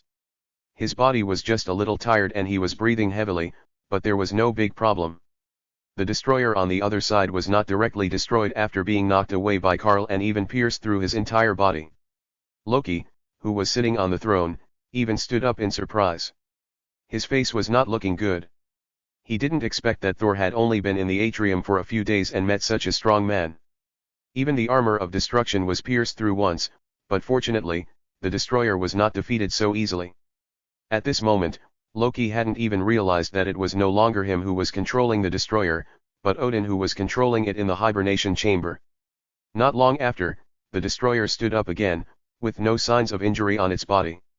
It arrived in front of Karl almost instantly and punched Karl in the face. Boom. Karl almost didn't react, and immediately used elementalization the moment the ST arrived. Although the destroyer blew up Karl's head, what owed out was not blood and brain matter, but all ice. His body could still move after being blown up. Coulson and other SHIELD agents were completely stunned. What kind of battle was this? It was even more intense than the previous battle between Hulk and Harlem. The power was so terrifying that almost half of the town disappeared, all destroyed by the aftermath of Kal and the destroyer. Even the three warriors of Asgard, Sif, and Thor found it incredible. They knew much more about how powerful the destroyer armor was than the people of Midgard. Now Karl was actually ding against the Doom armor and even had the upper hand. Jane, Daisy, and Eric on the other side seemed to be dreaming. The others were NE as they often or occasionally came into contact with superpowers. Although Jane and the others knew that there were mutants in this world, they had never seen one, let alone such a devastating battle. Tank, come here, I need to take a break. Karl appeared next to Red Tank and Tony without a head, and then his head was restored after elementalization. He said to Red Tank. Karl had already seen that Red Tank was eager to try. Okay boss, we can now have a big GHT.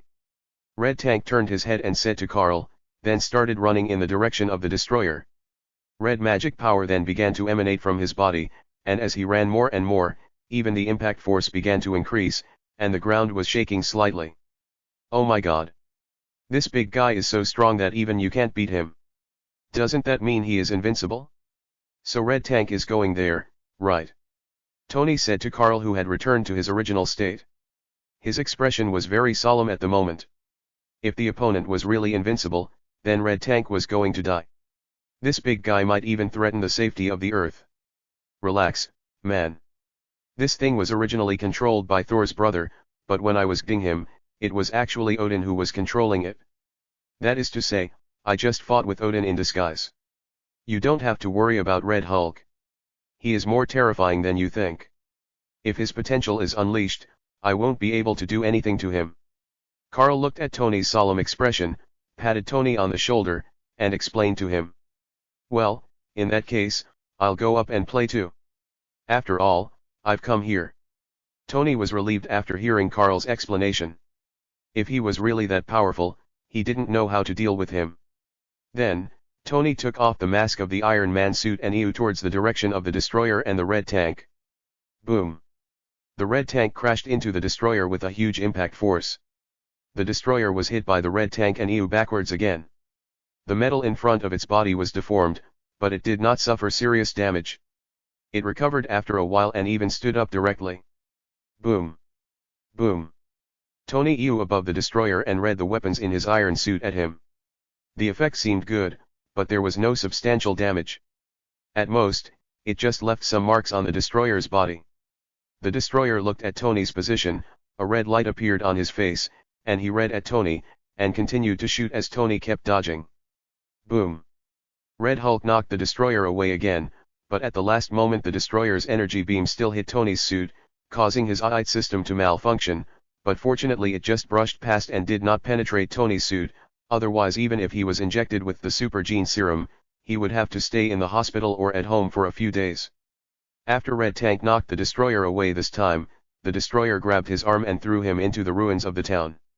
His face fell again, and a red energy beam ashed, shooting straight at Red Tank. Sizzle. Although Red Hulk was hit by the red energy beam, he was not injured. The red magic in his body blocked the red energy beam, causing the red energy beam to only impact him but not cause any harm. Tony Yu staggeringly in front of Carl and was about to say something. Roar. Red Tank roared and rushed out from the ruins with the red energy beam, and started running around the red energy beam. His direction was exactly the position of the destroyer.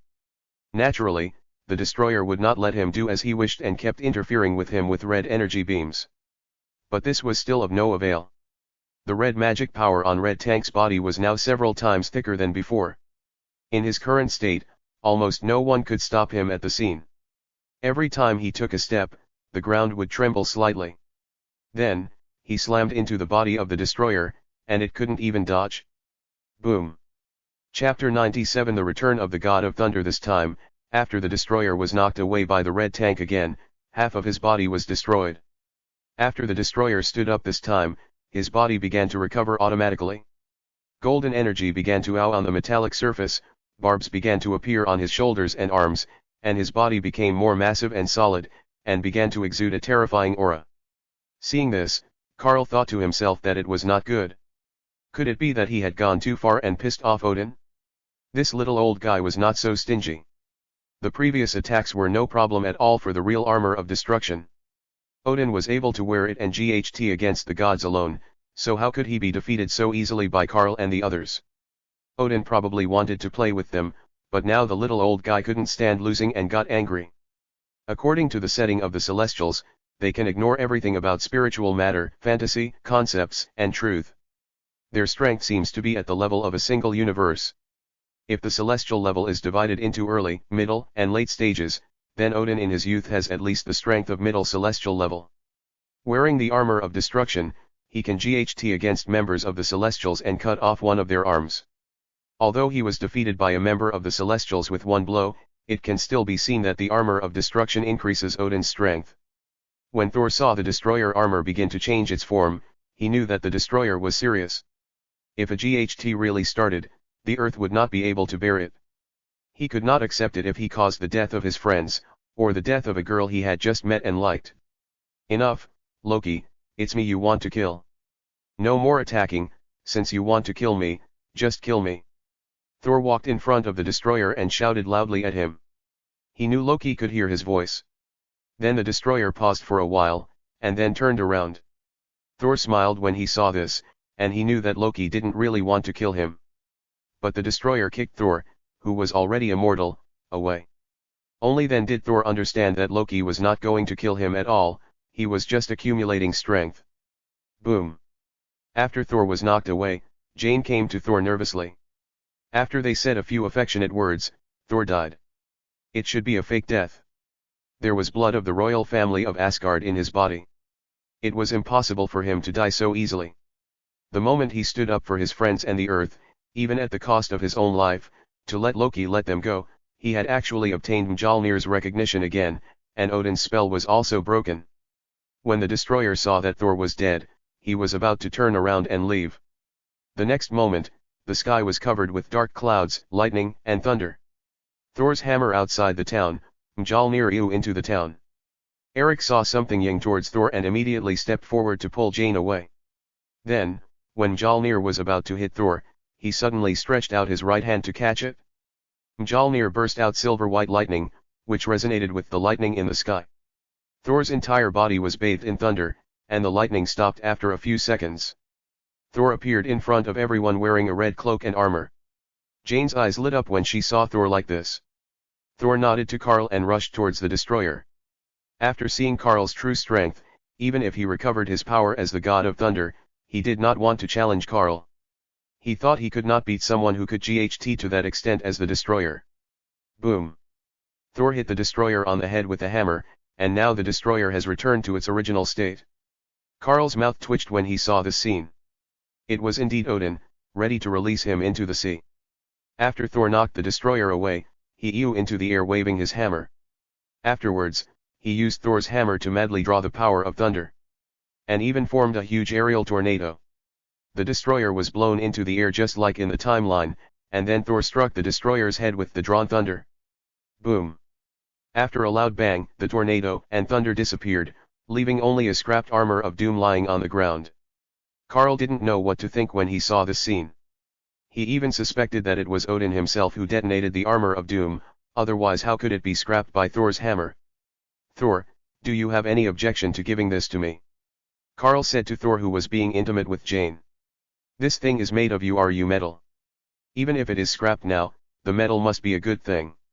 Of course, I'll give it to you if you want it. After Thor finished speaking to Karl, he turned his head and whispered something to Jane. Carlson wanted to say something, but he opened his mouth and closed it again. He believed that as long as he dared to say anything, Karl would freeze him again. Hey, man, considering our relationship, it shouldn't be too much to give me some, don't you think? After seeing Thor giving the wreckage of the doom armor to Karl, he immediately came up to Karl with a licking face and said that he just wanted to get some of this special metal. Okay, forget about this thing. It's magic metal and is of no use to you. I can give you vibranium. I still have a lot. Karl rolled his eyes at Tony and said that he could give him some vibranium. Oh shit. I don't even have that thing.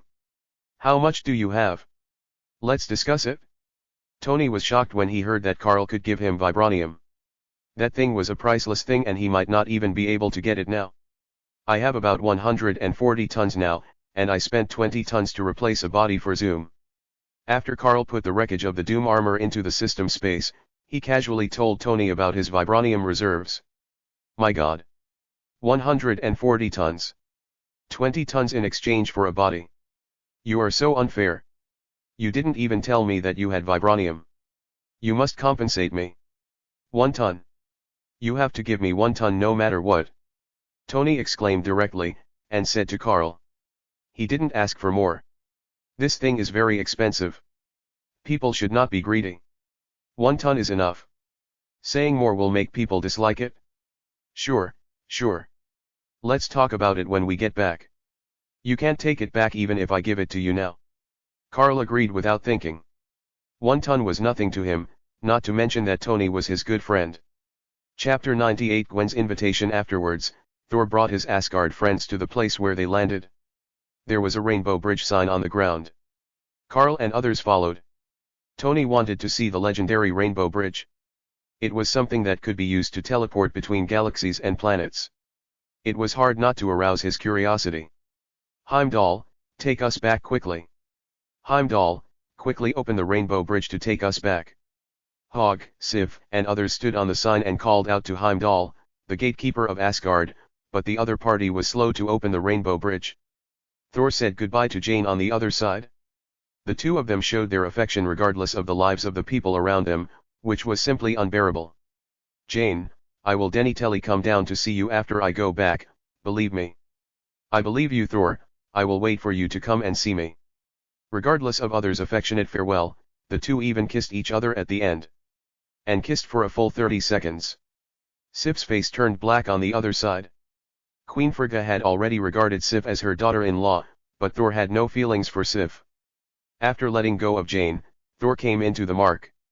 Heimdall, I need your help, open the rainbow bridge quickly. Thor shouted to the sky. On the other side, Asgard, the rainbow bridge. After hearing what Thor and the others said, Heimdall broke free from the ice that was frozen in the ice box. He immediately killed the two frost giants around him, staggered to the starting device of the rainbow bridge, inserted his sword into it, and then the rainbow bridge opened to Thor and the others on Earth. Brush. After Thor and the others saw the colorful light appear in the sky, the VE of them all entered the mark. Then Thor waved to Karl and the others, and they were enveloped by the colorful light and disappeared on the spot. Coulson, tell Nick Fury to advise him not to have any ideas about Jane and the others, otherwise I will come to their house myself. You'd better show him the video RST. Karl turned his head and warned Coulson. Before leaving, Thor found Karl and asked him to help take care of Jane. In front of Thor, Karl put the Black Shadow Ninja into Jane's shadow, and then explained the role of the Black Shadow Ninja. Thor even promised to treat him to Asgard's any wine when the time comes. Whether he was drunk or not, Karl didn't care much. After all, he took the wreckage of the Doom armor and did Thor a small favor. He could even make Thor owe him a favor. Why not do it? That's why he warned Coulson here. Okay, Mr. Karl, I will tell the director the video and what you said. We promise not to do anything to Miss Jane and others. Coulson promised Karl. He never thought that the other party knew the video he had shot. Karl nodded, said hello to Eric, Jane, and Daisy, and left. The last time Daisy looked at Karl, her eyes were no longer LED with the same infatuation as before, but with a hint of fear. Karl noticed it, but didn't care. He then disappeared in front of them with Tony and Red Tank. After teleporting Tony back to his mansion, Karl took Red Hulk away directly. He did not give the vibranium to Tony immediately, but asked him to visit his manor when he had time. Although Tony was confused, he agreed. After returning to the manor, Red Tank ran back to the house by himself. He had been feeling very sleepy ever since the GHT. Now that he was home, he naturally couldn't wait to go to sleep. Karl found that the red magic power in Red Tank's body was slowly increasing. After confirming that he was okay, he let him go back to sleep. When he wakes up, his strength should be strengthened again. After entering the living room, he found that Raven and May were there, but there was another person who surprised Karl, that was Gwen Stacy. She was now wearing a school uniform, a small suit, a pleated skirt, white mid-calf socks, and small leather shoes. She looked young and beautiful, giving people a stunning and sunny feeling. Hey Karl, you're back. Gwen and I were talking about you. She came to see you. May said to Karl, who was walking here, and told him why Gwen came here. Raven smiled at Karl and didn't say much. Oh? Gwen, why did you come to see me? Karl walked to Raven and sat down next to her. He casually hugged Raven in his arms and asked Gwen curiously. Karl had not paid attention to Gwen since the incident with George before. He didn't expect that she would come to see him. That's right. My mother wants to invite you to our house for dinner, just to thank you for saving me last time.